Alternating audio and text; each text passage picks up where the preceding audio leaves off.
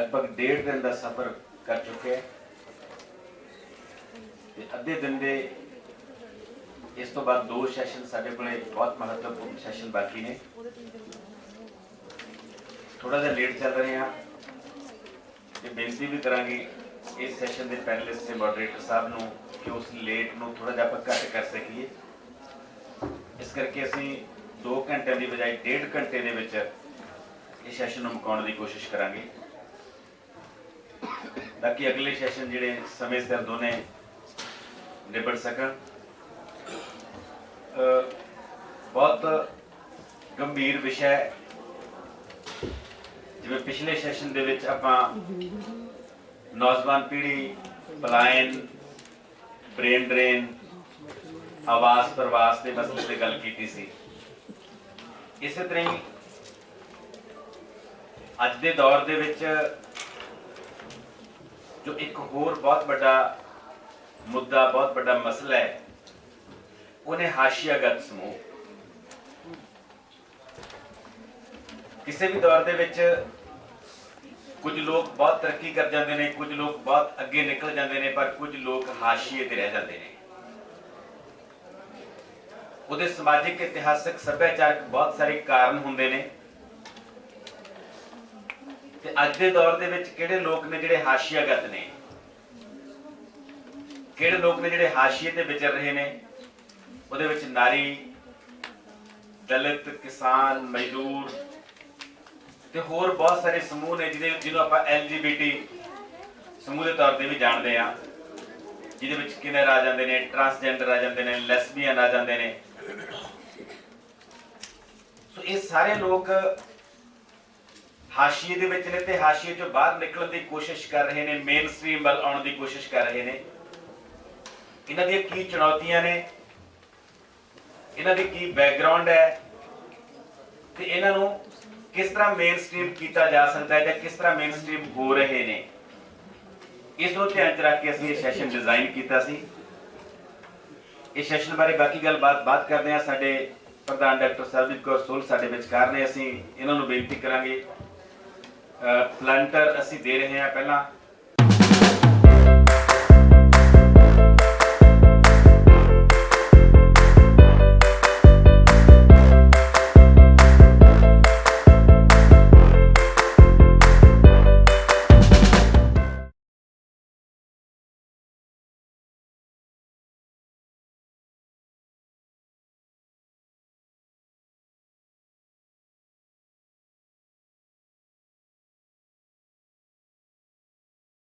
जिन्होंने इस दर्द नूं नाल सहायत उन्होंने लोगों के नाल खड़े हुए जिहड़े ये दर्द हंडा रहे हैं, जिन्हों का जिक्र जिते किया जाना है। दर्द मैं इस करके कहना, जिवें तुसीं सामने फ्लैक्स ते लगे देखते हैं, जिन्होंने बाउंड्री अंग्रेजी च कह दिंदे हैं, हाशिया लगा है। उस हाशिए का कोई मुल नहीं है, जो लिखा है हाशिए के अंदर है। जिन्होंने समाज ने उस हाशिए से तक दिता, समाज के लिए वो मुलवान नहीं है, मुलहीन है। वो समाज का महत्वपूर्ण अंग होंदे होए भी उन्होंने मुल उन्होंने बनता नहीं मिल रहा। वो किहो जिहा दर्द, किहो जिहा संताप या किहो जिहा संकट दे विच चल रहे ने। दूसरी गल, ये मसला जिवें पहले सैशन दे विच समकाल का मसला सी, प्रवास का मसला कोई बहुता पुराना नहीं है, सदी को पुराना ला लो, अद्धी सदी पुराना। जिहड़ा अज दा मसला जिहड़ा असीं डिस्कस करना है, चिरकाल का मसला है, सदियां तो चलिया आ रहा मसला है। ये साडे उन्हां जड़ां दे विच मसला बैठा है, जद तो साडे समाज की होंद आई है। उहदे विच कोई वर्ण व्यवस्था के नाम से आईयां, कोई जातां नूं बाहर तक दिता गया, नारी नूं दा बनदा रुतबा नहीं मिल सकिया। आर्थिकता के पक्षों किसान ते मजदूर जिहड़ा हैगा एक अलग किस्म के संकट का शिकार है, ये भी उस हाशियाग्रस्त है। इस ते साडे सारे पैनलिस्टां ने गल करनी है।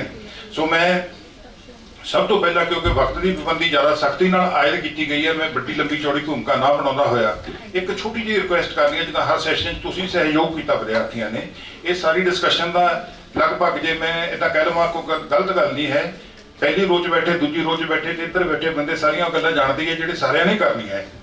जो इन्होंने गल करनी मैनूं भी पता, इन्होंने गल करनी है वो मैनूं पता, जो मैं गल करनी सारे इन्हां नूं पता। मेरे कहण दा मतलब कि जे तुसीं इस गल दे नाल बराबर चलदे हैं, तुहाडे अंदर कोई जिग्यासा पैदा हुंदी है, वो मसला तुहाडे नेड़े किते खै के निकलदा, क्योंकि मसला तो स्थिति जो पैदा हुंदा, उस स्थिति तुसीं जी रहे हैं, उस स्थिति तुसीं किवें समझ रहे हैं। साडे ये जिहड़े एक्सपर्ट लोग है, ये बैठे है इत्थे, ਇਹ ਤੁਹਾਡੇ ਨਾਲ ਤੁਹਾਡੀ ਉਸ ਮਸਲੇ ਨੂੰ ਤੁਹਾਡੇ ਪੱਖ ਤੋਂ ਤੁਹਾਡੇ ਪੱਧਰ ਤੇ ਉਸ ਗੱਲ ਨੂੰ ਸਮਝਾਉਣ ਦਾ ਯਤਨ ਕਰਨ ਦੇਣਗੇ, ਕਿਉਂਕਿ ਜੇ ਮਸਲਿਆਂ ਨੂੰ ਦਿਸ਼ਾ ਨਾ ਮਿਲੇ ਤਾਂ ਮਸਲੇ ਜਿਹੜੇ ਆ ਆਪਾਂ ਜਾਣਦੇ ਆ ਕਿ ਉਹ ਦਿਸ਼ਾਹੀਣ ਹੋ ਜਾਂਦੇ ਆ ਤੇ ਸ਼ਕਤੀ ਬਹੁਤੀ ਲੱਗ ਜਾਂਦੀ ਹੈ, ਉਹਦੇ ਹੱਥ ਪੱਲੇ ਨਹੀਂ ਪੈਂਦੇ।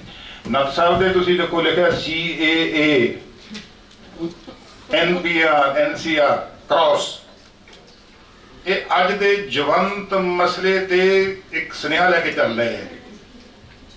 ਸੁਖਦਰਸ਼ਨ ਨੱਥ ਦਾ ਤੁਸੀਂ ਕਿਤੇ ਵੀ ਨਾਂ ਲਓਗੇ ਤੇ ਇਹ ਕਿਰਤੀ ਜਥੇਬੰਦੀਆਂ ਜਿੰਨੀਆਂ ਹਨ ਉਹਨਾਂ ਨੂੰ ਅਗਵਾਈ ਦੇਣ ਵਾਲੇ, ਗਿਆਨ ਦੇਣ ਵਾਲੇ ਨਹੀਂ, ਸੰਦੇਸ਼ ਪੜਾਉਣ ਵਾਲੇ ਨਹੀਂ, ਨਾਲ ਖੜਨ ਵਾਲੇ, ਸ਼ੁਰੂ ਤੋਂ ਸਮਰਪਿਤ ਸਾਰਾ ਜੀਵਨ, ਸੱਦੇ ਤੇ ਨਹੀਂ ਜਾਣ ਵਾਲੇ ਕਿ ਜਿਵੇਂ ਅੱਜ ਅਸੀਂ ਸੱਦੇ ਤੇ ਆਏ, ਏਦਾਂ ਨਹੀਂ।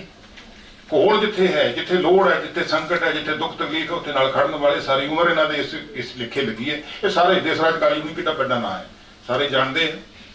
ਇਹਨਾਂ ਨੇ ਦਲਿਤ ਦੇ ਅੰਦਰ ਜਿਹੜੇ ਦਲਿਤ ਸਰੋਕਾਰ ਹੈ ਸਾਡੇ, ਦਲਿਤ ਵੇਦਨਾ ਦੀ ਗੱਲ ਬਹੁਤ ਹੋ ਚੁੱਕੀ, ਸੰਵੇਦਨਾ ਦੀ ਗੱਲ ਬਹੁਤ ਹੋ ਚੁੱਕੀ, ਦਲਿਤ ਚੇਤਨਾ ਕਿਵੇਂ ਪੈਦਾ ਹੋਵੇ ਉਹਨਾਂ ਦੇ ਵਿੱਚ। ਪੰਜਾਬ ਦੇ ਵਿੱਚ ਵੱਡੇ ਨਾਵਾਂ ਦੇ ਵਿੱਚੋਂ ਇਹ ਸਭ ਤੋਂ ਜਿਹੜਾ ਮੋਹਰੀ ਨਾਂ ਇਹਨਾਂ ਦਾ ਕਾਲੀ ਸਾਹਿਬ ਦਾ ਹੈ।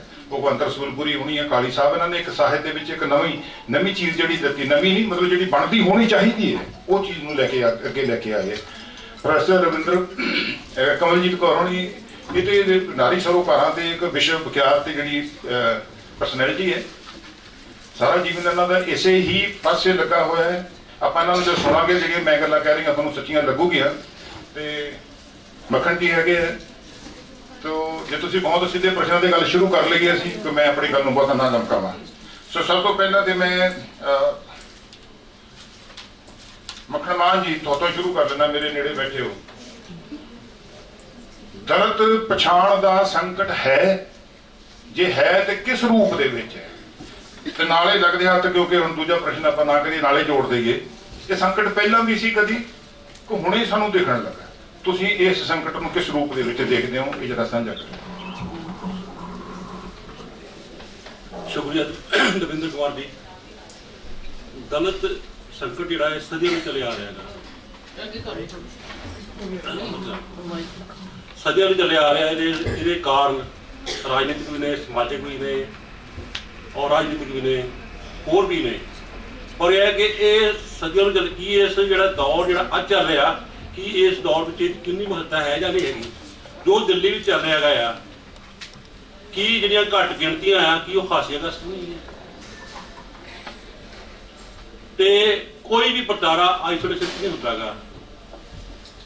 ਕਿ ਜਿਹੜਾ ਪੂੰਜੀਵਾਦ ਹੈਗਾ ਆ, ਪੂੰਜੀਵਾਦ ਨੇ ਜਿਵੇਂ ਮਾਲ ਤਿਆਰ ਕੀਤੇ ਨੇ, BBR EG ਡੇ ਫਲਾਣਾ ਜਿਹੜੇ ਵੀ ਹੈਗੇ, ਕਿ ਇਹਨਾਂ ਨੇ ਵਪਾਰੀ ਵਰਗ ਜਿਹੜੇ ਛੋਟੇ ਵਰਗ ਆ ਉਹਨੂੰ ਹਾਸਿਆਗ੍ਰਸਤ ਨਹੀਂ ਧਰਿਆਗਾ। ਕਿ ਪੰਜਾਬੀ ਸਾਹਿਤ ਵਿੱਚ ਲਾਲ ਸਿੰਘ ਦਿਲ ਬਹੁਤ ਵੱਡਾ ਸ਼ਾਇਰ ਆ, ਉਹ ਨਾਰੀ ਦਾ ਸ਼ਾਇਰ ਆ, ਉਹ ਮੁਸਲਮਾਨ ਦਾ ਸ਼ਾਇਰ ਆ, ਉਹ ਟੱਪਰੀ ਭਾਸ਼ਾ ਦਾ ਸ਼ਾਇਰ ਹੈਗਾ ਆ, ਉਹ ਕਿਸਾਨਾਂ ਦਾ ਸ਼ਾਇਰ ਹੈਗਾ ਆ, ਕਿ ਉਹਨੂੰ ਸਪੇਸ ਦਿੱਤੀ ਗਈ ਹੈਗੀ ਆ। ਇਹਦੇ ਮੁਕਾਬਲੇ 'ਚ ਪਾਸ਼ ਸਾਡੇ ਕੋਲ ਅਵਤਾਰ ਸਿੰਘ ਪਾਸ਼ ਆ, ਪਾਸ਼ ਦੀ ਕਵਿਤਾ ਨੇ ਲਾਲ ਸਿੰਘ ਦਿਲ ਦੀ ਕਵਿਤਾ ਦੇ ਅੱਖਰਾਂ ਨੂੰ ਫਿੱਕੇ ਕੀਤਾ ਹੈਗਾ ਆ। ਪਤਾ ਨਹੀਂ ਕੀ ਕਾਰਨ ਹੈਗੇ ਆ। ਇਹਦੇ ਕਾਰਨ ਤੁਸੀਂ ਤੁਹਾਡੇ ਸਭ ਦੇ ਸਾਹਮਣੇ ਪਏ ਨੇ, ਆਲੋਚਕ ਬੈਠੇ ਨੇ। ਇਸੇ ਤਰ੍ਹਾਂ ਹੀ ਕਰਮਜੀਤ ਗੁੱਸਾ ਆ, ਕਰਮਜੀਤ ਗੁੱਸਾ ਦਾ ਨਾਵਲ ਅੱਗ ਦਾ ਗੀਤ ਰੂਹੀ ਦੀਆਂ ਬਾਣਾਂ ਹੈਗਾ, ਉਹ ਹਾਸਿਆਗਤ ਲੋਕਾਂ ਦਾ ਹੈਗਾ ਨਾਵਲ, ਪਰ ਉਸ ਨਾਵਲ ਦੀ ਕਦੀ ਗੱਲ ਨਹੀਂ ਕੀਤੀ। ਸੋ ਇਹ ਕਿ ਸਦੀਆਂ ਤੋਂ ਹੀ ਇਹ ਜਿਹੜਾ ਵਰਤਾਰਾ ਹਾਸਿਆਗਤ ਲੋਕਾਂ ਦੇ ਖਿਲਾਫ ਫੜਦਾ ਰਿਹਾ। ਤੇ ਮੈਂ ਇਹ ਕਹਿਣਾ ਚਾਹੁੰਦਾ ਹਾਂ ਕਿ ਹਾਲੇ ਵੀ ਇਹ ਵਰਤਾਰਾ ਉਵੇਂ ਹੀ ਆ ਜਿਵੇਂ ਸਦੀਆਂ ਤੋਂ ਚੱਲਿਆ ਆ ਰਿਹਾ ਸੀ। Thank you. ਉਹਨਾਂ ਦਾ ਉਹ ਦਰਦ ਇਹਨਾਂ ਨੇ ਜ਼ਾਹਰ ਕਰਨ ਦਾ ਯਤਨ ਕੀਤਾ ਕਿ ਇਹ ਸੰਕਟ ਬੜੀ ਸਦੀਆਂ ਤੋਂ ਚੱਲਿਆ ਆ ਰਿਹਾ, ਦਰਦ ਬੜਾ ਗਹਿਰਾ ਹੈ, ਪਰ ਇਹਨੂੰ ਬਣਦੀ ਸਪੇਸ ਜੋ ਸਾਹਿਤ ਨੂੰ ਦੇਣੀ ਚਾਹੀਦੀ ਸੀ, ਸਾਹਿਤ ਵਿੱਚ ਮਿਲ ਨਹੀਂ ਸਕੀ ਹੈ। ਇਸ ਪਾਸੇ ਧਿਆਨ ਦਿਵਾਉਣ ਦੀ ਗੱਲ ਕੀਤੀ ਹੈ ਕਿ ਸਾਹਿਤ ਨੂੰ ਇਸ ਪਾਸੇ ਥੋੜਾ ਸੋਚਣਾ ਪੈਂਦਾ ਹੈ। ਇਸ ਤੋਂ ਅੱਗੇ ਸੁਖਦਰਸ਼ਨ ਨੱਥ ਜੀ ਬੈਠੇ ਨੇ, ਤੇ ਇਹਨਾਂ ਨੂੰ ਆਮ ਕਰਕੇ ਪਛਾਣ ਕਾਮਰੇਡ ਦੇ ਤੌਰ ਤੇ ਕਹਿ ਦਿੰਦੇ ਆਪਾਂ ਸਾਰੇ, ਕਿਉਂਕਿ ਇਹਨਾਂ ਨੇ ਸਾਰਾ ਜੀਵਨ ਇਸ ਲੇਖੇ ਲਾਇਆ ਇਹਨਾਂ ਘੋਲਾਂ ਦੇ, ਇਹਨਾਂ ਅੰਦੋਲਨਾਂ ਦੇ। ਨੱਥ ਸਾਹਿਬ, ਮੈਂ ਸਿੱਧਾ ਬਹੁਤ ਛੋਟੇ ਸ਼ਬਦਾਂ 'ਚ ਤੁਹਾਡਾ ਪ੍ਰਸ਼ਨ ਕਰਨਾ ਕਿ ਤੁਸੀਂ ਲੰਬੇ ਸਮੇਂ ਤੋਂ ਕਿਸਾਨੀ ਦੇ ਮਸਲਿਆਂ ਨਾਲ, ਕਿਰਤੀ ਦੇ ਮਸਲਿਆਂ ਨਾਲ ਜੁੜੇ ਹੋ ਆ। ਸਿਰਫ ਉਹਨਾਂ ਨੂੰ ਦੇਖਦੇ, ਘੋਖਦੇ, ਸਮਝਦੇ, ਪਰਖਦੇ ਨਹੀਂ ਹੈ। ਜਿਵੇਂ ਜਿਵੇਂ ਸਮਾਂ ਬਦਲਦਾ, ਸਥਾਪਤੀ ਦੇ ਦੌਰ ਬਦਲਦੇ ਆ, ਖੇਤੀ ਨਾਲ ਜੁੜੀਆਂ ਚੀਜ਼ਾਂ ਬਦਲਦੀਆਂ, ਕਦੀ ਹਰਾ ਇਨਕਲਾਬ ਨਾਂ ਦੀਆਂ ਚੀਜ਼ਾਂ ਆ ਗਈਆਂ, ਬੜਾ ਕੁਛ ਆ ਗਿਆ। ਇਹਨਾਂ ਨਾਲ ਬੜੇ ਸਾਰੇ ਲਾਰੇ ਵੀ ਲਾਏ ਜਾਂਦੇ ਆ, ਵਾਅਦੇ ਵੀ ਬਹੁਤ ਸਾਰੇ ਕੀਤੇ ਜਾਂਦੇ ਆ, ਪਰ ਇਹ ਜਿਹੜਾ ਇਹ ਸੰਕਟ ਹੈ ਕੀ ਅੱਜ ਹੈ, ਤੇ ਸੰਕਟ ਕਿਸ ਰੂਪ 'ਚ ਤੁਸੀਂ ਫੀਲ ਕਰਦੇ ਆ? ਕਿੱਡਾ ਕੁ ਵੱਡਾ ਸੰਕਟ, ਵਿਸ਼ੇਸ਼ ਕਰਕੇ ਸਾਡੇ ਪੰਜਾਬ ਦੇ ਸੰਦਰਭ 'ਚ ਜੇ ਮੈਂ ਗੱਲ ਕਰਾਂ, ਪੰਜਾਬ ਦੀ ਕਿਸਾਨੀ, ਪੰਜਾਬ ਦਾ ਜਿਹੜਾ ਕਿਰਤੀ ਆ, ਜਿਹੜਾ ਹਜੇ ਤੱਕ ਉਹ ਜਥੇਬੰਦਕ ਨਹੀਂ ਹੋ ਸਕਿਆ, ਉਸ ਰੂਪ ਦੇ ਵਿੱਚ ਅਨਸਕਿਲਡ ਲੇਬਰ ਜਿਹੜੀ ਆ ਉਹ ਕੀ ਕਰੇ, ਉਹਦੇ ਕੋਲ ਕਿਆ ਆ, ਉਹਦੇ ਲਈ ਕਿਆ ਸਥਾਨ ਹੈ ਉਹਦਾ? ਮੈਂ ਇਸ ਵਿੱਚ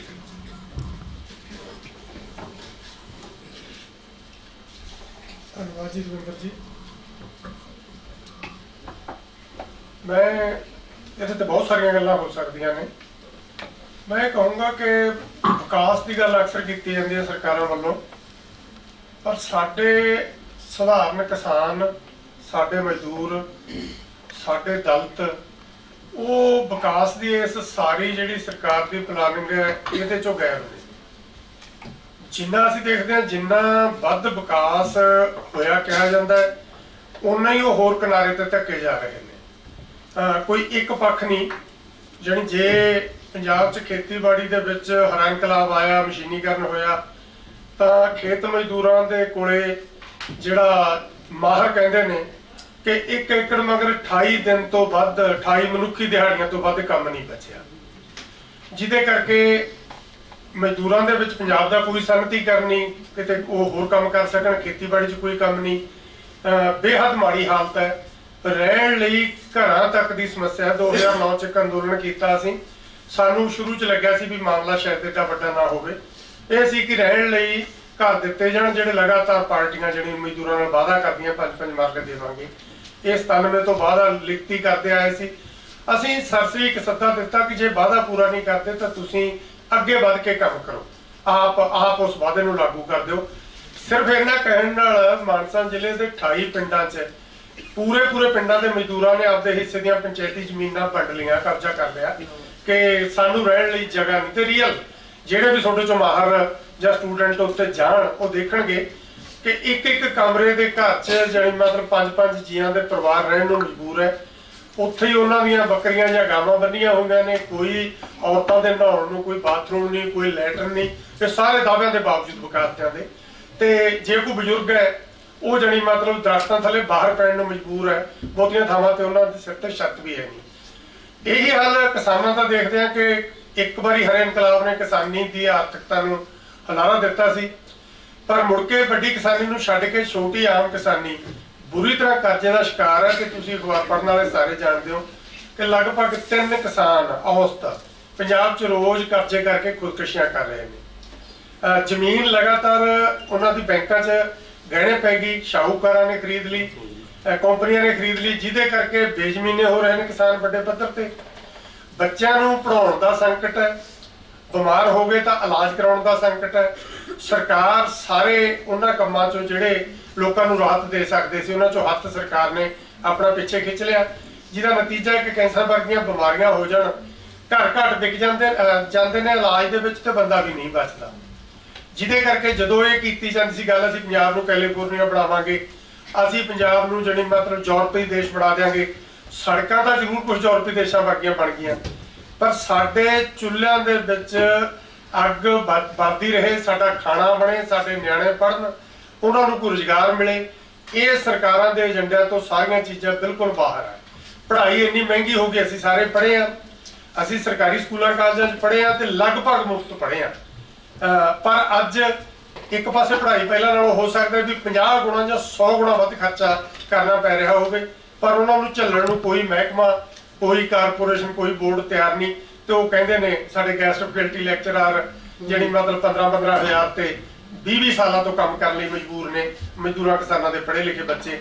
ਜਿਹਦੇ ਕਰਕੇ ਵਿਕਾਸ ਦੇ ਨਾਂ ਤੋਂ ਜਿੰਨਾ ਚਿਰ ਜਿਹੜੀਆਂ ਬੁਨਿਆਦੀ ਜਮਾਤਾਂ ਨੇ, ਜਿਨ੍ਹਾਂ ਜਮਾਤਾਂ ਦੇ ਸਿਰ ਤੇ ਇੰਡੀਆ ਨੇ ਭੁੱਖਮਰੀ ਨੂੰ ਕਾਊਂਟਰ ਕੀਤਾ, ਹੱਲ ਕੀਤਾ, ਅਨਾਜ ਦਾ ਸੰਕਟ ਦੂਰ ਕੀਤਾ, ਵਿਕਾਸ ਹੋਇਆ, ਵੱਖ-ਵੱਖ ਚੀਜ਼ਾਂ ਲਈ, ਕਾਰਖਾਨਿਆਂ ਲਈ ਕੱਚਾ ਮਾਲ ਪੈਦਾ ਹੋਇਆ, ਉਹੀ ਲੋਕ ਜਿਹੜੀ ਬੁਨਿਆਦ ਸੀ ਸਮਾਜ ਦੇ, ਅੱਜ ਜਿਹੜੀ ਬੁਰੀ ਤਰ੍ਹਾਂ ਨਜ਼ਰਅੰਦਾਜ਼ ਨੇ। ਤੇ ਖੁਦਕਸ਼ੀਆਂ, ਭੁੱਖਮਰੀ ਵਰਗੀ ਹਾਲਤ ਜਾਂ ਕਰਜ਼ੇ 'ਚ ਬਾਲ-ਬਾਲ ਬਿੰਨੇ ਜਾਣਾ ਉਹਨਾਂ ਦੀ ਹੋਣੀ ਬਣੀ ਹੋਈ ਆ। ਇਸ ਕਰਕੇ ਇਹਦੇ ਤੇ ਗੱਲਾਂ ਤਾਂ ਬਹੁਤ ਹੋ ਸਕਦੀਆਂ, ਪਰ ਤੁਸੀਂ ਕਿਹਾ ਸਮਾਂ ਘੱਟ ਹੈ, ਸਮੇਂ ਘੱਟ 'ਚ ਮੈਨੂੰ ਲੱਗਦਾ ਵੀ ਇੰਨੀਆਂ ਗੱਲ ਨਾਲ ਮੈਨੂੰ ਇੱਕ ਵਾਰੀ ਬਸ ਕਰਨੀ ਚਾਹੀਦੀ ਹੈ। ਥੈਂਕ ਯੂ ਜੀ। ਜਿਵੇਂ ਕਿ ਸੁਖਵਿੰਦਰ ਨਾਥ ਹੁਣੀ ਇਹ ਗੱਲ ਕੀਤੀ ਹੈ, ਸੁਖਵਿੰਦਰ ਨਾਥ ਹੁਣੀ, ਕਿ ਸ਼ਾਇਦ ਅਸੀਂ ਆਪਣੇ ਘਰ ਦੇ ਪਰਸਪੈਕਟਿਵ 'ਚ ਦੇਖਦੇ ਹਾਂ ਕਿ ਸ਼ਾਇਦ ਦੂਸਰੇ ਸਾਰੇ ਲੋਕ ਉਸੇ ਰੂਪ 'ਚ ਰਹਿ ਰਹੇ। ਜ਼ਮੀਨੀ ਹਕੀਕਤ ਕੀ ਹੈ ਕਿ ਕਿਹਨਾਂ ਹਾਲਤਾਂ ਦੇ ਵਿੱਚ ਦੇਸ਼ ਦੇ ਅੰਨਦਾਤਾ, ਜਿਹਨੂੰ ਅੰਨਦਾਤਾ ਕਹਿੰਦੇ ਆ, ਦੇਸ਼ ਦੀ ਅਨਾਜ ਨਾਲ ਢਿੱਡ ਭਰਨ ਵਾਲੇ ਲੋਕ ਆਪ ਕਿਹਨਾਂ ਉਹਨਾਂ ਤੰਗੀਆਂ ਤੁਰਸ਼ੀਆਂ ਤੇ ਉਹਨਾਂ ਤਰੁੱਟੀਆਂ ਦੇ ਵਿੱਚ ਰਹਿ ਰਹੇ ਆ। ਇਹ ਉਹ ਤਸਵੀਰ ਹੈ, ਉਹ ਵਧਾ ਕੇ ਨਹੀਂ ਪੇਸ਼ ਕਰ ਰਹੇ। ਸੱਚਮੁੱਚ ਦੀ ਹਕੀਕਤ ਹੈ ਕਿ ਇੱਕ ਪਾਸੇ ਅਸੀਂ ਗੱਲ ਕਰਦੇ ਹਾਂ ਕਿ ਹਰੇ ਇਨਕਲਾਬ ਨੇ ਕਿਸਾਨ ਦੀ ਜਿਹੜੀ ਆਮਦਨ ਹੈ ਦੁੱਗਣੀ ਕਰਤੀ, ਤਿੱਗਣੀ ਕਰ ਦਿੱਤੀ, ਸਰਕਾਰੀ ਅੰਕੜੇ, ਅਖਬਾਰੀ ਅੰਕੜੇ, ਬੜਾ ਕੁਛ ਆਉਂਦਾ, ਪਰ ਜ਼ਮੀਨੀ ਹਕੀਕਤ ਕੀ ਹੈ ਜਿਸ ਦੇ ਨਾਲ ਰੋਜ਼ ਦੋ ਚਾਰ ਹੁੰਦੇ ਆ, ਵਾਬਸਤਾ ਹੈ ਜਿਹਦੇ ਨਾਲ ਇਹ ਉਸ ਗੱਲ ਲਈ ਸੋਚਣ ਲਈ ਮਜਬੂਰ ਹੋ ਰਿਹਾ ਹੈ ਕਿ ਅਸੀਂ ਉਹਨਾਂ ਲੋਕਾਂ ਲਈ ਜਿਹੜੇ ਲੋਕ ਇਸ ਕਿਸਮ ਦੀ ਇੰਨੀ ਜੱਦੋ-ਜਹਿਦ ਦੀ ਜ਼ਿੰਦਗੀ ਜੀ ਕੇ ਇਹੋ ਜਿਹੀ ਜੀਣ ਲਈ ਮਜਬੂਰ ਹੋਏ ਪਏ ਆ। ਡਾਕਟਰ ਸੰਦੀਪ ਜੀ, ਇਹਦੀ ਕੰਟੀਨਿਊਟੀ ਜੇ ਮੈਂ ਤੁਹਾਨੂੰ ਪੁੱਛਦਾ ਕਿ ਜੇ ਇਹ ਹਾਲਤ ਹੈ, ਇਹਨਾਂ ਨੇ ਗੱਲ ਕੀਤੀ ਹੈ, ਕੀ ਇਸ ਹਾਲਤ ਨੂੰ ਸਾਡਾ ਸਾਹਿਤ ਕਿਤੇ ਬਿਆਨ ਕਰਦਾ ਹੈ? ਸਾਡੇ ਜਿਹੜੇ ਪਾਠਕ ਆ ਉਹਨਾਂ ਤੱਕ ਇਹ ਗੱਲ ਤੁਰਦੀ ਹੈ ਸਾਹਿਤ ਦੇ ਰਾਹੀਂ, ਉਹਨਾਂ ਨੂੰ ਪਤਾ ਲੱਗਦਾ ਕਿਤੇ?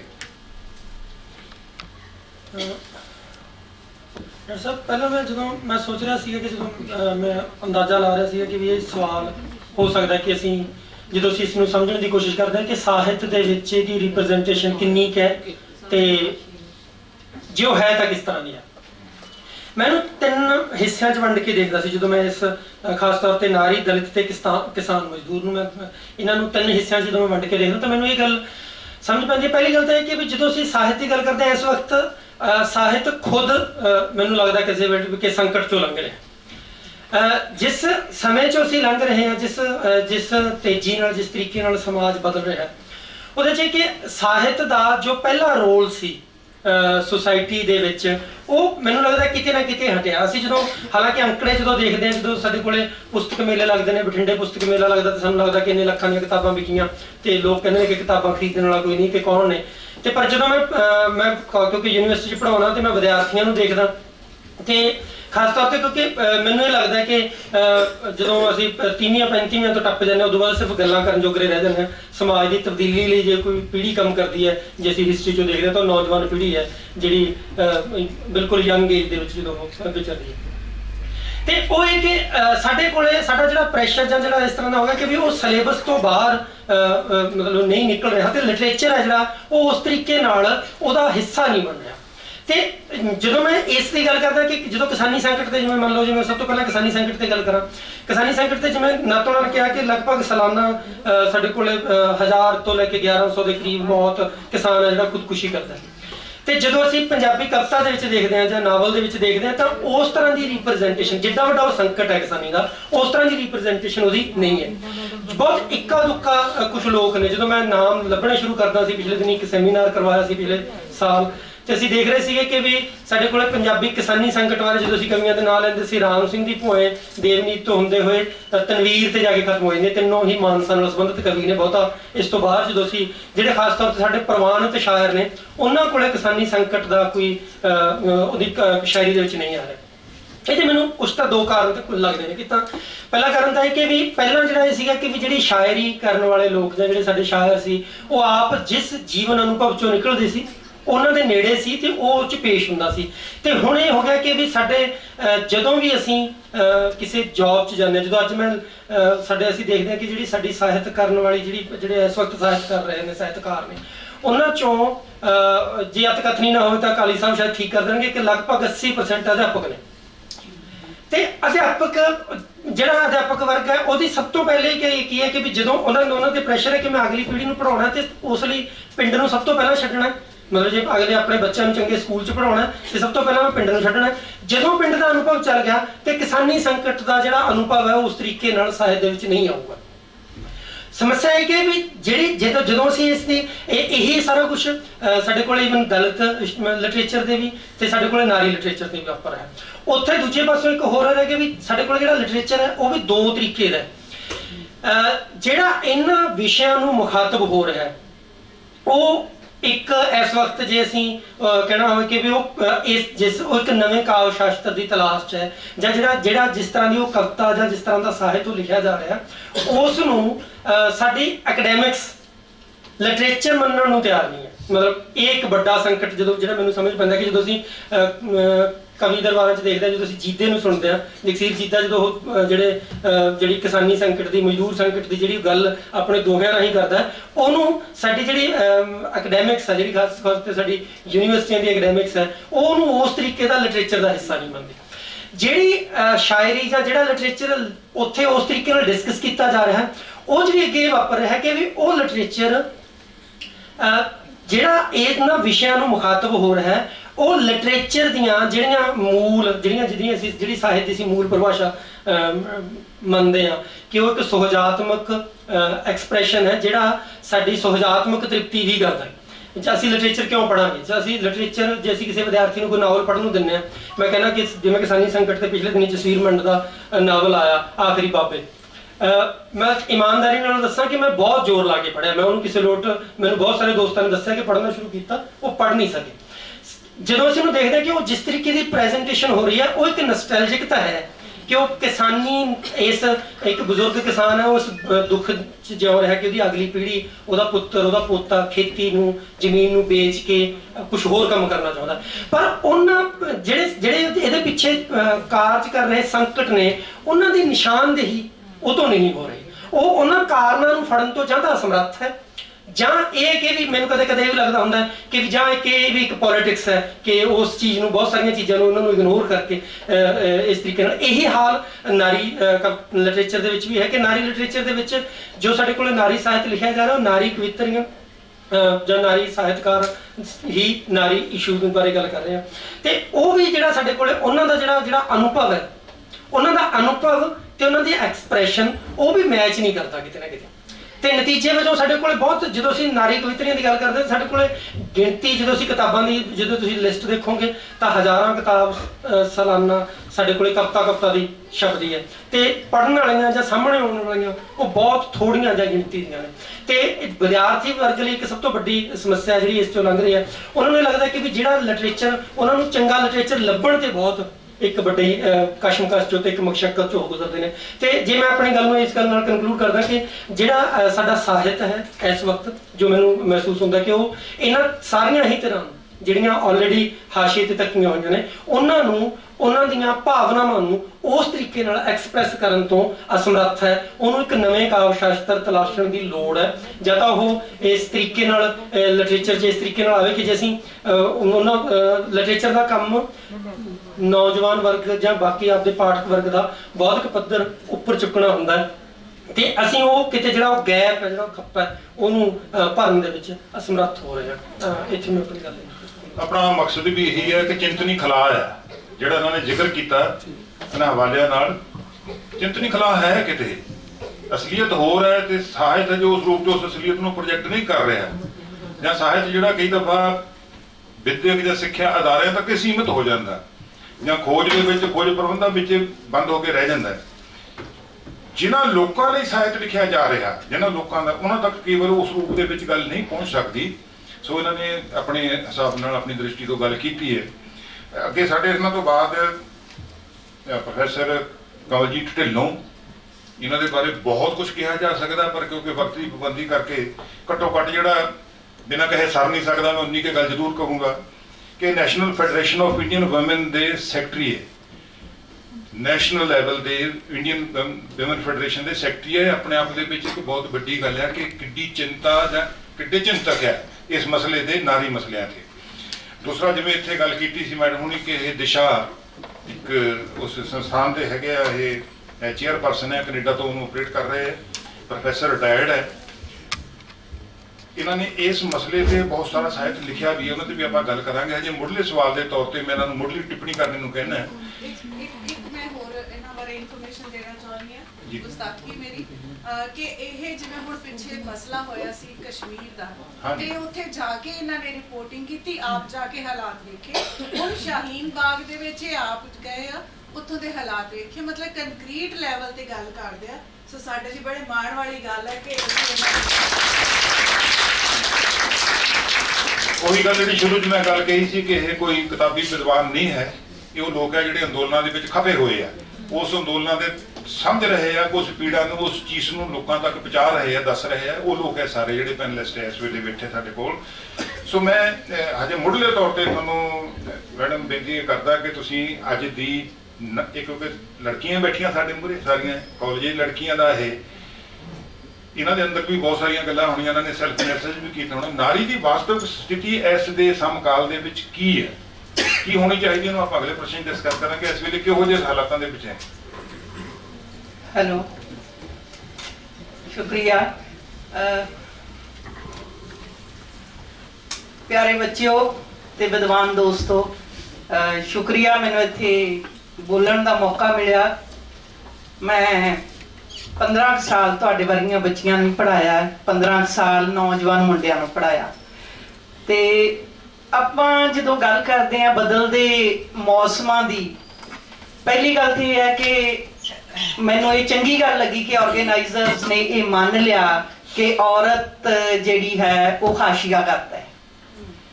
ते जदों असीं ये मान लेने हैं कि हाशिए ते पई हुई है, पर हाशिया 50% तो थोड़ा जिहा ही घट है, क्योंकि जिहड़ी साडी हिंदुस्तान दी ते खास करके पंजाबियां ने कुड़ियां नूं जम्मण ते रोक लाई है, जिहड़ी 863 है साडे पंजाब दी। ते जिहड़े साडे पंजाबी कैनेडा च गए ने, उत्थे ब्रैम्पटन दे इलाके दे विच सारे कैनेडा दे विचों ब्रैम्पटन दे इलाके दे विच लिंग अनुपात सब तो घट है। ते ये चिंता का विषय है। ते असीं पंजाबियां ने जिहड़ा नाल लैके जा रहे हैं एक कल्चरल सभ्याचार विदेशां च, जिहड़ी गल पहले प्रवास वाले च हो रही सी, क्योंकि मैनू उत्थे, क्योंकि मेरा बच्चा भी उत्थे है ते मैनू भी 4-5 महीने कंपलसरी उत्थे 3-4 महीने जाना पैंदा है। ते फिर उत्थे वेले होके मैं की करां, ते असीं फिर जिहड़ियां साडीआं साउथ एशियन वूमन ने, साडीआं पंजाबी औरतां ने, उन्हां दे संकट बड़े गहर ते गंभीर ने, इत्थे बैठिया नहीं समझ आ सकते। ना ही इत्थे जिहड़े स्टेज ते असीं इत्थे विद्वान है जिहड़े असीं कालजां यूनीवर्सिटियां च पढ़ाउंदे, जिन्नी देर तुसीं उस धरती ते जाके बैठ के उस सिस्टम दे विच वड़ के नहीं रहिंदे, उन्नी देर तुसीं उन्हां संकटां दी निशानदेही असीं नहीं कर सकते। खैर मैं अपने इहदे ते आवां। जदों अज दी असी स्थिति, थोड़ा जिहा मैनूं 2-4 मिनट रायती भी दे देना, क्योंकि 50% औरतां दी आपां गल करनी है। ते अज दा जिहड़ा मेरे हिसाब दे नाल, क्योंकि मैं 2 साल तो रिटायर हो गई हाँ, ते मैं पूरी तौर ते अपने जिहड़ियां औरत सरोकारां दे नाल जिहड़ी जुड़ी हैं, जिहड़ा अज दा समा जा रहा है, ये एक ट्रांजिशन पीरियड है पंजाब दे विच भी, हिंदुस्तान दे विच भी, ते दुनिया भर दे विच भी। ते पंजाबी खास करके औरत दे संदर्भ विच ते दूसरे सारे मामलिਆਂ ਦੇ ਵਿੱਚ भी एक ਜਿਹੜੀ ट्रांजिशन पीरियड, ਜਿਹੜਾ मॉडर्निटी ਤੇ ਸਾਡੀ ਜਿਹੜੀ फ्यूडल कंट्राडिक्शन है, ਉਹਦੇ ਵਿੱਚੋਂ ਇੱਕ ਕਿਓਸ ਦੇ ਵਿੱਚੋਂ ਗੁਜ਼ਰ ਰਹੇ ਹਾਂ। ਤੇ ਇੱਕ ਪਾਸੇ ਸਾਨੂੰ ਲੱਗਦਾ ਕਿ ਅਸੀਂ ਬਹੁਤ ਮਾਡਰਨ ਹੋ ਗਏ, ਲੜਕੀ ਬਹੁਤ ਐਡਵਾਂਸ ਹੋ ਗਈ, ਜੀਨ ਪਾ ਲਈ ਜਾਂ ਕਾਲਜ ਦੇ ਵਿੱਚ ਚਲੀ ਗਈ ਤੇ ਇਹ ਕੁੜੀਆਂ ਨੂੰ ਮੌਕੇ ਮਿਲ ਗਏ। ਪਰ ਦੂਜੇ ਪਾਸੇ ਜਿਹੜੀ ਮਾਨਸਿਕਤਾ ਹੈ, ਉਹ ਅਸੀਂ ਇੱਕ ਫਿਊਡਲ, ਇੱਕ ਪਿੱਤਰ ਸੱਤਾਤਮਕ ਤਰੀਕੇ ਨਾਲ ਜਿਉ ਰਹੇ ਹਾਂ। ਜਦੋਂ ਇਹ ਦੋਨਾਂ ਚੀਜ਼ਾਂ ਦਾ ਜਿਹੜਾ ਕਿਓਸ ਹੁੰਦਾ ਹੈ ਤੇ ਅਸੀਂ ਉਹਦੇ ਵਿੱਚ ਡਿਫਰੈਂਸ਼ੀਏਟ ਨਹੀਂ ਕਰ ਪਾ ਰਹੇ ਵੀ ਕੀ ਹੈ। ਤੇ ਤੀਸਰਾ ਸਾਡਾ ਆ ਗਿਆ ਖਪਤ ਸੱਭਿਆਚਾਰ, ਜਿਸ ਨੇ ਔਰਤ ਨੂੰ ਵਸਤ ਤੱਕ ਘਟਾ ਕੇ ਪੇਸ਼ ਕੀਤਾ ਹੈ। ਅਸੀਂ ਕਹਿੰਦੇ ਆ ਕਿ ਬਹੁਤ ਵਾਰੀ ਅੰਕੜੇ ਇੱਥੇ ਦਿੱਤੇ ਜਾਂਦੇ, ਕਿਹਾ ਜਾਂਦਾ ਕਿ ਔਰਤ ਕੁੜੀਆਂ ਬਹੁਤ ਪੜ੍ਹ ਗਈਆਂ, ਯੂਨੀਵਰਸਿਟੀਆਂ ਚਲੀਆਂ ਗਈਆਂ, ਮੁੰਡਿਆਂ ਤੋਂ ਅੱਗੇ ਨਿਕਲ ਗਈਆਂ। ਡਾਟਾ ਪੰਜਾਬ ਦਾ ਇਹ ਕਹਿ ਰਿਹਾ ਹੈ ਕਿ ਕੁੜੀਆਂ ਅਜੇ ਵੀ ਪੰਜਾਬ 'ਚ ਤੇ ਹਿੰਦੁਸਤਾਨ 'ਚ ਵੀ ਮੁੰਡਿਆਂ ਤੋਂ ਪਿੱਛੇ ਹੈ। ਜੇ ਮੈਂ ਉਹ ਡਾਟੇ ਦੇ ਵਿੱਚ ਨਹੀਂ ਜਾਂਦੀ, ਮੈਂ ਸਾਰਾ ਥੋੜਾ ਜਿਹਾ ਕੱਢ ਕੇ ਤਾਂ ਲਿਆਈ ਸੀ। ਮੈਂ ਕਿਹਾ ਵੀ ਵਿਦਵਾਨਾਂ ਦੇ ਅੱਗੇ ਮੈਂ ਪੇਸ਼ ਹੋਣਾ, ਹੁਣ ਉਹ ਹਜ਼ਾਰਾਂ ਲੋਕਾਂ ਦੇ ਅੱਗੇ ਭਾਸ਼ਣ ਵਰਗੀ ਗੱਲ ਨਹੀਂ, ਥੋੜਾ ਜਿਹਾ ਆਥੈਂਟਿਕ ਗੱਲ ਕਰਨੀ ਪਏਗੀ। ਸਾਡੀਆਂ ਜੇ 69% ਹੈ, ਤੇ ਜਦੋਂ ਜਿਹੜੇ ਮੁੰਡੇ ਨੇ ਉਹ 80% ਪੜ੍ਹ ਰਹੇ ਨੇ ਪੰਜਾਬ ਦੇ ਵਿੱਚ। ਔਰਤਾਂ ਰੁਜ਼ਗਾਰ ਦੇ ਵਿੱਚ ਵੀ ਪਿੱਛੇ ਹੈ। ਕੰਮਕਾਜੀ ਥਾਵਾਂ ਦੇ ਉੱਤੇ ਜਿਹੜੀਆਂ ਇੰਨੀਆਂ ਜ਼ਿਆਦਾ ਸਾਡੀਆਂ ਫੇਵਰੇਬਲ ਕੰਡੀਸ਼ਨਸ ਨਹੀਂ ਹੈ। ਸਾਡੇ ਉਹਨਾਂ ਦੇ ਜਿਹੜੇ ਜਿੱਥੇ ਕੰਮ ਕਰਦੀਆਂ ਨੇ, ਐਜੂਕੇਸ਼ਨ ਨੂੰ ਛੱਡ ਦਿਓ ਥੋੜਾ ਜਿਹਾ, ਬਾਕੀ ਜਿਹੜਾ ਸਫੀਅਰ ਹੈ ਸਾਡੇ ਸਮਾਜ ਦਾ, ਉਹਦੇ 'ਚ ਔਰਤਾਂ ਲਈ ਫੇਵਰੇਬਲ ਚੀਜ਼ਾਂ ਨਹੀਂ ਹੈ। ਇਸੇ ਕਰਕੇ ਹੀ ਵਿਸ਼ਾਖਾ ਜਜਮੈਂਟ ਆਈ ਕਿ ਜਿਹੜੀ 97 ਦੇ ਵਿੱਚ ਕਿ ਜਿਹੜਾ ਹੈ ਔਰਤਾਂ ਦੀ ਵਰਕ ਪਲੇਸ ਦੇ ਉੱਤੇ ਕਿਸ ਤਰ੍ਹਾਂ ਦੀ ਹੋਵੇ। ਮੈਂ ਇੱਥੇ ਸਾਡਾ ਆਲ ਇੰਡੀਆ ਦਾ AG ਆਫਿਸ ਆ, ਮੈਂ ਉਹਨਾਂ ਦੀ sexual harassment and ਰੈਡਰੈਸਲ committee the member ਆ। ਪਰਸੋਂ ਹੀ ਫੋਨ ਆਇਆ, ਮੈਂ ਕਿਹਾ ਤੁਸੀਂ ਸਾਲ 'ਚ ਇੱਕ ਮੀਟਿੰਗ ਵੀ ਨਹੀਂ ਕਰਦੇ, 2 ਵਾਰੀ ਮੈਂ ਤੁਹਾਨੂੰ ਸੁਨੇਹੇ ਭੇਜਦੀ ਹਾਂ। ਅਸੀਂ ਡੰਮੀ ਉਹ ਚੀਜ਼ਾਂ ਕੀਤੀਆਂ ਹੋਈਆਂ ਨੇ ਸਿਰਫ ਨਾਮ ਦੇ ਤੌਰ ਤੇ। ਦੂਸਰਾ ਇਹ ਹੈ ਕਿ ਸਾਡੇ ਕੋਲ ਜਦੋਂ ਅਸੀਂ ਸਿਹਤ ਦੀ ਗੱਲ ਕਰਦੇ ਹਾਂ, ਸੰਦੀਪ ਨੇ ਮੇਰੀ ਥੋੜੀ ਜਿਹੀ ਗੱਲ ਸੌਖੀ ਕਰ ਦਿੱਤੀ। ਇਹ ਵੀ ਇੱਕ ਪਿੱਤਰ ਸਤਾਤਮਕ ਸੋਚ ਹੈ ਕਿ ਔਰਤ ਦੇ ਮਸਲਿਆਂ ਬਾਰੇ ਗੱਲ ਕੇਵਲ ਔਰਤ ਹੀ ਕਰੇ। ਕਿਉਂ? ਔਰਤ ਦੇ ਮਸਲੇ ਸੁਸਾਇਟੀ ਦੇ ਮਸਲੇ ਆ, ਸਮਾਜ ਦੇ ਮਸਲੇ ਆ। ਇਹਦੇ ਬਾਰੇ ਅਸੀਂ ਦੋਨਾਂ ਨੇ ਸਿਰ ਜੋੜ ਕੇ ਸੋਚਣਾ ਹੈ ਕਿ ਜੇ ਔਰਤ ਪਿੱਛੇ ਰਹਿ ਰਹੀ ਹੈ, ਸਾਡੀ ਕੁੜੀ ਪਿੱਛੇ ਰਹਿ ਰਹੀ ਹੈ, ਕੁੜੀ ਨੂੰ ਰੋਡ ਦੇ ਉੱਤੇ ਕਿਹੋ ਜਿਹੇ ਜਿਹੜੇ ਹੈ ਕਮੈਂਟ ਦਾ ਤੁਸੀਂ ਸਭ ਤੋਂ ਜ਼ਿਆਦਾ ਜਾਣਦੀਆਂ ਹੋ, ਕਿੰਨੀਆਂ ਜ਼ਿਆਦਾ ਨਜ਼ਰਾਂ ਦਾ ਤੁਹਾਨੂੰ ਸਾਹਮਣਾ ਕਰਨਾ ਪੈਂਦਾ। ਪਰ ਮੈਂ ਇਹ ਗੱਲ ਕਹਿਣਾ ਚਾਹਨੀ ਹਾਂ ਕਿ ਸਾਡੀ ਔਰ ਪੜ੍ਹੀ ਲਿਖੀ ਔਰਤ ਵੀ ਅਵੇਅਰ ਨਹੀਂ ਹੈ। ਬਹੁਤ ਸਾਰੀਆਂ ਮੈਂ ਕਾਲਜਾਂ 'ਚ ਪੜ੍ਹਾਇਆ, ਕਾਲਜ ਦੀਆਂ ਪ੍ਰੋਫੈਸਰ ਵੀ ਅਸੀਂ ਉਹਨਾਂ ਮਸਲਿਆਂ ਬਾਰੇ ਜਿਹੜੇ ਸਾਡੇ ਨਾਲ ਧੱਕਾ ਕੀ ਹੋ ਰਿਹਾ ਉਹਦੇ ਬਾਰੇ ਅਸੀਂ ਚਿੰਤਾਤੁਰ ਨਹੀਂ ਹੈ। ਦੂਜੇ ਪਾਸੇ ਅਸੀਂ ਉਹ ਸਹਿਤ ਗਾਈ ਜਾ ਰਹੇ ਹਾਂ, ਅਸੀਂ ਉਹ ਨੱਚੀ ਜਾ ਰਹੇ ਹਾਂ ਜਿਹੜਾ ਸਾਨੂੰ 200 ਸਾਲ 400 ਸਾਲ ਪਿੱਛੇ ਵਾਲੀ ਮਾਨਸਿਕਤਾ 'ਚ ਧੱਕ ਰਿਹਾ ਹੈ। ਔਰਤਾਂ ਅੱਜ ਕਿੱਥੇ ਪਹੁੰਚੀਆਂ ਗਲੋਬਲੀ ਵਰਲਡ? ਇੱਥੇ ਬੈਠੇ ਅਸੀਂ ਕੈਨੇਡਾ, ਅਮਰੀਕਾ, ਇੰਗਲੈਂਡ ਕਿਸੇ ਵੀ ਦੇਸ਼ ਦੀ ਗੱਲ ਸੁਣ ਸਕਦੇ ਹਾਂ। ਵਿਸ਼ਵੀਕਰਨ ਦਾ ਜਿਹੜਾ ਦੌਰ ਹੈ IT ਨੇ ਜਿਹੜਾ ਪੈਦਾ ਕੀਤਾ, ਉਹਦੇ 'ਚ ਸਾਡੇ ਬੱਚਿਆਂ ਤੱਕ ਵੀ ਪਹੁੰਚਿਆ। ਸੋ ਇਹ ਸਾਰੀਆਂ ਚੀਜ਼ਾਂ ਦੇ ਕਿਓਸ ਦੇ ਵਿੱਚੋਂ ਪੰਜਾਬੀ ਮਾਨਸਿਕਤਾ ਦਾ ਔਰਤਾਂ ਪ੍ਰਤੀ ਰਵੱਈਆ ਕੀ ਹੈ, ਉਹਨਾਂ ਦੀ ਸਮਾਜਿਕ ਰਹਿਤਲ ਦੇ ਵਿੱਚ ਸਾਡਾ ਜਿਹੜਾ ਟੋਟਲ ਸਿਸਟਮ ਹੈ ਉਹਦੇ ਵਿੱਚ ਉਹਨਾਂ ਦੇ ਜਿਹੜੇ ਰਿਐਕਸ਼ਨ ਕੀ ਨੇ। 3 ਚੀਜ਼ਾਂ ਹੁੰਦੀਆਂ ਨੇ ਮਨੁੱਖ ਦੀ ਜ਼ਿੰਦਗੀ 'ਚ, ਇੱਕ ਜਨਮ ਹੁੰਦਾ ਹੈ, ਇੱਕ ਵਿਆਹ ਹੁੰਦਾ ਹੈ, ਇੱਕ ਮੌਤ ਹੁੰਦੀ ਹੈ। ਉਹਨਾਂ 3 ਸੰਸਕਾਰਾਂ ਦੇ ਵਿੱਚ ਅਸੀਂ ਔਰਤਾਂ ਨੂੰ ਕਿੱਥੇ ਰੱਖਦੇ ਹਾਂ? ਜਨਮ ਦੇ ਸਮੇਂ ਪੰਜਾਬ ਕੁੜੀ ਮਾਰਨ ਦਾ ਪੰਜਾਬ। ਮੈਨੂੰ 6 ਮਹੀਨੇ ਉੱਥੇ ਵਾਟਰਲੂ ਯੂਨੀਵਰਸਿਟੀ 'ਚ ਕੰਮ ਕਰਨ ਦਾ ਮੌਕਾ ਮਿਲਿਆ ਕੈਨੇਡਾ 'ਚ। ਉੱਥੇ ਮੈਂ ਅਜੇ ਵੀ ਉਹ ਪਿਕਚਰ ਮੇਰੇ ਅੱਖਾਂ ਦੇ ਅੱਗੇ, ਉੱਥੋਂ ਦੀ ਡੀਨ ਕਹਿੰਦੀ ਕਿ ਤੁਹਾਡਾ ਜਿਹੜਾ ਹੈ ਅੱਛਾ ਜਿੱਥੇ ਖੂਹ ਮਿਲੇ ਨੇ ਮਾਨਸਾ ਦੇ ਵਿੱਚ ਨੱਥ ਸਾਹਿਬ ਦੇ ਜਿਹੜਾ ਹੈ ਦੇਖੋ ਅਸੀਂ ਕੁੜੀ ਮਾਰਨ ਦੇ ਪੰਜਾਬ ਕਰਕੇ ਆ।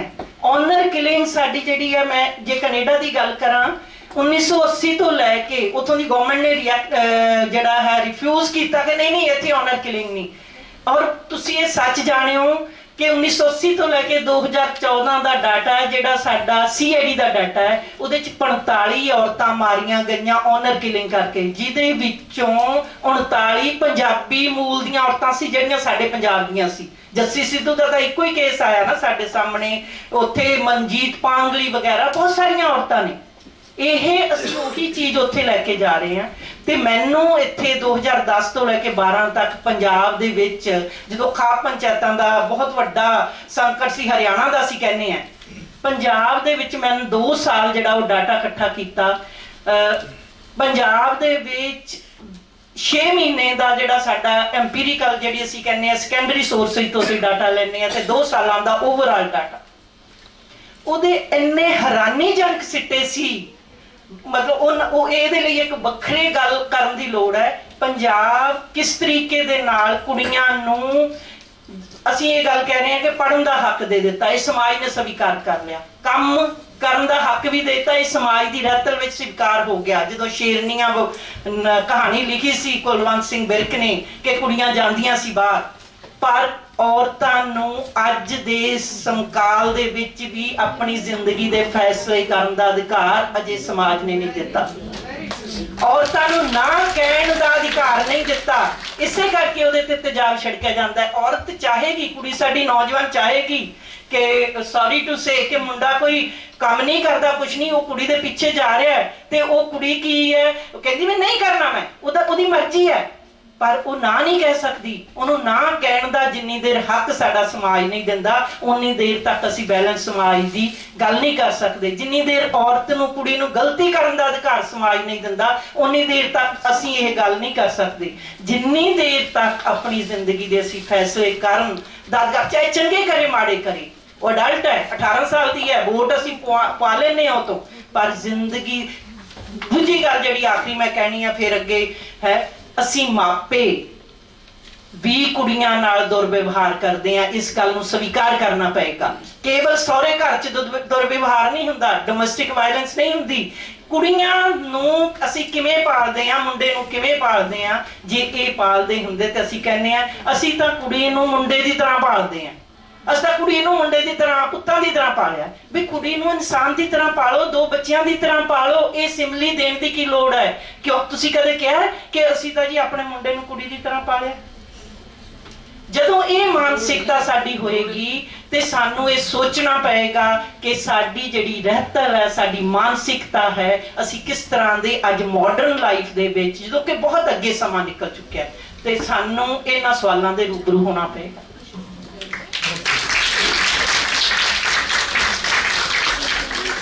ਤੁਹਾਡੀਆਂ ਤਾੜੀਆਂ ਇਸ ਗੱਲ ਦਾ ਗਵਾਹ ਹੈ ਕਿ ਗੱਲ ਤੁਹਾਡੇ ਕਿਤੇ ਨੇੜੇ ਤੇੜੇ ਗਈ ਹੈ ਬਹੁਤ ਜ਼ਿਆਦਾ। ਵਿੱਚੋਂ ਪ੍ਰਸ਼ਨ ਨਿਕਲੂਗੇ, ਆਸ ਕਰਦੇ ਹਾਂ। ਔਰਤ ਅਜੇ ਵੀ, ਜਿਵੇਂ ਇਹਨਾਂ ਨੇ ਇਸ਼ਾਰਾ ਕੀਤਾ, ਕਿ ਆਪਣੇ ਜਨਮ ਤੋਂ ਲੈ ਕੇ ਆਪਣੇ ਜੀਣ ਲਈ, ਥੀਣ ਦੇ ਲਈ ਹਜੇ ਸੰਘਰਸ਼ ਵੀ ਕਰ ਰਹੀ ਹੈ, ਆਪਣੀ ਹੋਂਦ ਦੀ ਪਛਾਣ ਲਈ ਸੰਘਰਸ਼ ਕਰ ਰਹੀ ਹੈ। ਜੋ ਸਹਿਜ ਸਾਹਮਣੇ ਸਾਨੂੰ ਅੱਖਾਂ ਨਾਲ ਦਿਖਾਈ ਦੇ ਰਿਹਾ, ਸਭ ਕੁਝ ਇਹ ਨਹੀਂ ਹੈ। ਕਿਸੇ ਵੱਡੇ ਅਦਾਰੇ ਦੇ ਉੱਚੇ ਅਹੁਦੇ ਤੇ ਪਹੁੰਚੀ ਔਰਤ ਤੇ ਕਿਸੇ ਘਰ ਦੀ ਕੋਈ ਸਵਾਣੀ ਦੀ ਔਰਤ ਦੀ ਜਿਹੜੀ ਔਰਤ ਦੀ ਵੇਦਨਾ ਹੈ, ਉਹਦੇ ਵਿੱਚ ਬਹੁਤਾ ਅੰਤਰ ਨਹੀਂ, ਥੋੜੀ ਬਹੁਤੀ ਆਜ਼ਾਦੀ ਦਾ ਅੰਤਰ ਹੋ ਸਕਦਾ। ਇਹਨਾਂ ਨੇ ਸਮਾਜ ਦੇ ਉਸ ਪੱਖ ਦੀ ਗੱਲ ਕੀਤੀ ਹੈ ਕਿ ਸਮਾਜ ਔਰਤ ਨੂੰ ਕਿਸ ਰੂਪ ਦੇ ਵਿੱਚ ਦੇਖ ਰਿਹਾ, ਚਾਹੇ ਕਿਸੇ ਵੀ ਅਹੁਦੇ ਤੇ, ਕਿਸੇ ਵੀ ਰੁਤਬੇ ਤੇ ਕਿਉਂ ਨਾ ਹੋਵੇ। ਇਹਨਾਂ ਦਾ ਹੱਲ ਕੀ ਹੋ ਸਕਦਾ, ਆਪਾਂ ਅਗਲੇ ਪ੍ਰਸ਼ਨ ਵਿੱਚ ਪੁੱਛਾਂਗੇ। ਇਸ ਤੋਂ ਬਾਅਦ ਫਿਰ ਮੈਂ ਮੱਖਣ ਜੀ ਨਾਲ ਇਹ ਗੱਲ ਕਰਨਾ ਹੈ ਕਿ ਮਾਨ ਸਾਹਿਬ, ਜਿਵੇਂ ਪੰਜਾਬ ਦੀ ਵਿਸ਼ੇਸ਼ ਕਰਕੇ ਅਸੀਂ ਗੱਲ ਕਰੀਏ, ਜਿਸ ਵੇਲੇ ਮੈਂ ਦਲਿਤ ਕਹਿੰਦਾ ਤਾਂ ਉਹ ਜਿਹੜੇ ਜਨਮ ਜਾਤ, ਜਾਤਾਂ ਜਿਹੜੀਆਂ ਹੈਗੀਆਂ ਬੱਚੇ ਦੇ ਜੰਮਣ ਦੇ ਨਾਲ ਹੀ ਉੱਤੇ ਇੱਕ ਟੈਗ ਲੱਗ ਜਾਂਦਾ ਕਿ ਇਹ ਬਾਹਮਣ ਦਾ ਪੋਤਿਆ, ਜੱਟ ਦਾ ਪੋਤਿਆ, ਕਿਹਦਾ ਪੋਤਿਆ ਜਾਂ ਕਿਹਦਾ। ਜਨਮ ਜਾਤ ਜਾਤਾਂ ਜਿਸ ਵੇਲੇ ਮੈਂ ਕਹਿੰਦਾ, ਉਹਨਾਂ ਵਿੱਚੋਂ ਕੁਝ ਜਿਹਨੂੰ ਦਲਿਤ ਕਹਿ ਦਿੰਦੇ ਆ, ਜਿਹਨੂੰ ਚੌਥੀ ਸ਼੍ਰੇਣੀ 'ਚ ਪਾ ਦਿੱਤਾ ਗਿਆ, ਚੌਥੇ ਪੌਡੇ ਤੇ ਪਾ ਦਿੱਤਾ ਗਿਆ, ਹਾਸ਼ੀਏ ਤੇ ਭੇਜ ਦਿੱਤਾ ਗਿਆ, ਜਿਹਨੂੰ ਕਿਸੇ ਵੇਲੇ ਧਰਮ ਦੀ ਭਾਸ਼ਾ ਦੇ ਵਿੱਚ ਸ਼ੂਦਰ ਕਹਿ ਵੀ ਦਿੱਤਾ ਜਾਂਦਾ ਸੀਗਾ, ਬੜੀ ਨਿੰਦਨੀय ਸ਼ਬਦਾਂ ਦੇ ਵਿੱਚ। ਪੰਜਾਬ ਦੇ ਜਿਸ ਸੰਦਰਭ 'ਚ ਮੈਂ ਗੱਲ ਕਰਦਾ, ਜਦੋਂ ਪੰਜਾਬ ਦੇ ਵਿੱਚ ਮੱਧਕਾਲ ਦੇ ਵਿੱਚ ਗੁਰੂ ਗ੍ਰੰਥ ਸਾਹਿਬ ਦੀ ਰਚਨਾ ਹੋਈ ਹੈ, ਜਿਹੜੇ ਗੁਰੂ ਕਵੀ ਹੋਏ ਆ ਜਾਂ ਜਿਹਨੇ ਸੰਤ ਹੋਏ, ਇਹਨਾਂ ਵਿੱਚ ਨਾਮਦੇਵ ਜੀ ਹੋ ਗਏ, ਕਬੀਰ ਸਾਹਿਬ ਹੋ ਗਏ, ਰਵਿਦਾਸ ਜੀ ਮਹਾਰਾਜ ਹੋ ਗਏ, ਇਹਨਾਂ ਨੇ ਇਸ ਜਾਤ ਪਾਤ ਦੇ ਵਿਤਕਰੇ ਨੂੰ ਦੂਰ ਕਰਨ ਲਈ ਬੜਾ ਵੱਡਾ ਸੰਦੇਸ਼ ਦਿੱਤਾ, ਖੁੱਲ੍ਹ ਕੇ ਸੰਦੇਸ਼ ਦਿੱਤਾ। ਉਹਨਾਂ ਦੀ ਬਾਣੀ ਦੇ ਵਿੱਚ ਬੜੀ ਵਿਰੋਧੀ ਸੁਰ ਹੈ, ਬੜੀ ਪ੍ਰਬਲ ਸੁਰ ਰੂਪ ਦੇ ਵਿੱਚ ਹੈ ਸੁਰ ਉਹ। ਕੀ ਇਹ ਸਾਰਾ ਸਿਰਫ ਭਾਵਨਾਤਮਕ ਸੰਦੇਸ਼ ਹੈ ਜਾਂ ਸੁਣਨੇ ਨੂੰ ਚੰਗਾ ਲੱਗਦਾ ਕਿ ਅਸੀਂ ਗੱਲਾਂ ਕਰੀਏ, ਭਾਸ਼ਣਾਂ ਦੇ ਵਿੱਚ ਸ਼ਾਮਲ ਕਰੀਏ ਜਾਂ ਉਹਨਾਂ ਨੂੰ ਕਥਾ ਕੀਰਤਨਾਂ ਦੇ ਵਿੱਚ ਗੱਲ ਕਰੀਏ? ਵਿਹਾਰਕ ਰੂਪ ਦੇ ਵਿੱਚ ਕੀ ਇਹ ਉਸ ਸੰਦੇਸ਼ ਦਾ ਅਸਰ ਹੈ? ਜੇ ਅਸਰ ਹੋ ਗਿਆ ਹੁੰਦਾ ਤਾਂ ਮੈਨੂੰ ਲੱਗਦਾ ਕਿ ਪਿੰਡਾਂ 'ਚ ਅੱਜ ਗੁਰਦੁਆਰੇ ਉਸ ਰੂਪ 'ਚ ਨਾ ਹੁੰਦੇ ਕਿ ਰਵਿਦਾਸ ਜੀ ਮਹਾਰਾਜ ਦਾ ਗੁਰਦੁਆਰਾ ਤੇ ਆ ਗੁਰਦੁਆਰਾ ਦੂਸਰਿਆਂ ਦਾ, ਆ ਸ਼ਮਸ਼ਾਨ ਉਹਨਾਂ ਦਾ ਤੇ ਇਹ ਸ਼ਮਸ਼ਾਨ ਇਹਨਾਂ ਦਾ। ਇਹ ਕਿੱਥੇ ਕਿਤੇ ਗੈਪ ਰਹਿ ਗਿਆ। ਕਿਆ ਗੱਲ ਰਹਿ ਗਈ? ਤੁਸੀਂ ਇਸ ਨੂੰ, ਇਸ ਸੰਕਟ ਨੂੰ ਕਿਵੇਂ ਦੇਖ ਰਹੇ ਹੋ? ਦਵਿੰਦਰ ਜੀ, ਜਿਹੜਾ ਦੇਸ਼ ਸਦੀਆਂ ਤੋਂ ਵਰਨ ਅਵਸਥਾ 'ਚ ਪੁੱਜਾ ਹੋਵੇਗਾ, ਜਿਹਦੇ ਰੂਟਸ ਜਾਤਾਂ ਵਿੱਚ ਜਾਤਾਂ ਪਏ ਹੋਣਗੇ, ਜਾਤ ਦੀ ਜਾਤ ਫਸੀ ਹੋਏਗੀ, ਤੇ ਉਸ ਜਾਤ ਨੂੰ ਬਰਾਬਰ ਲਿਆਉਣ ਲਈ ਬਹੁਤ ਵੱਡੇ ਸੰਘਰਸ਼ ਦੀ ਲੋੜ ਆ। ਪਿੰਡਾਂ ਵਿੱਚ ਅੱਜ ਵੀ ਜਦੋਂ ਅਸੀਂ ਕਿਤੇ ਕਿਸੇ ਦਾ ਘਰ ਪਤਾ ਕਰਨ ਜਾਂਦੇ ਆ, ਪਹਿਲਾ ਸਵਾਲ ਇਹ ਹੁੰਦਾ ਹੈ ਕਿ ਕਿਹੜੀ ਜਾਤ ਦੇ ਘਰ ਜਾਣਾ ਆ। ਪਰ ਪਿੰਡਾਂ ਵਿੱਚ ਹਾਲੇ ਵੀ ਜਾਤ ਪ੍ਰਧਾਨ ਦੇਸ਼ ਹੈਗਾ ਆ। ਮੈਡਮ ਨੇ ਗੱਲ ਕੀਤੀ ਸੀ ਔਰਤ ਬਾਰੇ ਕਿ ਦੇਸ਼ ਆਜ਼ਾਦ ਹੋ ਗਿਆ, ਸੰਵਿਧਾਨ ਘਾੜੇ ਸੰਵਿਧਾਨ ਲਿਖ ਰਹੇ ਨੇ, ਅੰਬੇਦਕਰ ਹਿੰਦੂ ਕੋਡ ਐਕਟ ਲੈ ਕੇ ਆਉਂਦਾ ਹੈ। ਹਿੰਦੂ ਕੋਡ ਐਕਟ ਕੀ ਹੈਗਾ ਕਿ ਔਰਤ ਨੂੰ ਬਰਾਬਰ ਦੇ ਅਧਿਕਾਰ ਦੇ ਦਿੰਦਾ। ਉਸ ਤੋਂ ਪਹਿਲਾਂ ਸਤੀ ਦੀ ਰਸਮ ਹੈਗੀ ਆ, ਉਸ ਤੋਂ ਪਹਿਲਾਂ ਔਰਤ ਨੂੰ ਬਰਾਬਰ ਦੇ ਅਧਿਕਾਰੀਆਂ ਨੇ, ਔਰਤ ਦੀ ਕੋਈ ਵੈਲਿਊ ਹੈ ਨਹੀਂ। ਜਵਾਹਰ ਲਾਲ ਨਹਿਰੂ ਤੇ ਪਟੇਲ ਹੋਣੀ ਉਹ ਬਿੱਲ ਪਾਸ ਨਹੀਂ ਹੋਣ ਦੇ ਰਹੇ। ਸਾਡੇ ਤੋਂ ਵਿਰੋਧ ਕਰਨ ਬੈਠੇ ਨੇ, ਰਾਜਕੁਮਾਰ ਹੰਸ ਹੋਣੀ ਇੱਥੇ ਗੱਲ ਕਰਨਗੇ, ਈਸਾਈ ਕਾਲੀ ਬੈਠੇ ਨੇ, ਔਰ ਪਟੇਲ ਹੋਣੀ ਔਰਤਾਂ ਕੋਲ ਜਿੰਦਾਬਾਦ ਮੁਰਦਾਬਾਦ ਕਰਾਉਂਦੇ ਨੇ। ਔਰਤਾਂ ਦੇ ਹੱਕ ਵਿੱਚ ਕੋਡ ਲੈ ਕੇ ਆ ਰਹੇ ਨੇ ਤੇ ਔਰਤਾਂ ਹੀ ਬਾਹਰ ਮੁਰਦਾਬਾਦ ਕਰ ਰਹੀਆਂ।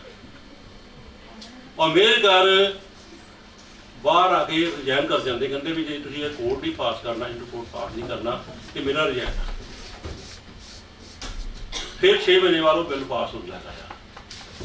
ਤੇ ਜੇ ਇਸ ਦੇਸ਼ ਦੀ ਪਾਰਲੀਮੈਂਟਰੀ ਅਵਸਥਾ ਇਹੋ ਜਿਹੀ ਹੋਵੇਗੀ, ਜਿਸ ਦੇਸ਼ ਦੀ ਮਾਨਸਿਕਤਾ ਇਹੋ ਜਿਹੀ ਹੋਵੇਗੀ, ਤੁਸੀਂ ਉਸ ਦੇਸ਼ ਤੋਂ ਕੀ ਉਮੀਦ ਕਰ ਸਕਦੇ ਹੋ? ਦੂਜੀ ਇਹ ਗੱਲ ਅਵੇਅਰ ਦੀ, ਸਾਡੇ ਬਿਲਕੁਲ ਅਵੇਅਰ ਹੈ ਨਹੀਂ। ਭੈਣ ਨੇ ਗੱਲ ਕੀਤੀ ਸੀ ਕਿ ਕੁੜੀ ਦੇ ਪੇਟ ਵਿੱਚ ਕੁੜੀ ਮਾਰ ਦਿੱਤੀ ਜਾਂਦੀ ਹੈਗੀ ਆ। ਮੇਰਾ ਸਵਾਲ ਇਹ ਸੀਗਾ ਕਿ ਮੈਂ ਕਿਸੇ ਮੁਸਲਮਾਨ ਨੂੰ ਪੁੱਛਿਆ ਕਿ ਤੁਸੀਂ ਔਰਤਾਂ ਨੂੰ ਬੜਾ ਗੁਲਾਮ ਬਣਾਇਆ ਹੋਇਆ, ਤੁਸੀਂ ਉਹਨੂੰ ਬੁਰਕੇ ਰੱਖਿਆ ਹੋਇਆ ਹੈਗਾ, ਤੁਸੀਂ ਉਹਨਾਂ ਨੂੰ ਪੂਰੀ ਆਜ਼ਾਦੀ ਦਿੱਤੀ, ਤੇ ਮੈਨੂੰ ਅੱਗੇ ਬੜਾ ਜਵਾਬ ਨਾਲ ਕੀ ਦਿੱਤਾ ਕਿ ਅਸੀਂ ਔਰਤਾਂ ਜ਼ਰੂਰ ਹੈਗੀਆਂ ਬੁਰਕਾ ਪਹਿਨਦੀਆਂ, ਪਰ ਅਸੀਂ ਧੀਆਂ ਪੇਟ ਨਹੀਂ ਮਾਰਦੀਆਂ। ਸੋ ਇਹ ਹੈ ਕਿ ਸਾਡੀ ਮਾਨਸਿਕਤਾ ਉਹਨਾਂ ਲੋਕਾਂ ਲਈ ਕਿੱਥੇ ਖੜੀ ਹੈ ਤੇ ਅਸੀਂ ਕਿੱਥੇ ਖੜੀ ਹੈਗੀ ਆ। ਜਦੋਂ ਗਰੀਬ ਰੈਵੋਲੂਸ਼ਨ ਆਉਂਦਾ ਗਾ, ਸਾਰਾ ਦੇਸ਼ ਜਿਹੜਾ ਹੈਗਾ ਉਹ ਭੁੱਖਮਰੀ ਚ ਰੁੜ ਰਿਹਾ ਹੈਗਾ। ਪੰਜਾਬ ਕਿਸਾਨੀ ਜਿਹੜੀ ਹੈਗੀ ਆ ਉਹ ਇੰਡਸਟਰੀ ਬਣ ਜਾਏਗੀ ਆ, ਇੱਥੇ ਗਰੀਨ ਰੈਵੋਲੂਸ਼ਨ ਲੈ ਕੇ ਆਉਂਦੇ ਆ, ਤੇ ਇੱਥੇ ਦਾ ਜਿਹੜਾ ਮੁੱਲ ਹੈਗਾ, ਜਿਹੜਾ ਮੁੱਲ ਫਸਲਾਂ ਦਾ ਆ ਉਹ ਸੈਂਟਰ ਖਰੀਦ ਜਾਏਗੀ ਆ। ਜਦੋਂ ਪੰਜਾਬ ਤੋਂ ਬਾਹਰ ਮੱਧ ਪ੍ਰਦੇਸ਼, ਬੰਗਾਲ, ਯੂਪੀ, ਬਿਹਾਰ ਜਦੋਂ ਖੇਤੀ ਉਹਨਾਂ ਦੀ ਡਿਵੈਲਪ ਹੁੰਦੀ ਹੈਗੀ ਆ, ਤਾਂ ਇਹ ਜਿਹੜੀਆਂ ਸਾਡੀਆਂ ਪੰਜਾਬ ਦੀ ਕਿਸਾਨੀ ਹਾਸਿਆਤ ਤੇਜ਼ ਚੱਲ ਜਾਂਦੀ ਹੈਗੀ ਆ। ਮਾਨ ਸਾਹਿਬ ਮੈਂ ਇੱਦਾਂ ਜਾਣਨਾ ਚਾਹੁੰਦਾ ਸੀ, ਤੁਹਾਡਾ ਸਵਾਲ ਮੇਰੇ ਨਾਲ ਇਹ ਸੀ ਕਿ ਸਾਰੇ ਦੇਸ਼ ਦੇ ਨਹੀਂ, ਆਪਾਂ ਕਹਿੰਦੇ ਕਿ ਪੰਜਾਬ ਦੇ ਵਿੱਚ ਜਿਹੜਾ ਜਾਤ ਦਾ ਵਿਤਕਰਾ ਗੁਰੂ ਸਾਹਿਬ ਦੇ ਉਪਦੇਸ਼ ਤੋਂ ਬਾਅਦ ਘਟਿਆ ਕਿ ਨਹੀਂ ਘਟਿਆ? ਜੇ ਨਾ ਹੁੰਦਾ ਉਪਦੇਸ਼ ਤਾਂ ਕੋਈ ਜ਼ਿਆਦਾ ਸਰ, ਮੈਂ ਪਹਿਲੇ ਕਹਿੰਦੇ ਪਾਰਲੀਮੈਂਟ ਜੋ ਵਾਪਰਿਆ ਆ, ਜੇ ਸਾਡੀ ਪਾਰਲੀਮੈਂਟ ਵੀ ਉਹ ਅਸੈਪਟ ਕਰਦੀ ਪਈ ਤਾਂ ਅਸੀਂ ਕਿੱਥੇ ਖੜੇ ਗਏ ਆ। ਪਿੰਡਾਂ ਵਿੱਚ ਅੱਜ ਵੀ ਜਾਤ ਦੇ ਨਾਲ ਜੋੜਿਆ ਜਾਂਦਾ ਗਾ, ਮੈਨੂੰ ਜਾਤ ਨਾਲ ਸਬੂਤ ਹੋਇਆ ਜਾਂਦਾ ਗਾ, ਅੱਜ ਵੀ ਧੜੇ ਬੜੇ ਹੋਏ, ਲੇਖਕਾਂ ਵੀ ਧੜੇ ਬੜੇ ਹੋਏ ਨੇ। ਅਸੀਂ ਖੜੇ ਕਿੱਥੇ ਗਏ ਆ? ਅਸੀਂ ਸਿਰਫ ਦਿਖਾਵਾ ਕਰਦੇ, ਪਖੰਡ ਕਰਦੇ ਗਏ ਆ। ਅਸੀਂ ਜਿਹੜੇ ਚਿਹਰੇ ਲੈ ਕੇ ਤੁਹਾਡੇ ਮੂਹਰੇ ਘੁੰਮ ਰਹੇ ਆ, ਅਸੀਂ ਇਹਦੇ ਚਿਹਰੇ ਨਹੀਂ ਗਏ, ਸਾਡੇ ਅੰਦਰ ਬੜਾ ਕੁਝ ਲੁਕਿਆ ਪਿਆ ਗਿਆ, ਸਾਡੇ ਅੰਦਰ ਬੜੀਆਂ ਕੁਝ ਲੈ ਗਈਆਂ। ਕੀ ਗੁਰਦਾਸ ਸਾਹਿਬ ਆਲਮ, ਲਾਲ ਸਿੰਘ ਦਿਲ, ਘਾਰੂ ਤੇ ਆਪਣਾ ਸਰੂਪ ਸਿਆਰ ਵੀ, ਕੀ ਇਹਨਾਂ ਨੂੰ ਉਹਨਾਂ ਦੀ ਸਵੈਜਮਨੀ ਲਿਖਿਆ ਆ, ਕੀ ਸਾਹਿਬ ਦੀ ਮੁੱਖ ਧਾਰਾ ਚਲੋ ਰੱਖਿਆ ਗਿਆ ਕਿਤੇ? ਸਵਾਲ ਇਹ ਹੈ ਕਿ ਅਸੀਂ ਲੋਕ ਜਿਹੜੇ ਹੈਗੇ ਆ, ਅਸੀਂ ਕਮੀਨੇ ਲੋਕ ਆ, ਸਾਡੇ ਅੰਦਰ ਪਵਿੱਤਰਤਾ ਹੈ ਨਹੀਂ ਜੀ। ਜਿੰਨੀ ਦੇਰ ਅਸੀਂ ਕਲੀਅਰ ਨਹੀਂ ਹੋਵਾਂਗੇ ਉਨੀ ਦੇਰ ਕ੍ਰਾਂਤੀ ਨਹੀਂ ਆਉਣੀ। ਜਿਹੜਾ ਤੁਹਾਡਾ ਸਵਾਲ ਸੀ ਕ੍ਰਾਂਤੀ ਦਾ ਸੀਗਾ, ਕਿਉਂਕਿ ਕ੍ਰਾਂਤੀ ਤਦ ਆਵੇਗੀ ਜੇ ਕੰਟਰੀ ਜੇ ਜਰਮਨ ਦੀ ਕੰਧ ਟੁੱਟ ਸਕਦੀ ਆ, ਤੇ ਇਹ ਵਰਨ ਅਵਸਥਾ ਕਿਉਂ ਨਹੀਂ ਟੁੱਟ ਸਕਦੀ? ਇਹਦਾ ਕਾਰਨ ਹੈ ਕਿ ਅਸੀਂ ਵਰਨ ਅਵਸਥਾ ਤੋੜਨੀ ਨਹੀਂ ਚਾਹੁੰਦੇ, ਸਾਡੀ ਸੁਸਾਇਟੀ ਨੂੰ ਤੋੜਨੀ ਚਾਹੁੰਦੇ, ਸਾਡਾ ਕੰਟਰੀ ਨਹੀਂ ਤੋੜਨਾ ਚਾਹੁੰਦਾਗਾ। ਅੱਜ ਕੀ ਹੋ ਰਿਹਾ, ਜਿਹੜਾ ਹੁਣ ਬਿੱਲਾਂ ਲਾ ਕੇ ਬੈਠੇ ਨੇ, ਅੱਜ ਜਿਹੜਾ ਦੇਸ਼ ਅੱਗੇ ਧੱਕ ਦਿੱਤਾ ਗਿਆ ਇਸ ਵੇਲੇ ਪੂਰਾ ਦਾ ਪੂਰਾ। ਇੱਕ ਚਾਹ ਵੇਚਣ ਵਾਲਾ ਜਿਹਨੇ ਤੀਲੀ ਲਾਤੀ ਕਿ ਦੇਸ਼ ਨੂੰ ਪੂਰਾ ਦੇਸ਼ ਛੱਡ ਰਿਹਾ ਗਾ, ਔਰ ਕੰਟਰੀ ਇਸ ਵੇਲੇ ਪੂਰਾ ਸੜਿਆ ਪਿਆ ਗਾ। ਕੀ ਇਹ ਸਵਾਲ ਅੱਜ ਦਾ ਬਲਦਾ ਸਵਾਲ ਨਹੀਂਗਾ? ਸਾਰੇ ਸਵਾਲ ਇਹ ਸਵਾਲ ਨੇ ਅੱਗ ਦੇ ਗੋਲੇ ਧੱਕ ਦਿੱਤੇ ਨੇ। ਮੈਂ ਇਹ ਕਹਿਣਾ ਚਾਹੁੰਦਾ ਹਾਂ ਕਿ ਜਿਹੜੀ 1980-90 ਚ ਮਰੂਤੀ ਕਾਰ ਆਉਂਦੀ ਹੈਗੀ ਆ, ਜਦੋਂ ਮਰੂਤੀ ਕਾਰ ਆਉਂਦੀ ਆ ਤੇ ਉਦੋਂ ਕਿਸਾਨੀ ਬਿਲਕੁਲ ਠੀਕ ਸੀਗੀ। ਮਤਲਬ ਕਿ ਜਦੋਂ ਪੂੰਜੀਵਾਦ ਸਾਡੇ ਦੇਸ਼ ਚ ਆਉਂਦਾ ਗਾ, ਉਹ ਪ੍ਰੋਬਲਮ ਉਦੋਂ ਕ੍ਰੀਏਟ ਹੁੰਦੀ ਹੈਗੀ ਆ। ਪੂੰਜੀਵਾਦ ਨੇ ਪ੍ਰੋਬਲਮ ਕ੍ਰੀਏਟ ਕੀਤੀ ਕਿਸਾਨੀ ਦੀ, ਕਿਸਾਨੀ ਖੁਦਕੁਸ਼ੀਆਂ ਦੇ ਰਾਹ ਤੇ ਗਈ ਹੈਗੀ ਆ।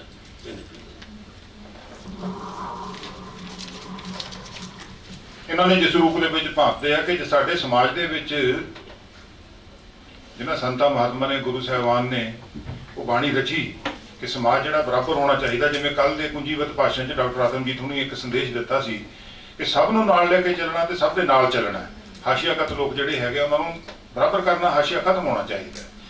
ਤੇ ਉਹ ਹਜੇ ਤੱਕ ਵਿਹਾਰਕ ਰੂਪ ਦੇ ਵਿੱਚ ਗੱਲ ਨਹੀਂ ਆਈ, ਜਾਂ ਤਾਂ ਚਰਚਾ ਦੇ ਪੱਧਰ ਤੇ ਰਹਿ ਗਈ ਆ ਉਹ, ਜਾਂ ਸੁਣਨ ਸਮਝ ਦੇ ਪੱਧਰ ਤੇ ਰਹਿ ਗਈ ਆ, ਜੋ ਉਸ ਨੂੰ ਕਰਮਾਂ ਨਾਲ ਜੋੜ ਕੇ ਆਪਣਾ ਮਿੱਥ ਲਿਆ ਕਿ ਸਾਡੀ ਹੋਣੀ ਹੀ ਐਸੀ ਆ ਕਿ ਅਸੀਂ ਆ ਚੀਜ਼ ਨੂੰ ਭੋਗਣਾ ਆ। ਪਰ ਜਿਸ ਦਲੇਰੀ ਨਾਲ ਸੁਰ ਨਿਕਲ ਕੇ ਆਈ ਸੀ, ਉਹ ਸੁਰ ਦੇ ਬਾਵਜੂਦ ਅੱਜ ਹਜੇ ਵਿਤਕਰਾ ਜਿਹੜਾ ਸਾਹਮਣੇ ਦਿਖ ਰਿਹਾ। ਨਕਸ਼ ਸਾਹਿਬ, ਮੈਂ ਅਗਲਾ ਸਵਾਲ ਤੁਹਾਨੂੰ ਹੀ ਕਰਨਾ, ਆਪਾਂ ਇਸੇ ਸਿਲਸਿਲੇ 'ਚ ਕਰ ਲੈਂਦੇ ਹਾਂ ਕਿਉਂਕਿ ਤੁਸੀਂ ਮਤਲਬ ਅਨੁਭਵ ਦੇ ਵਿੱਚੋਂ ਨਿਕਲੇ ਆ ਗੱਲ। ਮੇਰਾ ਕਨਫਿਊਜ਼ਨ ਹੈ, ਤੁਸੀਂ ਉਹਨੂੰ ਦੂਰ ਕਰਿਓ। ਅਸੀਂ ਕਹਿੰਦੇ ਕਿ ਸਾਡੇ ਨਾਇਕ ਸ਼ਹੀਦ ਆਜ਼ਮ ਸਰਦਾਰ ਭਗਤ ਸਿੰਘ ਆ, ਸਾਡੇ ਪੰਜਾਬ ਦੇ ਨਾਇਕ ਹੈ, ਸਾਰੇ ਹਿੰਦੁਸਤਾਨ ਦੇ ਨਾਇਕ ਹੈ। ਉਹਨਾਂ ਨੇ ਕਿਰਤੀ ਮਜ਼ਦੂਰ ਦੇ ਲਈ ਇੱਕ ਰਸਤਾ ਦਿਖਾਇਆ ਸੀ ਕਿ ਇਹਨਾਂ ਦੀ ਆਰਥਿਕ ਮੁਕਤੀ ਜਿਹੜੀ ਹੈਗੀ ਆ ਤੁਲ ਤੱਕ ਨਹੀਂ ਹੋ ਸਕਦੀ ਜੇ ਇਹਨਾਂ ਦੀ ਇਕਤਾ ਨਹੀਂ ਹੈ, ਇਹਨਾਂ ਦੇ ਅੰਦਰ ਸੰਘਰਸ਼ ਦੀ ਭਾਵਨਾ ਨਹੀਂ ਹੈ। ਉਹਨਾਂ ਨੇ ਮਾਰਗ ਦਿਖਾਇਆ। ਅੱਜ ਦੀ ਸਥਿਤੀ ਕੀ ਹੈ? ਮੈਂ ਉਸੇ ਪਿੰਡ ਦਾ ਜਿਸ ਪਿੰਡ ਦਾ ਭਗਤ ਸਿੰਘ ਹੁਣੀ ਹੋਏ, ਅਸੀਂ ਦੇਖਦੇ ਹਾਂ ਉੱਥੇ ਹਰ ਸਾਲ ਮੇਲੇ ਲੱਗਦੇ ਆ। ਕਾਂਗਰਸ ਵੀ ਕਹਿ ਰਹੀ ਕਿ ਭਗਤ ਸਿੰਘ ਸਾਡਾ ਹੈ, ਬੀਜੇਪੀ ਵੀ ਕਹਿ ਰਹੀ ਹੈ ਭਗਤ ਸਿੰਘ ਸਾਡਾ ਹੈ, ਜਿੰਨੀਆਂ ਪਾਰਟੀਆਂ ਸਾਰੀਆਂ ਕਹਿ ਰਹੀਆਂ ਭਗਤ ਸਿੰਘ ਸਾਡਾ। ਅੱਜ ਕੱਲ੍ਹ ਤਾਂ ਉਹ ਉੱਥੇ ਚੱਲ ਵੀ ਗਿਆ ਕਿ ਕੇਸਰੀ ਪੱਗ ਬੰਨ੍ਹ ਕੇ ਤੇ ਉਸ ਟਾਈਪ ਦੀ ਬਣ ਕੇ ਪਤਾ ਹੀ ਨਹੀਂ ਲੱਗ ਰਿਹਾ। ਭਗਤ ਸਿੰਘ ਦੇ ਨਾਂ ਤੇ ਮਹੱਲੇ ਬਣ ਗਏ, ਸੜਕਾਂ ਬਣ ਗਈਆਂ, ਟੂਰਨਾਮੈਂਟ ਹੋ ਰਹੇ ਆ ਭਗਤ ਸਿੰਘ ਦੇ ਨਾਂ ਤੇ, ਕੀ ਹੋ ਰਿਹਾ। ਸਾਡੇ ਦੇਸ਼ ਦੇ ਨਾਇਕ ਜਿਹੜੇ ਲੋਕ ਮਨਾਂ ਦੇ ਵਿੱਚ ਵਸੇ ਹੋਏ ਆ ਨਾਇਕ, ਜਦੋਂ ਸਰਕਾਰਾਂ ਪਹਿਲਾਂ ਤਾਂ ਕੋਸ਼ਿਸ਼ ਕਰਦੀਆਂ ਕਿ ਉਹਨਾਂ ਨੂੰ ਭੁਲਾ ਦੇਈਏ, ਜੇ ਨਹੀਂ ਭੁੱਲਦੇ ਉਹ ਤੇ ਫਿਰ ਉਹ ਕਹਿੰਦਾ ਭੰਬਲ ਭੁੱਸਾ ਬਣਾ ਦਿੰਦੇ ਆ ਕਿ ਪਤਾ ਹੀ ਨਾ ਲੱਗੇ ਕਿ ਹੈ ਕੀ ਹੈ। ਉਹਨਾਂ ਦੀ ਵਿਚਾਰਧਾਰਾ ਕਿਵੇਂ ਖੁਰ ਜਾਂਦੀ ਹੈ ਤੇ ਤੁਸੀਂ ਇਸ ਨੂੰ ਕਿਵੇਂ ਮੁਖਾਤਬ ਹੋਣੇ ਇਸ ਧੁੰਦਲੇ ਬਣਨ ਨੂੰ? ਗੱਲ ਥੋੜੀ ਜਿਹੀ ਹੋਰ ਸਾਨੂੰ ਸਾਫ਼ ਕਰਨੀ ਚਾਹੀਦੀ ਹੈ। ਉਹ ਤੁਸੀਂ ਠੀਕ ਆ, ਤੁਸੀਂ ਕਿਹਾ ਕਿ ਜਦੋਂ ਭਗਤ ਸਿੰਘ ਅੰਗਰੇਜ਼ਾਂ ਦੇ ਖਿਲਾਫ ਲੜ ਰਿਹਾ ਸੀ ਉਦੋਂ ਕੋਈ ਵੀ ਉਹਦੇ ਨੇੜੇ ਲੱਗਣ ਨੂੰ ਬਹੁਤਾ ਤਿਆਰ ਨਹੀਂ ਸੀ। ਇਤਿਹਾਸ ਦੱਸਦਾ ਵੀ ਚੰਦਰ ਸ਼ੇਖਰ ਆਜ਼ਾਦ ਜਦੋਂ ਜਵਾਹਰ ਲਾਲ ਨਹਿਰੂ ਤੋਂ ਮਦਦ ਮੰਗਣ ਗਿਆ ਤੇ ਉਹਨੇ 10 ਰੁਪਏ ਦੇ ਕੇ ਮੋੜਤਾ ਸੀ, ਘਰੇ ਗਏ। ਪਰ ਜਦੋਂ ਕੋਈ ਜਾਨੀ ਨਾਇਕ ਸਥਾਪਿਤ ਹੋ ਜਾਂਦਾ ਤਾਂ ਫਿਰ ਸਾਰੇ ਦਾਅਵਾ ਉਹਦੇ ਤੇ ਆਪਣਾ ਪੇਸ਼ ਕਰਦੇ ਨੇ। ਚਲੋ ਇਹ ਇੱਕ ਰੂਟੀਨ ਹੈ, ਇਹਦੇ ਤੇ ਆਪਾਂ ਬਹੁਤੀ ਗੱਲ ਨਹੀਂ ਕਰਦੇ। ਆਪਾਂ ਗੱਲ ਕਰਦੇ ਹਾਂ ਅੱਜ ਦੀ ਹਾਲਤ। ਅੱਜ ਇਹ ਹੈ ਕਿ ਉਹਨੂੰ ਪੜ੍ਹਾਈ ਲਿਖਾਈ ਦਾ ਅਸਰ ਕਹੋ, ਉਹਨੂੰ ਦੇਸ਼ ਦੀ ਆਜ਼ਾਦੀ ਤੋਂ ਬਾਅਦ ਜਿਹੜੀ ਡਾਕਟਰ ਅੰਬੇਦਕਰ ਹੋਰਾਂ ਨੇ ਇੱਕ ਚੇਤਨਾ ਦੀ ਮੁਹਿੰਮ ਸ਼ੁਰੂ ਕੀਤੀ, ਜਿਹਨੂੰ ਅਸੀਂ ਆਪਣੇ ਸੰਗਠਨਾਂ ਰਾਹੀਂ ਥੱਲੇ ਤੱਕ ਪਿੰਡਾਂ ਤੱਕ ਲੈ ਕੇ ਜਾ ਰਹੇ ਹਾਂ ਲਗਾਤਾਰ। ਉਹਦਾ ਨਤੀਜਾ ਕਹੋ ਕਿ ਸਾਡੇ ਦਲਿਤ ਲੋਕ ਆਪਣੇ ਹੱਕਾਂ ਲਈ ਅਸਰਟ ਕਰਨ ਲੱਗੇ ਨੇ, ਉੱਭਰਨ ਲੱਗੇ ਨੇ। ਉਹ ਬਰਾਬਰੀ ਚਾਹੁੰਦੇ ਨੇ, ਉਹ ਮਾਨ ਸਨਮਾਨ ਚਾਹੁੰਦੇ ਨੇ, ਉਹਨਾਂ ਨੂੰ ਚੁਣੇ ਜਾਣ ਦਾ ਰਾਈਟ ਹੈ ਚੋਣਾਂ 'ਚ। ਪਰ ਇਸ ਰਾਈਟ ਨੂੰ ਬੇਸ਼ੱਕ ਸੰਵਿਧਾਨ ਜਾਂ ਕਾਨੂੰਨ ਦਿੰਦਾ ਹੈ, ਪਰ ਜਿਹੜੀ ਜੜ ਜਮਾ ਚੁੱਕੀ ਜਾਤੀਵਾਦੀ ਇੱਕ ਕਿਸਮ ਦੀ ਸਾਡੀ ਮਾਨਸਿਕਤਾ ਹੈ, ਧਨਾੜ ਕਿਸਮ ਦੇ ਲੋਕਾਂ ਦੀ, ਉਹ ਸਵੀਕਾਰ ਨਹੀਂ ਕਰਦੀ। ਜਿਹਦੇ ਕਰਕੇ ਤੁਹਾਡੇ 'ਚੋਂ ਪੜ੍ਹ ਲਿਖਣ ਵਾਲੇ ਸਾਰੇ ਜਾਣਦੇ ਨੇ ਕਿ ਆਪਣੀ ਬੇਟੀ ਨਾਲ ਰੇਪ ਕਰਨ ਵਾਲਿਆਂ ਦੇ ਖਿਲਾਫ ਕੇਸ ਦਰਜ ਕਰਾਉਣ ਵਾਲੇ ਬੰਦ ਸਿੰਘ ਝੱਬਰ ਨੂੰ ਪਿੰਡ ਦੇ ਧਨਾੜ ਲੋਕ ਮਾਰੇ ਨਾਲੋਂ ਵੱਧ ਮਾੜੀ ਹਾਲਤ 'ਚ ਕਰਕੇ ਲੱਤਾਂ ਬਾਹਾਂ ਤੋੜ ਕੇ ਚਕਨਾਚੂਰ ਕਰਕੇ ਸਿੱਟ ਦਿੰਦੇ ਨੇ। ਹੁਣ ਪਿੱਛੇ ਜਿਹੜੀ ਮਤਲਬ ਆਪਣੇ ਪੈਸੇ ਮੰਗਣ ਬਦਲੇ, ਇਹ ਤਾਂ 2-4 ਮਹੀਨੇ ਦੀ ਗੱਲ ਹੈ, ਚੰਗਾਲੀ ਵਾਲਾ ਦੇ ਵਿੱਚ ਇੱਕ ਨੌਜਵਾਨ ਨੂੰ ਜਿਹੜੀ ਮਤਲਬ ਮੰਨ ਲਓ ਤੇਜ਼ਾਬ ਪਾ ਕੇ ਕੁੱਟ ਕੇ ਉਹਦੇ ਮੂੰਹ 'ਚ ਪਿਸ਼ਾਬ ਪਾ ਕੇ ਕੁੱਟ ਕੇ ਮਾਰ ਦਿੱਤਾ ਜਾਂਦਾ। ਜਿਹੜੀਆਂ ਲੜਾਈਆਂ ਅਸੀਂ ਲੜੀਆਂ ਨੇ, ਇੱਥੋਂ ਸਾਬਤ ਹੁੰਦਾ ਕਿ ਅਜੇ ਤੱਕ ਜਾਤੀਵਾਦੀ ਮਾਨਸਿਕਤਾ ਨਹੀਂ ਬਦਲੀ ਸਮਾਜ ਦੇ ਵਿੱਚੋਂ। ਬੇਸ਼ੱਕ ਬੜੀਆਂ ਕੋਸ਼ਿਸ਼ਾਂ ਉਹਦੇ ਲਈ ਹੋਈਆਂ ਨੇ। ਤਾਂ ਇਹਨਾਂ ਦੇ ਖਿਲਾਫ ਸਾਡੀ ਲੜਾਈ ਹੇਠਲੇ ਪੱਧਰ ਤੇ ਹਰ ਪੱਧਰ ਤੇ ਜਾਰੀ ਹੈ।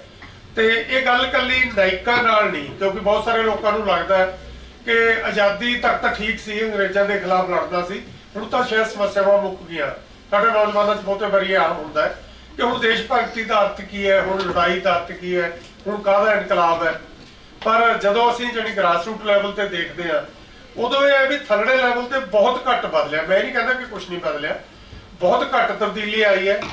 ਅੱਜ ਵੀ ਉਸ ਤਬਦੀਲੀ ਨੂੰ ਜਿਹੜੀ ਮਤਲਬ ਅੱਗੇ ਵਧਾਉਣ ਲਈ ਸਾਨੂੰ ਨਾਇਕਾਂ ਦੀ ਵੀ ਲੋੜ ਹੈ, ਜਿਹੜੇ ਲੋਕਾਂ ਦੇ ਲਈ ਜਿਹੜੇ ਸਿਰਫ ਗੱਲਾਂ ਨਾ ਕਰਨ। ਕਿਉਂਕਿ ਮੈਨੂੰ ਲੱਗਦਾ ਇੱਕ ਡਿਵੀਜ਼ਨ ਹੋ ਗਈ, ਲਿਟਰੇਚਰ ਇੱਕ ਅਰਲੀਟ ਕਿਸਮ ਦਾ ਲਿਟਰੇਚਰ ਹੋ ਗਿਆ, ਇੱਕ ਲਿਟਰੇਚਰ ਹੈ ਜਿਹੜਾ ਜਿਹੜੀ ਜਨਤਾ 'ਚ ਥੱਲੇ ਪ੍ਰਵੇਲ ਕਰ ਰਿਹਾ ਹੈ। ਉਹਨੂੰ ਸਟੇਜੀ ਕਵਿਤਾ ਕਹਿ ਕੇ, ਉਹਨੂੰ ਨਾਅਰੇਬਾਜ਼ੀ ਦੀ ਕਵਿਤਾ ਕਹਿ ਕੇ ਆਮ ਤੌਰ ਤੇ ਨਿਗਲੈਕਟ ਕਰ ਦਿੱਤਾ ਜਾਂਦਾ ਹੈ। ਕਿਤੇ ਚਰਚਾ ਹੋਈ ਹੈ ਕਿਸਾਨੀ ਦੇ ਸੰਕਟ ਦੀ। ਸੁਖਦੇਵ ਸਿੰਘ ਮਾਨ ਹੈ, ਇੱਕ ਪਿੰਡ 'ਚ ਰਹਿੰਦਾ ਕਿਸਾਨ ਹੈ, ਉਹਦਾ ਨਾਵਲ ਛਪਿਆ ਪਿੱਛੇ ਵੈਸ਼ੀ ਰੁੱਤ, ਉਹਦੇ ਤੇ ਕਦੇ ਕਿਸੇ ਯੂਨੀਵਰਸਿਟੀ 'ਚ ਚਰਚਾ ਨਹੀਂ ਹੋਊਗੀ। ਇੱਕ ਡੈਥ ਹੋ ਗਈ, ਬਜ਼ੁਰਗ ਸੀ ਵੀਰ ਸਿੰਘ ਦਰਬੈਰ, ਉਹਨਾਂ ਨੇ ਕਈ ਨਾਵਲ ਲਿਖੇ, ਮੰਡੀ ਕਲਾਂ ਪਿੰਡ ਸੀ ਉਹਨਾਂ ਦਾ, ਕਿਸਾਨ ਸੀ ਉਹ। ਉਹਨਾਂ ਦੇ ਨਾਵਲਾਂ ਤੇ ਮੈਂ ਕਦੇ ਕਿਤੇ ਚਰਚਾ ਨਹੀਂ ਹੁੰਦੀ ਸੁਣੀ। ਖੈਰੂ ਫਕੀਰ ਸੀ, ਉਹਨਾਂ ਦੀ ਵੀ ਡੈਥ ਹੋ ਗਈ, ਉਹਦਾ ਨਾਵਲ ਅੱਕ ਸੀ ਇੱਕ।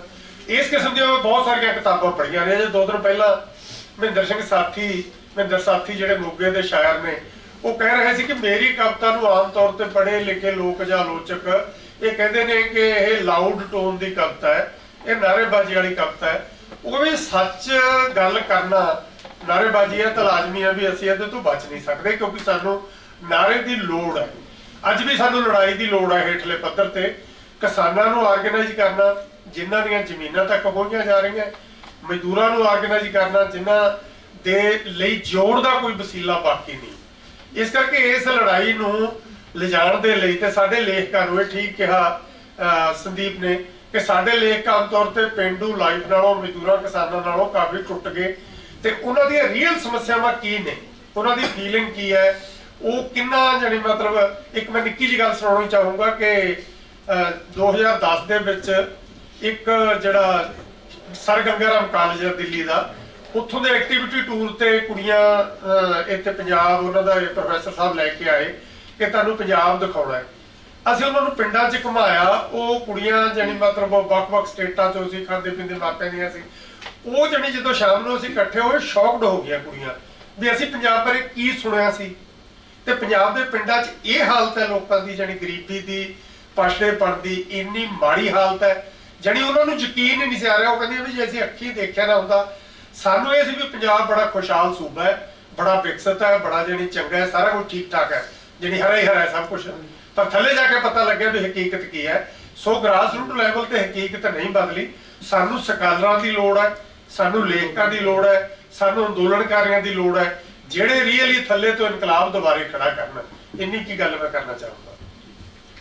ਇਹਨਾਂ ਦੀ ਗੱਲ ਦੀ ਲਗਾਤਾਰਤਾ ਤੇ ਸੰਦੀਪ ਜੀ ਐਸਾ ਲੱਗਿਆ ਵਾ ਕਿ ਗੱਲ ਥੋੜੀ ਸੰਖੇਪ ਦੇ ਵਿੱਚ ਕਰਨੀ ਹੈ, ਕਿਉਂਕਿ ਆਪਾਂ ਬੱਚਿਆਂ ਤੋਂ ਪ੍ਰਸ਼ਨ ਵੀ ਲੈਣੇ ਆ ਤੇ ਆਪਣੇ ਜਿਹੜੇ ਵਿਸ਼ੇਸ਼জ্ञ ਇਹਨਾਂ ਨੂੰ ਵੀ ਸੁਣਨਾ, ਉਹਨਾਂ ਲਈ ਟਾਈਮ ਬਚਾਉਣਾ। ਜਿੱਦਾਂ ਅੱਜ ਸਾਡੇ ਸੱਭਿਆਚਾਰ ਦੇ ਉੱਤੇ ਗਾਇਕੀ ਕਾਬਜ ਹੈ, ਗੀਤ ਕਿਹੋ ਜਿਹੇ ਆ ਰਹੇ ਆਪਾਂ ਸਾਰੇ ਜਾਣਦੇ ਹਾਂ। ਸਵੇਰੇ ਨਵਾਂ ਹੈ, ਸ਼ਾਮ ਤੱਕ ਬਿਹਾ ਹੋ ਗਿਆ ਗੀਤ। ਉਹ ਤੇ ਉਹਨਾਂ ਗੀਤਾਂ ਦੇ ਵਿੱਚ ਕਿਹੜੇ ਮਸਲੇ ਉਠਾਏ ਜਾਂਦੇ ਆ। ਸਾਡੇ ਇਹ ਤਾਂ ਹੈ ਨਹੀਂ ਕਿ ਜਿਹੜੇ ਸਾਡੇ ਜੋ ਆਪਾਂ ਜਿਸ ਵਿਸ਼ੇ ਤੇ ਗੱਲ ਕਰ ਰਹੇ ਉਹਦੀ ਕੋਈ ਗੱਲ ਨਹੀਂ ਕਰ ਰਹੇ। ਕਿਉਂ? ਕਿਉਂਕਿ ਮਾਰਕੀਟ 'ਚੋਂ ਗੀਤ ਚੱਲਣੇ ਨਹੀਂ ਹੈ, ਉਹਦਾ ਬਿਜ਼ਨਸ ਨਾਲ ਸੰਬੰਧ ਹੈ। ਮੈਂ ਕਦੀ ਕਦੀ ਕਹਿਣਾ ਹੁੰਦਾ ਕਿ ਜੇ ਮੈਨੂੰ ਕਹੋ ਤਾਂ ਮੈਂ ਦਰਜਨ ਗੀਤ ਸ਼ਾਮ ਤੱਕ ਲਿਖ ਸਕਦਾ, ਇੱਦਾਂ ਦੇ ਜਿਹੋ ਜਿਹੇ ਗੀਤ ਅੱਜ ਕੱਲ੍ਹ ਆਪਾਂ ਸੁਣਦੇ ਆ। ਜੇ ਤੂੰ ਨਾ ਆਈ ਦੁਸਹਿਰੇ ਤੇ ਰਾਵਣ ਨਾਲ ਸੜ ਕੇ ਮਰ ਜਾਊਂਗਾ ਗੀਤ ਬਣ ਗਏ। ਮਤਲਬ ਮੈਂ ਕਹਿੰਦਾ ਕਿ ਜਿਹੜਾ ਸਾਡੇ ਸਮਾਜ ਦਾ ਸੁਨੇਹਾ ਜਾਣਾ, ਉਹ ਸੁਨੇਹਾ ਨਹੀਂ ਜਾ ਰਿਹਾ। ਸਭ ਤੋਂ ਸੱਭਿਆਚਾਰ ਤੇ ਕਾਬਜ ਜਿਹੜਾ ਸਾਡੇ ਸਾਹਿਤ ਦਾ ਰੂਪ ਹੈ ਇਸ ਵੇਲੇ ਉਹ ਗੀਤ ਦੇ ਰੂਪ ਦੇ ਵਿੱਚ ਸਭ ਤੋਂ ਜ਼ਿਆਦਾ ਐਕਸੈਪਟੇਬਲ ਹੈ। ਸਾਡਾ ਨੌਜਵਾਨ ਜਿਹੜਾ ਹੈਗਾ ਵੱਧ ਤੋਂ ਵੱਧ ਉਹਨਾਂ ਗੀਤਾਂ ਨਾਲ ਜੁੜਿਆ ਹੈ। ਹੁਣ ਗੀਤ ਦੇਖਣ ਵਾਲੇ ਹੋਣ ਕਰਕੇ ਜ਼ਿਆਦਾ ਉਹਨਾਂ ਦਾ ਇੰਪੈਕਟ ਜ਼ਿਆਦਾ ਪੈ ਰਿਹਾ। ਤੁਹਾਡੀ ਕੀ ਟਿੱਪਣੀ ਇਹਦੇ ਤੇ ਲੈ ਕੇ ਕਿ ਸਾਡੇ ਇਹਨਾਂ ਵਿਸ਼ਿਆਂ ਨੂੰ ਲੈ ਕੇ ਗੀਤ ਨਹੀਂ ਚੱਲ ਰਹੇ ਕਿ ਜਾਂ ਗੀਤ ਆਉਂਦੇ ਉਹਨਾਂ ਨੂੰ ਕੋਈ ਸੁਣ ਨਹੀਂ ਰਿਹਾ? ਇਹ ਬਹੁਤ ਮਹੱਤਵਪੂਰਨ ਮਸਲਾ ਹੈ ਕਿ ਜਦੋਂ ਅਸੀਂ ਜਿੱਥੋਂ ਮੈਂ ਗੱਲ ਸ਼ੁਰੂ ਕੀਤੀ ਸੀ ਕਿ ਸਾਹਿਤ ਕੀ ਹੈ, ਸਾਹਿਤ ਦੀ ਪਛਾਣ ਦਾ ਮਸਲਾ ਜਦੋਂ ਅਸੀਂ ਗੱਲ ਕਰਦੇ ਹਾਂ, ਕਿ ਮੈਂ ਬਹੁਤ ਸਿੰਪਲ ਜੀ ਗੱਲ ਹੈ ਕਿ ਮੈਂ ਵਿਦਿਆਰਥੀਆਂ ਨੂੰ ਪੁੱਛਦਾ ਹੁੰਦਾ ਕਿ ਤੁਸੀਂ ਕੋਈ ਨਾਵਲ ਪੜ੍ਹਨਾ ਤਾਂ ਕਿਉਂ ਪੜ੍ਹੋ, ਹੈ ਨਾ। ਮਤਲਬ ਇੱਕ ਮੈਂ ਵਿਦਿਆਰਥੀਆਂ ਨੂੰ ਪੁੱਛ ਰਿਹਾ ਸੀ ਤੇ ਇੱਕ ਵਿਦਿਆਰਥਣ ਨੇ ਮੈਨੂੰ ਕਿਹਾ, ਕਹਿੰਦੀ ਵੀ ਸਰ ਵੀ ਮੈਂ ਤੁਹਾਡੇ ਲਈ ਨਾਵਲ ਪੜ੍ਹਨਾ ਕੀ ਹੈ? ਕਹਿੰਦੀ sir sometimes I think it's a waste of time. ਮੈਨੂੰ ਬਹੁਤ ਸੋਹਣਾ ਲੱਗਿਆ ਉਹਦਾ ਜਵਾਬ, ਕਿਉਂਕਿ ਮੈਨੂੰ ਇਹ ਲੱਗਦਾ ਕਿ ਵੀ ਜਦੋਂ ਅਸੀਂ ਨਾਨਕ ਸਿੰਘ ਹੋਣਾ ਦੇ, ਜਸਵੰਤ ਸਿੰਘ ਕੰਵਲ ਹੋਣਾ ਦੇ ਜਾਂ ਪੁਰਾਣੇ ਸਾਡੇ ਉਸ ਦੌਰ ਦੇ ਜਦੋਂ ਅਸੀਂ ਲਿਟਰੇਚਰ ਪੜ੍ਹ ਰਹੇ ਸੀ ਤਾਂ ਸਾਡੇ ਕੋਲੇ ਮਨੋਰੰਜਨ ਜਾਂ ਇੱਕ ਤਰ੍ਹਾਂ ਇੱਕ ਜਿਹੜੀ ਸੁਹਜਾਤਮਕ ਤ੍ਰਿਪਤੀ ਦਾ ਉਹ ਰਸਤਾ ਸੀ। ਤੇ ਉਸ ਤੋਂ ਬਾਅਦ ਇਹ ਰੂਪ ਬਦਲ ਗਿਆ। ਖਾਸ ਤੌਰ ਤੇ ਸੋਸ਼ਲ ਮੀਡੀਆ ਨੇ ਇਹਨੂੰ ਬਹੁਤ ਬੁਰੇ ਤਰੀਕੇ ਨਾਲ ਬਦਲਿਆ। ਹੁਣ ਵਿਦਿਆਰਥੀਆਂ ਦੇ, ਹਰ ਇੱਕ ਵਿਦਿਆਰਥੀ ਦੇ ਜੇਬ 'ਚ ਮੋਬਾਈਲ ਹੈ, ਉੱਤੇ ਇੰਟਰਨੈਟ, ਉਹ 1.5 GB ਉਹਨੂੰ ਫ੍ਰੀ ਮਿਲਿਆ ਹੋਇਆ ਤੇ ਉਹ 'ਚ ਜੋ ਉਹਦਾ ਜੀ ਕਰਦਾ ਉਹ ਸੁਣਦਾ। ਹੁਣ ਇਹ 'ਚ ਕੀ ਕੀਤਾ ਜਾਵੇ? ਇਹ ਬਹੁਤ ਬਾਰ-ਬਾਰ ਚਰਚਾ ਚੱਲਦੀ ਰਹਿੰਦੀ ਹੈ ਕਿ ਵੀ ਜਿਹੜੇ ਗੀਤਾਂ 'ਚ ਜੋ ਕੁਛ ਗੀਤਾਂ 'ਚ ਪੇਸ਼ ਹੋ ਰਿਹਾ ਕੀ ਇਹ ਤੇ ਕੋਈ ਸੈਂਸਰ ਹੋਣਾ ਚਾਹੀਦਾ ਜਾਂ ਨਹੀਂ ਹੋਣਾ ਚਾਹੀਦਾ, ਇਹ ਆਪਣੇ ਆਪ ਠੀਕ ਹੋਊਗਾ, ਮੱਛੀ ਪੱਥਰ ਚੱਟ ਕੇ ਮੁੜੇਗੀ ਜੀ। ਮਤਲਬ ਪਰ ਮੈਨੂੰ ਹਲੇ ਲੱਗ ਨਹੀਂ ਰਿਹਾ ਕਿ ਪੱਥਰ ਆ ਗਿਆ ਹੋਵੇ, ਕਿਉਂਕਿ ਅਸੀਂ ਪੰਜਾਬੀ ਗਾਇਕੀ 'ਚੋਂ ਸਿੱਧੂ ਮੂਸੇਵਾਲੇ ਤੇ ਹੁੰਦੇ ਹੋਏ ਮੁੱਖ ਮੰਤਰੀ ਤੱਕ ਪਹੁੰਚ ਗਏ ਹਾਂ। ਤੇ ਜਦੋਂ ਅਸੀਂ ਉਹ ਗੀਤ ਜਿਹੜਾ ਸਾਡੇ ਕੋਲੇ ਚੱਲ ਰਿਹਾ, ਇਹਦੇ 2-3 ਮਹੱਤਵਪੂਰਨ ਨੁਕਤੇ ਨੇ। ਇੱਕ ਤਾਂ ਇਹ ਕਿ ਜੇ ਅਸੀਂ ਮੈਨੂੰ ਜਦੋਂ ਥਿਓਰਾਈਜ਼ ਕਰਦਾ, ਜਦੋਂ ਅਸੀਂ ਇਹਨੂੰ ਅਸੀਂ ਤਾਂ ਸਮਝਦੇ, ਮੈਨੂੰ ਇਹ ਲੱਗਦਾ ਕਿ ਵੀ ਸਾਡਾ ਸ਼ਬਦ ਦਾ ਸੰਗੀਤ ਨਾਲੋਂ ਨਾਤਾ ਟੁੱਟ ਗਿਆ। ਸਾਡੇ ਕੋਲੇ ਧੁਨ ਸੀ ਆਪਣੀ, ਸਾਡੇ ਕੋਲ ਇੱਕ ਬੀਟ ਸੀ ਜਿਹੜੀ ਸਾਨੂੰ ਬਹੁਤ ਅਟਰੈਕਟ ਕਰਦੀ ਸੀ। ਸਾਡੇ ਕੋਲ ਕੋਈ ਵੀ ਗਾਣਾ ਚੱਲਦਾ ਹੋਵੇ ਤੇ ਸਾਡੀ ਬੀਟ ਜਿਹੜੀ ਸਾਨੂੰ ਉਹ ਅਪੀਲ ਕਰਦੀ ਸੀ, ਉਹ ਪੰਜਾਬੀ ਸੰਗੀਤ ਦੇ ਵਿੱਚ ਸੀਗੀ। ਮਹੱਤਵਪੂਰਨ ਗੱਲ ਸੀ, ਪੰਜਾਬ ਦਾ ਢੋਲ ਪੂਰੀ ਦੁਨੀਆ ਦੇ ਸਾਰੇ ਸੰਗੀਤ ਨੂੰ ਉਹਨੇ ਪ੍ਰਭਾਵਿਤ ਕੀਤਾ। ਪਰ ਜਿਹੜੇ ਉੱਥੇ ਸ਼ਬਦ ਆ ਗਏ ਨੇ ਉਹ ਬਿਲਕੁਲ ਹੀ ਕਈ ਵਾਰੀ ਬਿਲਕੁਲ ਆਪੋਜ਼ਿਟ ਹੈ। ਖਾਸ ਤੌਰ ਤੇ ਪਿਛਲੇ ਦਿਨਾਂ 'ਚ ਇੱਕ ਗੀਤ ਆਇਆ ਵਿਦਿਆਰਥੀਆਂ ਨੇ ਸਾਰਿਆਂ ਨੇ ਸੁਣਿਆ ਹੋਊਗਾ ਸੀ, ਵਿਆਹਾਂ 'ਚ ਅੱਜ ਕੱਲ੍ਹ ਬਹੁਤ ਚੱਲਦਾ ਕਿ ਗੈਰਾਂ ਦੇ ਵਿਹੜੇ 'ਚ ਛਣਕਾ ਕੇ ਆਈਆਂ। ਹੁਣ ਉਹ ਗੀਤ ਇਹ ਕਿ ਗੈਰਾਂ ਦੇ ਵਿਹੜੇ 'ਚ ਛਣਕਾ ਕੇ ਆਈਆਂ, ਜੱਟ ਦੀਆਂ ਦਿੱਤੀਆਂ ਬਣਾ ਕੇ ਝਾਂਜਰਾਂ, ਤੇ ਉਸ ਗੀਤ ਤੇ ਬਹੁਤੀ ਵਾਰ ਪਤੀ ਪਤਨੀ ਨੱਚ ਰਹੇ ਨੇ। ਮਤਲਬ ਜਿਹੜਾ ਸ਼ਬਦ ਦਾ ਜਿਹੜੇ ਅਰਥ ਨੇ ਉਹਦੇ ਤੱਕ ਨਹੀਂ ਪਹੁੰਚ ਰਿਹਾ, ਉਹਨੂੰ ਬੀਟ ਉਹ ਲੱਗ ਰਹੀ ਹੈ ਤੇ ਬਸ ਜਿਹੜਾ ਇਹ ਸਾਡਾ ਰਿਸ਼ਤਾ ਟੁੱਟ ਗਿਆ। ਸਾਨੂੰ ਬਹੁਤੀ ਵਾਰ ਜਦੋਂ ਅਸੀਂ ਇਸ ਗੱਲ ਦੀ ਚਿੰਤਾ ਕਰਦੇ ਹਾਂ ਕਿ ਇਹ ਗੀਤ ਕਿੱਦਾਂ ਦੇ ਚੱਲ ਰਹੇ ਨੇ ਜਾਂ ਕਿਸ ਤਰ੍ਹਾਂ ਹੋ ਰਿਹਾ, ਤਾਂ ਇਹਦੇ 'ਚ ਇੱਕ ਵੱਡਾ ਮਸਲਾ ਮੈਨੂੰ ਇਹ ਲੱਗਦਾ ਕਿ ਅਸੀਂ ਅਸਲ ਦੇ ਵਿੱਚ ਸ਼ਬਦ ਸੁਣ ਹੀ ਨਹੀਂ ਰਹੇ। ਸਾਨੂੰ ਸਿਰਫ ਬੀਟ ਸੁਣ ਰਹੀ ਹੈ ਤੇ ਉਹ ਬੀਟ ਨੇ ਸਾਨੂੰ ਇੰਨਾ ਮੰਤਰਮੁਗਧ ਕੀਤਾ ਹੋਇਆ ਕਿ ਅਸੀਂ ਸ਼ਬਦ ਵੱਲ ਜਾਵਾਂਗੇ। ਜਿਹੜੀ ਸਾਡੀ ਸ਼ਬਦ ਗੁਰੂ ਦੀ ਪਰੰਪਰਾ ਸੀ ਅਸੀਂ ਉਸ ਸਾਰੇ ਤੋਂ ਟੁੱਟ ਗਏ ਤੇ ਨਤੀਜੇ ਵਜੋਂ ਅਸੀਂ ਇਸ ਮੋੜ ਤੇ ਪਹੁੰਚੇ ਹੋਏ ਹਾਂ। ਹੁਣ ਇਹ 'ਚ ਵੀ ਇੱਕ ਵੱਡਾ ਮਸਲਾ ਹੈ ਕਿ ਵੀ ਅਸੀਂ ਫਿਰ ਕੀ ਇਹਦੇ ਲਈ ਸਾਡੀ ਪੀੜ੍ਹੀ ਜਾਂ ਸਾਥੋਂ ਪਹਿਲਾਂ ਵਾਲੀ ਪੀੜ੍ਹੀ ਇੱਕ ਦੋਸ਼ ਦੇ ਦਿੰਦੀ ਹੈ ਕਿ ਜੀ ਅਗਲੀ ਪੀੜ੍ਹੀ ਬਸ ਪੜ੍ਹਦੇ ਨਹੀਂ ਜੀ, ਆਹੀ ਹਾਲਤ ਹੋ ਗਈ, ਇਹ ਹੋ ਗਿਆ। ਮੈਨੂੰ ਇਹ ਲੱਗਦਾ ਹੁੰਦਾ ਕਿ ਵੀ ਇਹ ਕਿਉਂ ਹੋ ਗਿਆ। ਈਵਨ ਜਦੋਂ ਅਸੀਂ ਮੈਮ ਆਨਰ ਕਿਲਿੰਗ ਦੀ ਗੱਲ ਕਰ ਰਹੇ ਸੀ, ਮੈਨੂੰ ਇਹ ਲੱਗਦਾ ਹੁੰਦਾ ਕਿ ਵੀ ਜੇ ਆਨਰ ਕਿਲਿੰਗ ਹੋ ਰਹੀ ਹੈ ਜਾਂ ਉਹ ਕਿਉਂ ਵਾਪਰ ਰਿਹਾ ਹੈ ਸਾਰਾ ਕੁਝ। ਇਹ ਜਿਹੜੀ ਸੱਤਾ ਜਿਹੜੀ ਸਾਡੇ ਅੰਦਰ ਜਿਹੜੀ ਪੈਟਰੀਆਰਕੀ ਪਈ ਹੈ, ਉਸ ਤੋਂ ਬਾਅਦ ਜਿਹੜੀ ਪੂੰਜੀਵਾਦ ਜਾਂ ਈਵਨ ਨਵ ਪੂੰਜੀਵਾਦ ਜਿਹੜਾ ਗਲੋਬਲਾਈਜੇਸ਼ਨ, ਇਹਨਾਂ ਸਾਰੀਆਂ ਚੀਜ਼ਾਂ ਨੇ ਜੋ ਜਿੱਦਾਂ ਦੀ ਸਾਡੀ ਘਾੜਤ ਕਰ ਰਹੇ ਨੇ ਤੇ ਉਹਦੇ ਚੋਂ ਇਹ ਬਹੁਤ ਜਿਹੜੇ ਇਦਾਂ ਦੀਆਂ ਚੀਜ਼ਾਂ ਨੇ ਜਿਹੜੀਆਂ ਨਿਕਲ ਕੇ ਆ ਰਹੀਆਂ ਨੇ ਤੇ ਨਤੀਜੇ ਵਜੋਂ ਜਿਹੜਾ ਲਿਟਰੇਚਰ ਹੈ ਉਹ ਹਾਸ਼ੀਏ ਤੇ ਜਾ ਰਿਹਾ ਹੈ। ਤੇ ਇੱਕ ਹੋਰ ਮਸਲਾ ਜਿਹੜਾ ਇਹਦੇ 'ਚ ਮੈਨੂੰ ਇਹ ਲੱਗਦਾ ਸੀਗਾ ਕਿ ਵੀ ਜਦੋਂ ਖਾਸ ਤੌਰ ਤੇ ਅਸੀਂ ਗੀਤਾਂ ਦੇ ਹਵਾਲੇ ਨਾਲ ਗੱਲ ਕਰਦੇ ਹਾਂ ਕਿ ਵੀ ਜਿਹੜਾ ਕਾਸਟਿਜ਼ਮ ਖਾਸ ਤੌਰ ਤੇ ਗੀਤਾਂ 'ਚ ਆ ਰਿਹਾ, ਜਿਹੜੀ ਜਦੋਂ ਅਸੀਂ ਸਾਡਾ ਨੇਤਰਾਮ, ਸਾਡਾ ਇੱਕ ਕਲਾਕਾਰ ਆਰਨੇਤ, ਮਤਲਬ ਸਾਡੇ ਏਰੀਏ ਦਾ ਨੇਤਰਾਮ, ਉਹ ਸਾਡਾ ਜਾਣਦੇ ਸੀ ਨੇਤਰਾਮ, ਉਹ ਬੇਸਿਕਲੀ ਬਾਏ ਕਾਸਟ ਪੰਡਤਾਂ ਦਾ ਮੁੰਡਾ ਤੇ ਜਿੰਨੇ ਉਹਦੇ ਗੀਤ ਨੇ ਉਹਨਾਂ ਗੀਤਾਂ 'ਚ ਸਾਰਿਆਂ 'ਚੋਂ ਜੱਟ ਜੱਟ ਜੱਟ ਜੱਟ ਜੱਟ। ਹੁਣ ਕੀ ਮਤਲਬ ਜੇ ਉਹਨੂੰ ਪੁੱਛੇ ਤੇ ਕੀ ਉਹ ਕਹਿੰਦਾ ਵੀ ਇਹ ਚੀਜ਼ ਚੱਲ ਰਹੀ ਹੈ, ਇਹ ਚੀਜ਼ ਮਤਲਬ ਇਹ ਸੁਣਨਾ ਹੈ। ਮਤਲਬ ਹੁਣ ਜਿਹੜੀ ਇਹ ਜ਼ਿੰਮੇਵਾਰੀ ਜਿਹੜਾ ਜੇ ਤਾਂ ਅਸੀਂ ਤੇ ਸੈਂਸਰ ਲਾਉਣ ਦੀ ਕੋਸ਼ਿਸ਼ ਕਰਦੇ ਤਾਂ ਸਾਨੂੰ ਇਹ ਵੀ ਪਤਾ ਹੈ ਕਿ ਉਸ ਸੈਂਸਰ ਨੂੰ ਇਸਤੇਮਾਲ ਵੀ ਕੀਤਾ ਜਾਊਗਾ ਚੰਗੀ ਗੱਲ ਨੂੰ, ਚੰਗੀ ਆਵਾਜ਼ ਨੂੰ ਦਬਾਉਣ ਲਈ। ਮਤਲਬ ਸਰਕਾਰ ਤਾਂ ਬਹੁਤ ਦੇਰ ਤੋਂ ਇਹ ਚਾਹੁੰਦੀ ਕਿ ਸੋਸ਼ਲ ਮੀਡੀਆ ਤੇ ਜਾਂ ਤੇ ਥੋੜਾ ਜਿਹਾ ਸੈਂਸਰਸ਼ਿਪ ਹੋਵੇ ਤੇ ਉਹ ਸੈਂਸਰਸ਼ਿਪ ਦਾ ਮਕਸਦ ਇਹੀ ਹੋਊਗਾ। ਪਰ ਜੇ ਅਸੀਂ ਉਹਨੂੰ ਨਹੀਂ ਰੋਕਦੇ ਤਾਂ ਉਹ ਜਿਸ ਦਿਸ਼ਾ 'ਚ ਜਾ ਰਹੀ ਹੈ ਤੇ ਜਿਹੜੀ ਸਾਡੀ ਕਲਾਸ ਸਟਰਕਚਰ ਤੇ ਕਾਸਟ ਸਟਰਕਚਰ ਜਿਹੜਾ ਸਾਡੇ ਸੂਬੇ ਦਾ, ਮੱਖਣ ਮਾਨ ਹੋਣਾ ਦੇ ਹਵਾਲੇ ਨਾਲ ਉਹਨਾਂ ਨੇ ਇੱਕ ਸਵਾਲ ਪੁੱਛਿਆ ਸੀ, ਮੇਰਾ ਜੀ ਉਹ ਤੇ ਵੀ ਕਰਦਾ ਸੀ ਕਿ ਮੈਂ ਇਸ ਮਸਲੇ ਨੂੰ ਮੈਂ ਸਮਝਦਾ ਹਾਂ, ਮੈਨੂੰ ਗੱਲ ਸਮਝ ਪੈਂਦੀ ਕਿ ਮੇਰੀ ਸਟੱਡੀ ਦਿੱਲੀ ਯੂਨੀਵਰਸਿਟੀ ਦੀ ਹੈ, ਮੈਂ 10 ਸਾਲ ਦਿੱਲੀ ਰਿਹਾ। ਮੈਂ ਜਦੋਂ ਮੇਰੇ ਦੋਸਤ ਨੇ ਬਹੁਤ ਸਾਰੇ ਉਹ ਪੰਜਾਬ ਤੋਂ ਬਾਹਰਲੇ ਨੇ ਤੇ ਜਦੋਂ ਮੈਂ ਪੰਜਾਬ ਦੀ ਸਟਰਕਚਰ ਨੂੰ ਸਮਝਣ ਦੀ ਕੋਸ਼ਿਸ਼ ਕਰਦਾ ਜਾਂ ਪੰਜਾਬ ਤੋਂ ਬਾਹਰਲੇ ਖਾਸ ਤੌਰ ਤੇ ਹਰਿਆਣਵੀ ਮੇਰੇ ਕਾਫੀ ਮਿੱਤਰ ਨੇ, ਬਾਕੀ ਸਾਡਾ ਮੈਂ ਮਾਨਸਾ ਤੋਂ ਤੇ ਸਾਡਾ ਉਧਰੋਂ ਨੇੜੇ ਹਰਿਆਣਾ, ਸਾਡੇ ਤੇ ਅਸਰ ਵੀ ਸਟੇਟ ਵੀ ਉਹ ਸਾਡੇ ਜਿਹੜਾ ਕਲਚਰਲ ਸਾਡੀਆਂ ਬਹੁਤ ਸਾਰੀਆਂ ਸਾਂਝਾਂ ਹੈਗੀਆਂ ਨੇ। ਮੈਨੂੰ ਲੱਗਦਾ ਕਿ ਵੀ ਉੱਥੇ ਇੱਕ ਬੜੀ ਮੈਂ 1 ਮਿੰਟ 'ਚ ਸੰਖੇਪ 'ਚ ਸੁਣਾਉਂਗਾ, ਮੈਂ ਲਾਲਚ ਕਰ ਰਿਹਾ ਇਸ ਗੱਲ ਦਾ ਕਿ ਇੱਕ ਸਾਡੇ ਦੋਸਤ ਮੇਰੇ ਬਹੁਤ ਸਾਰੇ ਖੜੇ ਹੋਏ ਤੇ ਬਹੁਤ ਪਰੇਸ਼ਾਨੀ 'ਚ, ਤੇ ਮੈਂ ਉਹਨਾਂ ਨੂੰ ਪੁੱਛਿਆ ਵੀ ਕੀ ਹੋਇਆ। ਬਹੁਤੇ ਜਾਟ ਪਰਿਵਾਰਾਂ 'ਚੋਂ ਸੀਗੇ। ਉਹਨਾਂ ਨੇ ਇੱਕ ਦੋਸਤ ਦਾ ਨਾਮ ਲਿਆ ਕਿ ਮਹਿਲਾ ਸ਼ਾਦੀ ਕਰ ਰਿਹਾ ਹੈ। ਇਹ 'ਚ ਦੁਖੀ ਹੋਣ ਵਾਲੀ ਕੀ ਗੱਲ ਹੈ? ਕਹਿੰਦੇ ਜੱਟਾਂ ਕਿਸ਼ੋਰੀ ਗਿੱਲ ਕਰ ਰਿਹਾ, ਮਤਲਬ ਜੱਟਾਂ ਦੀ ਕੁੜੀ ਨਾਲ ਵਿਆਹ ਕਰਾ ਰਿਹਾ। ਜੱਟਾਂ ਨੂੰ ਇਸ ਗੱਲ ਦਾ ਫਿਕਰ ਹੋ ਰਿਹਾ, ਜਿਹੜਾ ਉਹਨਾਂ ਦਾ ਪੂਰਾ ਦੋਸਤ ਹੈ, ਜਿਹੜਾ 2-3 ਸਾਲਾਂ ਤੋਂ ਜਿਹੜੇ ਉਹ 7-8 ਦੋਸਤਾਂ ਦੇ ਗਰੁੱਪ ਦੇ ਵਿੱਚ 24 ਘੰਟੇ ਨਾਲ ਰਿਹਾ, ਕਿਉਂਕਿ ਉਹ ਹੋਰ ਰੋਡ ਜਾਤ ਚੋਂ ਹੈ ਤੇ ਉਹ ਜਾਟ ਕੁੜੀ ਨਾਲ ਵਿਆਹ ਕਰਾ ਰਿਹਾ।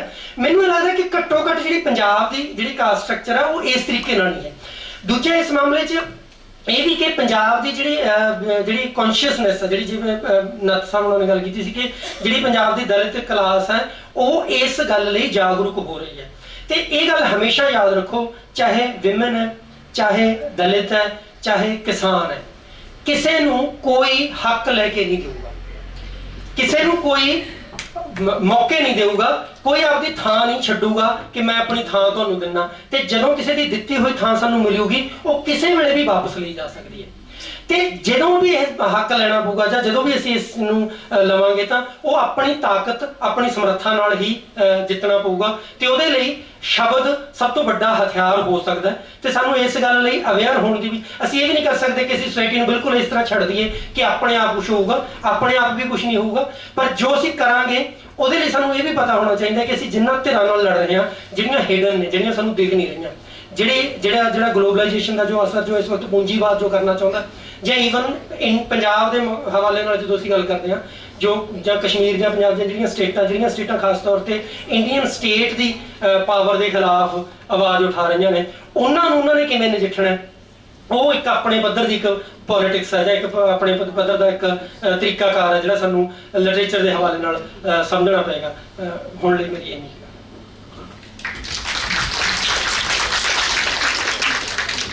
ਹੁਣ ਮੈਂ ਪ੍ਰੈਸਰ ਤੁਹਾਡੇ ਕੋਲ ਦੇਖੋ, ਨਰ ਤੇ ਨਾਰੀ ਦੀ ਗੱਲ ਕੀਤੀ ਜਾਂਦੀ ਹੈ ਤੇ ਇੱਕ ਤੀਜਾ ਲਿੰਗ ਵੀ ਅੱਜ ਕੱਲ੍ਹ ਚਰਚਾ ਦੇ ਵਿੱਚ ਹੈ, ਟਰਾਂਸਜੈਂਡਰ ਜਿਹਨੂੰ ਕਹਿ ਦਿੰਦੇ ਆ, ਥਰਡ ਸਮਲਿੰਗਿਕ ਵਿਆਹ ਆ ਰਹੇ ਆ। ਕੀ ਮਸਲਾ ਕਿ ਜਾਂ ਕੀ ਆ ਰਿਹਾ ਹੈ ਤੇ ਇੱਕ ਇਹ ਵੀ ਸੀ ਮੇਰੇ ਮਨ 'ਚ ਕਿਤੇ ਕਿ ਗੁਰੂ ਨਾਨਕ ਸਾਹਿਬ ਨੇ ਜਿੱਥੇ ਸੰਦੇਸ਼ ਦਿੱਤਾ ਕਿ ਔਰਤ ਨੂੰ ਪਹਿਲੀ ਵਾਰੀ ਉਹ ਰੁਤਬਾ ਸਥਾਨ ਦਿੱਤਾ ਸੋ ਕੇ ਮੰਦਾ ਕਿ ਜਿੱਥੇ ਜੰਮਿਆ ਰਾਜਾ ਹਨ, ਉਸੇ ਗੁਰੂ ਘਰ ਦੇ ਵਿੱਚ ਅਜੇ ਤੱਕ ਦਰਬਾਰ ਸਾਹਿਬ ਦੇ ਵਿੱਚ ਬੀਬੀਆਂ ਨੂੰ ਕੀਰਤਨ ਕਰਨ ਦੀ ਤੇ ਉਹ ਤੁਸੀਂ ਉਹਤੇ ਕੰਮ ਵੀ ਕਰ ਰਹੇ ਮੈਨੂੰ ਪਤਾ, ਤੇ ਅਸੀਂ ਵੀ ਜਾਣਨਾ ਚਾਹਾਂਗੇ ਕਿ ਤੁਸੀਂ ਕਿਸ ਪ੍ਰਕਾਰ ਦਾ ਕੰਮ ਕਰ ਰਹੇ ਹੋ ਤੇ ਔਰਤਾਂ ਨੂੰ ਇੰਪਾਵਰਮੈਂਟ ਦੇ ਲਈ ਤੁਸੀਂ ਕਿਸ ਰੂਪ ਦੇ ਵਿੱਚ, ਜਾਂ ਤੁਸੀਂ ਕੁਝ ਹੋਰ ਕਹਿਣਾ ਚਾਹੁੰਦੇ ਹੋ, ਇਸ ਸਮਿਟਣੀ ਗੱਲ ਚਾਹੁੰਦੇ ਹੋ, ਕਿਉਂਕਿ ਤੋਂ ਬਾਅਦ ਤੁਹਾਨੂੰ ਟਾਈਮ ਨਹੀਂ ਮਿਲਣਾ।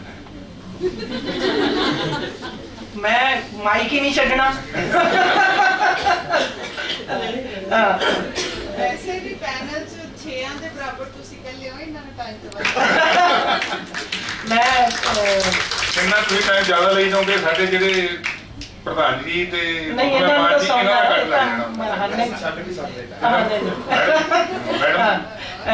ਮੈਂ ਮਾਨ ਸਾਹਿਬ ਨੇ ਇੱਕ ਗੱਲ ਕੀਤੀ ਸੀ, ਜਦੋਂ ਮੈਂ ਥੋੜਾ ਜਿਹਾ ਉਹਨੂੰ ਕਲੀਅਰ ਕਰ ਦਿਆਂ ਕਿ ਜਦੋਂ ਮੈਂ ਆਨਰ ਕਿਲਿੰਗ ਤੇ ਕੰਮ ਕਰ ਰਹੀ ਸੀ ਤੇ ਉਹਦੇ ਬਹੁਤ ਸਾਰੇ ਅਸੀਂ ਉਹਦੀਆਂ ਪਰਤਾਂ ਜਦੋਂ ਫੋੜੀਆਂ, ਉਹਦੇ ਚੋਂ ਇੱਕ ਪਰਤ ਪੰਜਾਬ ਦੇ ਵਿੱਚ ਇਹ ਆਈ ਕਿ ਜਿਹੜੇ ਮੁੰਡੇ ਮਾਰੇ ਗਏ, ਜਿਹੜੇ ਨੀਵੀਂ ਜਾਤ ਦੇ ਮੁੰਡੇ ਨੇ ਉੱਚੀ ਜਾਤ ਦੇ ਕੁੜੀ ਨਾਲ ਸ਼ਾਦੀ ਕੀਤੀ ਤਾਂ ਉੱਥੇ ਨੀਵੀਂ ਜਾਤ ਦੇ ਮੁੰਡੇ ਮਾਰੇ ਗਏ।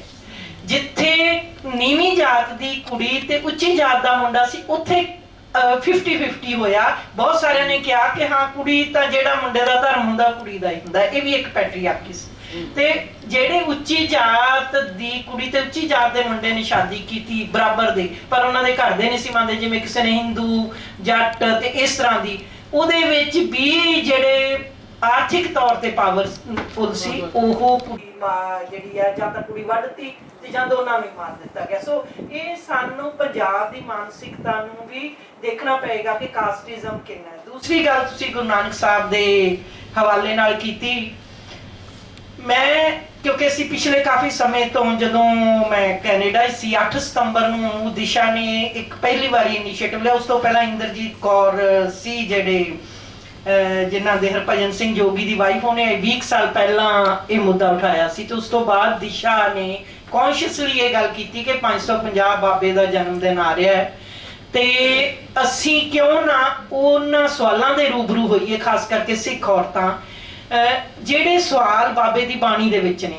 ਅਸੀਂ ਹੁਣ ਮੈਂ ਇਹ ਸਵਾਲ ਮੈਂ ਆਪਣੇ ਆਪ ਨੂੰ ਕਰਦੀ ਹਾਂ, ਬਾਬਾ ਨਾਨਕ ਕਹਿ ਰਿਹਾ ਸੋ ਕੇ ਮੰਦਾ ਆਖੀਏ ਜਿੱਤ ਜੰਮੇ ਰਹਿ ਜਾਣ, ਭੰਡ ਨਿਮੀਏ ਭੰਡ ਬੜੀ ਲੰਬੀ, ਤੁਸੀਂ ਸਾਰੇ ਜਾਣਦੇ ਹੋ, ਮੈਂ ਉਹਦੀ ਨਹੀਂ ਕਰਦੀ। ਪਰ ਜੇ ਔਰਤ ਰਾਜੇ ਨੂੰ ਨਾ ਵੀ ਜਨਮ ਦੇਏ ਤਾਂ ਫਿਰ ਵੀ ਤਾਂ ਔਰਤ ਮਹਾਨ ਹੋਣੀ ਚਾਹੀਦੀ ਹੈ, ਧਰਤੀ ਮਾਂ। ਦੂਜੀ ਗੱਲ ਇਹ ਹੈ ਕਿ ਬਾਬਾ ਜੀ ਨੇ ਜਿਸ ਹਿਸਟੋਰੀਕਲ ਪਰਸਪੈਕਟਿਵ ਦੇ ਵਿੱਚ ਉਹ ਗੱਲ ਕਹਿ ਰਹੇ ਆ ਕਿ ਇੱਕ ਪਾਸੇ ਮੁੱਲਾ, ਇੱਕ ਪਾਸੇ ਪੰਡਤ, ਬ੍ਰਾਹਮਣ, ਉਹਨਾਂ ਨੂੰ ਚੈਲੰਜ ਕਰ ਰਹੇ, ਤੇ ਉਹਨਾਂ ਨੇ ਉਸ ਕੰਟੈਕਸਟ ਦੇ ਵਿੱਚ ਇਹ ਗੱਲ ਕਹੀ ਕਿ ਹਾਂ ਤੁਸੀਂ ਔਰਤ ਨੂੰ ਨੀਵਾਂ ਕਿਉਂ ਦਿਖਾ ਰਹੇ ਹੋ, ਜਦੋਂ ਕਿ ਉਹ ਰਾਜਿਆਂ ਤੱਕ ਨੂੰ ਜਨਮ ਦਿੰਦੀ ਹੈ। ਉਸ ਜਦੋਂ ਅਸੀਂ ਕਿਸੇ ਵੀ ਲਿਟਰੇਚਰ ਨੂੰ ਪੜ੍ਹਨਾ ਉਹਦਾ ਹਿਸਟੋਰੀਕਲ ਪਰਸਪੈਕਟਿਵ 'ਚ ਰੱਖ ਕੇ ਦੇਖਾਂਗੇ। ਅੱਜ 550 ਸਾਲ ਬਾਅਦ ਅਸੀਂ ਇੱਕ ਪਟੀਸ਼ਨ ਸਾਈਨ ਕੀਤੀ ਜਿਹੜੀ ਵਰਲਡ ਵਾਈਡ, ਜਿਸ ਨੂੰ ਬਰਿਆਮ ਸਿੰਘ ਸੰਧੂ, ਸੁਰਜੀਤ ਪਾਤਰ ਹੋਰਾਂ ਨੇ ਵੀ ਸਾਈਨ ਕੀਤਾ ਉਸ ਪਟੀਸ਼ਨ ਨੂੰ, ਔਰ 400 ਤੋਂ ਵੱਧ ਜਿਹੜੇ ਸਾਡੇ ਲੇਖਕ ਨੇ, ਵੱਡੀਆਂ ਜਥੇਬੰਦੀਆਂ ਨੇ, ਔਰਤਾਂ ਨੇ ਉਸ ਪਟੀਸ਼ਨ ਨੂੰ ਸਾਈਨ ਕੀਤਾ। ਉਹਦੇ ਵਿੱਚ ਅਸੀਂ ਸਿਰਫ SGPC ਨੂੰ ਇਹ ਕਹਿ ਰਹੇ ਹਾਂ ਕਿ 550 ਸਾਲ ਬਾਅਦ ਜਿਹੜਾ ਪ੍ਰੈਕਟਿਸਿਸ ਨੇ ਸਾਡੀਆਂ, ਥਿਊਰੀ ਸਾਨੂੰ ਜੋ ਕਹਿ ਰਹੀ ਹੈ, ਜਿਹੜੀਆਂ ਪ੍ਰੈਕਟਿਸਿਸ ਨੇ ਕਿ ਉਹਦੇ ਵਿੱਚ ਔਰਤ ਦਾ ਬਰਾਬਰ ਦਾ ਰੁਤਬਾ ਹੈ। ਅਸੀਂ ਉਹ ਕੀਰਤਨ ਕਰਨ ਦੀ ਵੀ ਗੱਲ ਕਹਿ ਰਹੇ ਹਾਂ, ਜਿਹੜੀ ਰਹਿਤ ਮਰਿਆਦਾ ਦੇ ਵਿੱਚ ਜੇ ਕਿਸੇ ਨੇ ਪੜ੍ਹੀ ਉਹਦੇ ਆਖਰੀ ਪੰਨੇ ਦੇ ਉੱਤੇ ਇੱਕ ਲਾਈਨ 28ਵਾਂ ਪੁਆਇੰਟ ਕਿ ਔਰਤਾਂ ਜਿਹੜੀਆਂ ਅੰਮ੍ਰਿਤ ਛਕਾਉਣ 'ਚ ਸ਼ਾਮਲ ਹੋ ਸਕਦੀਆਂ ਪਰ ਪ੍ਰੈਕਟਿਸ 'ਚ ਨਹੀਂ ਹੈ। ਔਰਤ ਤੁਸੀਂ ਇਹ ਦੇਖੋ ਕਿ ਜਿਹੜਾ ਗੁਰਬਾਣੀ ਦਾ ਕੰਟੈਸਟ ਹੈ ਉਹ ਹੈ ਮਹਿਲਾ ਤੇ ਇੱਕੋ ਹੀ ਪੁਰਖ ਹੈ। ਗੁਰਬਾਣੀ ਦੀ ਫਿਲਾਸਫੀ ਦੇ ਮੁਤਾਬਕ ਇੱਕੋ ਹੀ ਪੁਰਖ ਹੈ, ਉਹ ਪਰਮਾਤਮਾ, ਬਾਕੀ ਸਾਰੀਆਂ ਮਹਿਲਾਵਾਂ ਨੇ। ਤੇ ਜਦੋਂ ਉਹ ਸੰਬੋਧਨ ਕਰ ਰਹੇ ਨੇ ਤੇ ਅਸੀਂ ਜਿਹੜੀਆਂ ਔਰਤਾਂ ਤੇ ਮਰਦ ਬਰਾਬਰ ਹੈ, ਨਰ ਤੇ ਨਾਰੀ, ਪਰ ਉਹਦੇ 'ਚ ਕੀ ਕੀਤਾ ਕਿ ਅਸੀਂ ਨਾਰੀ ਨੂੰ ਫੇਰ ਨੀਵਾਂ ਦਿਖਾਇਆ। ਕਿਸੇ ਵੀ ਰਹਿਤ ਮਰਿਆਦਾ 'ਚ ਕਿਸੇ ਵੀ ਥਾਂ ਤੇ ਗੁਰੂ ਗ੍ਰੰਥ ਸਾਹਿਬ ਦੀ ਫਿਲਾਸਫੀ ਦੇ ਵਿੱਚ ਨਹੀਂ ਹੈ ਕਿ ਔਰਤ ਪਿੱਛੇ ਚੱਲੇਗੀ, ਮਰਦ ਅੱਗੇ ਚੱਲੇਗਾ। ਕਿਧਰੇ ਦਾਨ ਜਿਹੜੀ ਦਿੱਤੀ ਗਈ ਵਸਤੂ ਹੈ ਉਹਦੇ ਤੇ ਤਾਂ ਪੇਰੈਂਟਸ ਦਾ ਕਿਸੇ ਦਾ ਵੀ ਕਲੇਮ ਨਹੀਂ ਹੁੰਦਾ, ਅਸੀਂ ਦਾਨ ਕਰ ਰਹੇ ਹਾਂ। ਤੁਸੀਂ ਉਹਨਾਂ ਕੁਐਸਚਨਸ ਦੇ ਅੱਜ ਜਿਹੜੀ ਨਵੇਂ ਪ੍ਰਸੰਗ 'ਚ ਰੂਬਰੂ ਹੋਣਾ ਪਏਗਾ ਕਿ ਜੇ ਕੁੜੀ ਨੂੰ ਦਾਨ ਕਰ ਦਿੱਤਾ ਤੁਸੀਂ ਤੇ ਦਾਨ ਤਾਂ ਵਸਤੂ ਕੀਤੀ ਜਾਂਦੀ ਹੈ, ਜਿਉਂਦੀ ਜਾਗਦੀ ਚੀਜ਼ ਨਹੀਂ ਕੀਤੀ ਜਾਂਦੀ। ਸੋ ਇਸ ਪ੍ਰਸੰਗ ਨੂੰ ਵੀ ਸਾਨੂੰ ਦੇਖਣਾ ਪਏਗਾ। ਤੇ ਦੂਸਰਾ, ਜਦੋਂ ਦਾਨ ਕਰ ਦਿੱਤੀ, ਯੂ ਹੈਵ ਨੋ ਕਲੇਮ, ਜਿਹੜੀ ਵਸਤੂ ਦਾਨ ਹੀ ਹੋਗੀ ਉਹ ਤਾਂ ਅਗਲੇ ਦੀ ਕਸਟਡੀ ਹੋਗੀ। ਸੋ ਇਹ ਸਾਰੇ ਸਵਾਲਾਂ ਨੂੰ ਅਸੀਂ ਮੱਦੇਨਜ਼ਰ ਰੱਖਦੇ ਹੋਏ ਅਸੀਂ ਇਹ ਕਿਹਾ ਕਿ ਜੇ ਤੁਸੀਂ ਅੱਜ ਦੇ ਡੈਮੋਕ੍ਰੈਟਿਕ ਸਿਸਟਮ ਦੇ ਵਿੱਚ ਇਹ ਸੰਵਿਧਾਨ ਦੇ ਦਾਇਰੇ ਦੇ ਵਿੱਚ ਰਹਿੰਦਿਆਂ ਇਹ ਗੱਲ ਕਰਨੀ ਹੈ ਤੇ ਔਰਤਾਂ ਨੂੰ ਹਰ ਮਰਹਲੇ 'ਚ 50% ਰਿਪਰੈਜ਼ੈਂਟੇਸ਼ਨ ਦਿਓ, ਈਵਨ ਐਗਜ਼ੀਕਿਊਟਿਵ 'ਚ। ਅਸੀਂ ਤੇ ਇੱਥੋਂ ਤੱਕ ਕਿਹਾ ਕਿ ਜਿਹੜੀ ਗ੍ਰੰਥੀ ਸਿੰਘ ਦੀ ਕੀਰਤਨ ਕਰਨ ਦੀ ਜਿਹੜੀ ਹੈ ਉਹਦੇ ਵਿੱਚ ਰਾਖਵਾਂਕਰਨ ਜਿਹੜਾ ਹੈ ਉਹ ਹੋਣਾ ਚਾਹੀਦਾ, ਕਿਉਂਕਿ ਔਰਤਾਂ ਜਿਹੜੀਆਂ ਨੇ, ਤੁਸੀਂ ਤਾਂ ਹੀ ਕਿਸੇ ਧਰਮ ਦਾ ਜਿਹੜਾ ਇੱਕ ਫੋਕਸ ਜਿਹੜਾ ਫੇਸ ਬਣਾਓਗੇ ਜੇਕਰ ਤੁਸੀਂ ਪ੍ਰੈਕਟਿਸ ਦੇ ਵਿੱਚ ਦਿਓਗੇ। ਮੇਰੇ ਕੋਲ ਇੱਕ ਪ੍ਰੋਜੈਕਟ ਸੀ ਉੱਥੇ ਕੈਨੇਡਾ 'ਚ, ਉੱਥੇ 2000 ਗੁਰਦੁਆਰਾ ਰਜਿਸਟਰਡ ਹੈ ਸਾਰੇ ਅੰਟਾਰੀਓ 'ਚ। ਤੁਹਾਨੂੰ ਬੜੀ ਹੈਰਾਨੀ ਹੋਏਗੀ, ਬਹੁਤ ਸਾਰੇ ਘਰਾਂ ਦੇ ਵਿੱਚ ਗੁਰਦੁਆਰੇ ਨੇ, ਪਰ ਜਿਹੜੇ ਚੱਲ ਰਹੇ ਨੇ ਉਹ 20-25 ਗੁਰਦੁਆਰੇ ਆ। ਤੇ ਸਭ ਤੋਂ ਪੁਰਾਣਾ ਗੁਰਦੁਆਰਾ ਹੈ ਪੇਪ ਸਟਰੀਟ ਤੇ, ਜਿਹੜੀ 올ਡ ਸਟਰੀਟ ਸੀ, 올ਡ ਟਾਊਨ ਜਿਹੜਾ ਹੈ ਟੋਰਾਂਟੋ ਦੇ ਵਿੱਚ। ਮੈਂ ਉੱਥੋਂ ਸ਼ੁਰੂ ਕੀਤਾ ਆਪਣਾ ਸਰਵੇ ਤੇ ਮੇਰਾ ਇਹ ਸੀ ਕਿ the representation of the Sikh woman in the decision making religious institutions, ਉਹਦੇ ਚ ਨਾਟ ਇਵਨ ਸਿੰਗਲ, ਅਸੀਂ ਕਹਿੰਦੇ ਕੋ ਮਾਡਰਨ ਹੈ, ਉਹ ਕੈਨੇਡਾ 'ਚ ਚਲੇ ਗਏ, ਉਹ ਅੱਗੇ ਹੈ, ਉੱਥੇ ਨਾਟ ਇਵਨ ਸਿੰਗਲ ਗੁਰਦੁਆਰਾ ਦੇ ਵਿੱਚ ਦਾ ਹੋਲ ਹਿਸਟਰੀ। 1965 ਚ ਪਹਿਲਾ ਗੁਰਦੁਆਰਾ ਅੰਟਾਰੀਓ 'ਚ ਬਣਿਆ, ਜਦੋਂ ਕਿ ਜਾ ਕੇ ਜਿਹੜਾ ਵੈਨਕੂਵਰ ਦੇ ਵਿੱਚ 1913 'ਚ ਬਣਿਆ ਸੀ, ਔਰ 1906 ਦੇ ਵਿੱਚ ਕਿਸੇ ਭਾਈ ਹੀਰਾ ਸਿੰਘ ਤੇ ਭਾਗ ਸਿੰਘ ਗੁਰੂ ਗ੍ਰੰਥ ਸਾਹਿਬ ਲੈ ਕੇ ਗਏ ਸੀ ਇੱਥੋਂ। ਉਹ 1906 ਦੇ ਵਿੱਚ ਸ਼ੁਰੂ ਹੋਇਆ ਸੀ, ਫਿਰ 1913 'ਚ ਗੁਰਦੁਆਰਾ ਬਣਿਆ, ਉਹ ਵੈਨਕੂਵਰ ਸਾਈਡ ਜਿਹੜਾ ਹੈ। ਪਰ ਇੱਥੇ 1965 ਦੇ ਵਿੱਚ ਪਹਿਲਾ ਗੁਰਦੁਆਰਾ ਬਣਿਆ। 1965 ਤੋਂ ਲੈ ਕੇ ਅੱਜ ਤੱਕ not even single woman the representation ਹੈ, ਸਿਰਫ ਕਿੱਥੇ ਹੈ? ਲੰਗਰ ਕਮੇਟੀ 'ਚ। ਜਿੰਨੀ ਦੇਰ ਤੱਕ ਅਸੀਂ ਔਰਤ ਦਾ ਬਿੰਬ ਚੁੱਲ੍ਹੇ ਚੌਂਕੇ ਦੇ ਨਾਲੋਂ ਤੋੜਦੇ ਨਹੀਂ, ਉਹਦੀ ਆਜ਼ਾਦੀ ਦੇ ਮਸਲੇ ਨੂੰ ਹੱਲ ਨਹੀਂ ਕੀਤਾ ਜਾ ਸਕਦਾ। ਇਹ ਬਿੰਬ ਸਾਨੂੰ ਤੋੜਨਾ ਪਏਗਾ, ਕਿਉਂਕਿ ਜਿਹੜਾ ਅਨਅਕਾਊਂਟੇਬਲ ਲੇਬਰ ਹੈ ਜਿਹੜੀ ਔਰਤਾਂ ਦੀ, 2011 ਚ ਇੱਕ ਸਰਵੇ ਹੋਇਆ world wide, $70,000 million for a year ਔਰਤਾਂ ਦੀ ਅਨਅਕਾਊਂਟੇਬਲ ਲੇਬਰ ਜਾ ਰਹੀ ਹੈ, ਜਿਹੜੀ ਕਿ ਉਹਦੇ ਡੋਮੈਸਟਿਕ ਕੰਮਾਂ 'ਚ। ਮੈਂ ਵਰਕਸ਼ਾਪ ਕਰਦੀ ਹਾਂ ਬਹੁਤ ਵਾਰੀ, ਔਰਤਾਂ ਨੂੰ ਜਦੋਂ ਅਸੀਂ ਆਈਸ ਬ੍ਰੇਕਿੰਗ ਕਰਦੇ ਕੀ ਕਰ ਦਿੰਦੇ, ਨਹੀਂ ਜੀ ਮੈਂ ਤਾਂ ਕੁਛ ਨਹੀਂ ਕਰਦੀ। ਅੱਛਾ, ਫਿਰ ਤੁਸੀਂ ਸਵੇਰੇ ਪੈ ਰਹਿੰਦੇ ਹੋ, ਤੁਹਾਨੂੰ ਚਾਹ ਪਾਣੀ ਉਹ ਤਾਂ ਮੈਂ ਦਿੰਨੀ ਹਾਂ ਜੀ। ਅੱਛਾ, ਚੌਂਕਾ ਬੁਹਾਰੀ ਕੌਣ? ਉਹ ਤਾਂ ਮੈਂ ਕਰਦੀ ਹਾਂ ਜੀ। ਹਰਿਆਣੇ 'ਚ ਜਾਓ ਤੇ ਬਾਹਰੋਂ ਕੱਖ ਕਾਨ ਵੀ ਲੈ ਕੇ ਆਉਣਾ ਹੈ, ਸਾਰੇ ਘਰਦਿਆਂ ਨੂੰ, ਬਜ਼ੁਰਗਾਂ ਨੂੰ, ਬੱਚਿਆਂ ਨੂੰ, ਸਾਰਿਆਂ ਨੂੰ ਦੇਣਾ। ਤੇ ਔਰਤਾਂ ਅਸੀਂ ਕੀ ਕਰਦੀਆਂ? ਅਸੀਂ ਕਹਿੰਦੇ ਨੇ ਔਰਤਾਂ ਬੜੀਆਂ ਬਣ ਫੱਬ ਕੇ ਰਹਿੰਦੀਆਂ, ਅਸੀਂ ਆਪਣੇ ਆਪ ਨੂੰ ਪਿਆਰ ਨਹੀਂ ਕਰਦੀਆਂ। ਜਦੋਂ ਖਾਣ ਪੀਣ ਦਾ ਟਾਈਮ ਆਉਂਦਾ ਉਦੋਂ ਸਭ ਤੋਂ ਬਾਹਰ, ਕਿਉਂਕਿ ਸਾਡੀ ਮਰਿਆਦਾ 'ਚ ਹੈ, ਔਰਤ ਸਭ ਤੋਂ ਪਿੱਛੋਂ ਖਾਏਗੀ, ਪਹਿਲਾਂ ਸਾਰਿਆਂ ਨੂੰ ਪਤੀ ਪਰਮੇਸ਼ਰ ਨੂੰ ਦੇ ਦੇਗੀ। ਅੱਜ ਜਿਹੜੀ ਪੰਜਾਬ ਦੀ ਸਿਹਤ, ਸਿੱਖਿਆ ਤੇ ਸੁਰੱਖਿਆ, ਔਰਤਾਂ ਦੀ ਤਿੰਨ ਜਿਹੜੇ ਐਸ ਨੇ, ਇਹ ਸਭ ਤੋਂ ਜ਼ਿਆਦਾ ਡੇਂਜਰਸ ਜ਼ੋਨ 'ਚ ਹੈ। ਮੈਂ ਇਹ ਕਹਿਣਾ ਚਾਹਨੀ ਹਾਂ, ਇੱਥੇ ਸਾਡੀ ਸਰਕਾਰ ਜਿਹੜੀ ਹੈ ਉਹਨੂੰ ਉਹ ਕਰਨਾ ਹੀ ਨਹੀਂ ਚਾਹੁੰਦੀ। ਕਦੇ ਤੁਸੀਂ ਸੁਣਿਆ ਕਿ ਜੈਂਡਰ ਬਜਟਿੰਗ ਜਿਹੜੀ ਹੈ ਸਰਕਾਰ ਨੇ ਕਦੇ ਕੀਤੀ ਹੋਵੇ? ਜਿਹੜੀ ਜੈਂਡਰ ਬਜਟਿੰਗ ਹੈ ਉਹਨੂੰ ਹਰ ਇੱਕ ਸਫੀਅਰ, ਚਾਹੇ ਇਕਨੋਮੀ ਹੈ ਜਾਂ ਸਾਡੀ ਸੋਸ਼ਲ ਸੈਟਅਪ ਹੈ, ਸਾਡਾ ਜਿਹੜਾ ਮੈਨੇਜਮੈਂਟ ਹੈ, ਉਹਦੇ ਵਿੱਚ ਜੈਂਡਰ ਬਜਟਿੰਗ ਜਿੰਨੀ ਦੇਰ ਨਹੀਂ ਹੁੰਦੀ ਉਨੀ ਦੇਰ ਤੱਕ ਔਰਤਾਂ ਦੇ ਸਵਾਲਾਂ ਦੇ ਰੂਬਰੂ ਨਹੀਂ ਹੋਇਆ ਜਾ ਸਕਦਾ। ਔਰ ਤੀਸਰੀ ਗੱਲ ਜਿਹੜੀ ਹੈ ਕਿ ਔਰਤਾਂ ਦਾ ਹਿੱਸਾ, ਕਿਉਂਕਿ ਆਰਥਿਕਤਾ ਦੇ ਵਿੱਚ ਬਹੁਤ ਸਾਰੀਆਂ, ਤੁਹਾਨੂੰ ਸ਼ਾਇਦ ਮੇਰੀਆਂ ਗੱਲਾਂ ਨਹੀਂ ਲੱਗਣੀਆਂ, ਮੈਂ ਆਪਣੇ ਹੀ ਕਾਲਜ ਦੇ ਵਿੱਚ ਅੱਜ ਤੋਂ 10 ਸਾਲ ਪਹਿਲਾਂ ਇੱਕ ਹਿਡਨ ਸਰਵੇ ਕੀਤਾ, ਜਿਸ ਦੇ ਵਿੱਚ ਮੋਰ ਦੈਨ 60% ਮੇਰੀਆਂ ਪ੍ਰੋਫੈਸਰ ਕੁਲੀਗਸ ਨੇ ਕਿਹਾ ਕਿ ਸਾਨੂੰ ਆਪਣੀ ਤਨਖਾਹ ਆਪ ਵਰਤਣ ਦਾ ਹੱਕ ਨਹੀਂ ਹੈ, ਸਾਨੂੰ ਦੱਸਣੀ ਪੈਂਦੀ ਹੈ। ਜਿਹੜੇ ਹਾਇਰ ਇੰਸਟੀਟਿਊਸ਼ਨ ਦੇ ਵਿੱਚ ਤੁਸੀਂ ਕੀ ਕਰੋਗੇ? ਤੇ ਉੱਥੇ ਤੁਹਾਨੂੰ ਜਿਹੜਾ ਲੜਨ ਦੀ ਗੱਲ ਕਹਿ ਰਹੇ ਹੋ, ਲੜਨਾ ਪਏਗਾ। ਪਰ ਜਿਹੜਾ ਇੱਕ ਕਲਚਰਲ ਤੌਰ ਤੇ, ਸਰਕਾਰਾਂ ਦੇ ਤੌਰ ਤੇ ਬਹੁਤ ਵੱਡਾ ਸਰਕਾਰਾਂ ਦਾ ਰੋਲ ਹੁੰਦਾ, ਅਸੀਂ ਉਹ ਤੋਂ ਮੁਨਕਰ ਨਹੀਂ ਹੋ ਸਕਦੇ, ਕਿਉਂਕਿ ਜੇਕਰ ਉਹਨਾਂ ਨੇ ਜਿਹੜਾ ਹੈ ਇੱਕ ਸੋਸ਼ਲ ਬਜਟਿੰਗ ਹੀ ਨਹੀਂ ਕੀਤੀ, ਕਿ ਕਦੇ ਤੁਹਾਡੇ ਕੋਲ ਕਿਸੇ ਸ਼ਹਿਰ, ਕਾਲਜ, ਸਕੂਲ ਦੇ ਵਿੱਚ ਸੋਸ਼ਲ ਬਜਟਿੰਗ ਹੋਈ ਹੈ? ਜਿਹਦਾ ਸੋਸ਼ਲ ਆਡਿਟ ਕਹਿੰਦੇ ਆ ਅਸੀਂ, ਸੋਸ਼ਲ ਆਡਿਟ ਨਹੀਂ ਹੋ ਰਿਹਾ, ਸਾਡੀ ਜਨ ਸੁਣਵਾਈ ਨਹੀਂ ਹੋ ਰਹੀ। ਤੁਸੀਂ ਕੁੜੀਆਂ ਕੀ ਚਾਹੁੰਦੀਆਂ ਹੋ, ਕਿਹੋ ਜਿਹੀ ਐਜੂਕੇਸ਼ਨ ਚਾਹੁੰਦੀਆਂ ਹੋ, ਰਸਤਿਆਂ ਦੇ ਵਿੱਚ ਕਿਸ ਤਰ੍ਹਾਂ ਦਾ ਹੋਵੇ? ਸੋ ਤਿੰਨ ਚੀਜ਼ਾਂ ਨੇ, ਸਰਕਾਰ ਹੈ, ਪੁਲਿਸ ਹੈ ਤੇ ਸਾਡੀਆਂ ਜਿਹੜੀਆਂ ਇੰਪਲੀਮੈਂਟਿੰਗ ਏਜੰਸੀਜ਼ ਹੈ, ਇਹ ਤਿੰਨੇ ਜਦੋਂ ਤੱਕ ਸਾਡੀਆਂ ਜਿਹੜੀਆਂ ਕਾਨੂੰਨ ਬਹੁਤ ਅੱਛੇ ਨੇ, ਐਸੀ ਗੱਲ ਨਹੀਂ ਹੈ, ਬਹੁਤ ਕੁਝ ਬਦਲਿਆ। 100 ਸਾਲ ਪਹਿਲਾਂ ਵਿਧਵਾ ਵਿਆਹ ਦੀ, ਬਾਲ ਵਿਆਹ ਦੀ, ਸਾਡੀ ਜਿਹੜੀ ਹੈ ਸੈਕੰਡ ਮੈਰਿਜ ਦੇ ਬਾਰੇ ਸਾਡੇ ਬਦਲ ਗਏ ਨੇ, ਬਹੁਤ ਕੁਝ ਬਦਲਿਆ, ਐਸੀ ਗੱਲ ਨਹੀਂ ਹੈ। ਪਰ ਅੱਜ ਦੇ ਸਮੇਂ ਦੇ ਮੁਤਾਬਕ ਜੇਕਰ ਸਾਡੀਆਂ ਸਰਕਾਰਾਂ ਨੇ ਉਹ ਗੱਲਾਂ ਨਹੀਂ ਕੀਤੀਆਂ, ਉਨੀ ਦੇਰ ਤੱਕ ਜਿਹੜਾ ਹੈ ਇਹ ਗੱਲ ਨਹੀਂ ਹੋਣੀ। ਮੈਂ ਇੱਕ ਆਪਣੀ ਇਸ ਗੱਲ ਦੇ ਨਾਲ ਗੱਲ ਖਤਮ ਕਰਾਂਗੀ। ਮੇਰੀ ਬੜੀ ਅੱਛੀ ਦੋਸਤ ਹੈ, ਉਹਨੇ ਲਿਖਿਆ ਮੈਂ ਉੜਦੀ ਜਾਂ ਨਾ ਉੜਦੀ, ਮੈਂ ਉੜਦੀ ਜਾਂ ਨਾ ਉੜਦੀ, ਇਹ ਤਾਂ ਗੱਲ ਸੀ ਮਗਰੋਂ ਦੀ, ਪਰ ਤੈਨੂੰ ਤਾਂ ਚਿੰਤਾ ਹੀ ਖਾ ਗਈ ਮੇਰੇ ਖੰਭ ਖਿਲਾਰੇ ਦੀ। ਜਾਂ ਸੁਖਵਿੰਦਰ ਅਮਰਤ ਕਹਿੰਦੀ ਹੈ ਕਿ ਔਰਤਾਂ ਵੀ ਗੁਰੂ ਨਾਨਕ ਵਾਂਗੂ ਉਦਾਸੀਆਂ ਤੇ ਜਾ ਸਕਦੀਆਂ ਸੀ ਜੇਕਰ ਬੰਦਿਆਂ ਦੇ ਮੂੰਹ ਵਰਗੇ ਰਾਹਾਂ ਦੇ ਵਿੱਚ ਬਗੇਲੇ ਨਾ ਹੁੰਦੇ, ਉਹ ਵੀ ਬੁੱਧ ਵਾਂਗੂ ਜਿਹੜੀ ਹੈ ਨਿਰਵਾਣ ਲਈ ਜਾ ਸਕਦੀਆਂ ਸੀ। ਸੋ ਉਹ ਜਿਹੜਾ ਐਟਮੋਸਫੀਅਰ ਹੈ ਸਾਡੀ ਸੁਸਾਇਟੀ ਦੇ ਵਿੱਚ ਜਿਹੜਾ ਹੈ, ਉਹਨੂੰ ਸਾਨੂੰ ਉਹ ਤੋਂ ਅਸੀਂ ਮੁਨਕਰ ਨਹੀਂ ਹੋ ਸਕਦੇ। ਕੁੜੀਆਂ ਅਸੀਂ ਕਰੀਏ ਜਾਂ ਤਾਂ ਦੇਵੀ ਕਹਿ ਦਿੱਤਾ ਜਾਂ ਦੁਰਗਾ ਕਹਿ ਦਿੱਤਾ, ਉਹਨੂੰ ਇਨਸਾਨ ਦੇ ਤੌਰ ਤੇ ਤਸਲੀਮ ਅਜੇ ਕਰਨਾ ਹੈ। ਔਰਤ ਇਨਸਾਨ ਹੈ, ਇੱਕ ਮਾਨਵੀ ਰੁਤਬਾ ਵੀ ਹੈ, ਉਹਦੀ ਇਨਸਾਨ ਦੇ ਹੋਣ ਤੇ ਬਹੁਤ ਸਾਰੀਆਂ ਕਮਜ਼ੋਰੀਆਂ ਨੇ, ਬਹੁਤ ਸਾਰੀਆਂ ਖਾਸ਼ਾਂ ਨੇ, ਤੇ ਕਦੋਂ ਜਦੋਂ ਅਸੀਂ ਇਨਸਾਨ ਤਸਲੀਮ ਕਰਾਂਗੇ ਉਦੋਂ ਬਰਾਬਰ ਦੇ ਰੁਤਬੇ ਦੀ ਗੱਲ ਹੋਏਗੀ। ਬੱਚਿਓ ਤੁਸੀਂ ਇਹ ਸੁਣਿਆ, ਅਨੁਭਵ ਬੋਲ ਰਿਹਾ, ਸ਼ਬਦ ਨਹੀਂ ਬੋਲ ਰਹੇ। ਇਹ ਸਾਰੇ ਲੋਕ ਜਿਹੜੇ ਇੱਧਰਲੇ ਪਾਸੇ ਬੈਠੇ ਆ, ਜੇ ਮਤਲਬ ਸਮੇਂ ਦੀ ਪਾਬੰਦੀ ਨਾ ਹੋਵੇ ਤਾਂ ਇਹਨਾਂ ਨੂੰ ਪਾਣੀ ਪਿਲਾ ਕੇ ਭਾਵੇਂ 3-3 ਘੰਟੇ 4-4 ਘੰਟੇ ਲਗਾਤਾਰ ਸੁਣ ਸਕਦੇ ਆ ਆਪਾਂ ਨਾ। ਤੁਹਾਡੇ ਚੋਂ ਹੁਣ ਕਿਸੇ ਦੇ ਮਨ 'ਚ ਕੋਈ ਪ੍ਰਸ਼ਨ ਆਇਆ, ਆਪਣੀ ਜਗ੍ਹਾ ਤੋਂ ਖੜ ਕੇ ਤੁਸੀਂ ਬਦਾਮ ਪਏ, ਬਦਾਮ ਖਾ ਲਓ ਜੀ। ਦੀਦੀ ਪ੍ਰਸ਼ਨ ਬੋਲੋ ਬੇਟੇ। ਸਰ ਦੇਸਰਾਜ ਜੀ, ਤੁਸੀਂ ਕਾਲੀ ਸਾਹਿਬ ਇਹਨਾਂ ਬੱਚਿਆਂ ਦੇ ਪ੍ਰਸ਼ਨ ਸੁਣਨੇ ਆ, ਇਹਨਾਂ ਪ੍ਰਸ਼ਨਾਂ ਦੀ ਲੋੜ ਦੇ ਵਿੱਚ ਤੁਸੀਂ ਆਪਣਾ ਪ੍ਰਧਾਨਗੀ ਭਾਸ਼ਣ ਕਰ ਲਓ। ਠੀਕ ਹੈ ਸਰ, ਮੇਰਾ ਨਾਮ ਨਿਧੀ। ਮੇਰਾ ਕੁਐਸਚਨ ਇਹ ਹੈ ਕਿ ਹੁਣ ਤੁਸੀਂ ਇੱਥੇ ਬੈਠੇ ਹੋ, ਅਸੀਂ ਇੱਥੇ ਬੈਠੇ ਹਾਂ, ਸਾਡੇ ਘਰ ਦੇ ਸਾਨੂੰ ਇੰਨੇ ਚੰਗੇ ਕਾਲਜ 'ਚ ਪੜ੍ਹਾ ਰਹੇ ਆ ਤੇ ਅਸੀਂ ਆ ਰਹੇ ਹਾਂ, ਉਹ ਸਾਡੀ ਫੀਸ ਪੇ ਕਰ ਰਹੇ ਆ। ਹੁਣ ਤੁਸੀਂ ਇੱਥੇ ਆਏ ਹੋਵੋਗੇ, ਤੁਹਾਨੂੰ ਸੱਦੇ ਪੱਤਰ ਆਏ ਹੋਣਗੇ, ਡੈਟਸ ਆਲ ਨਾ।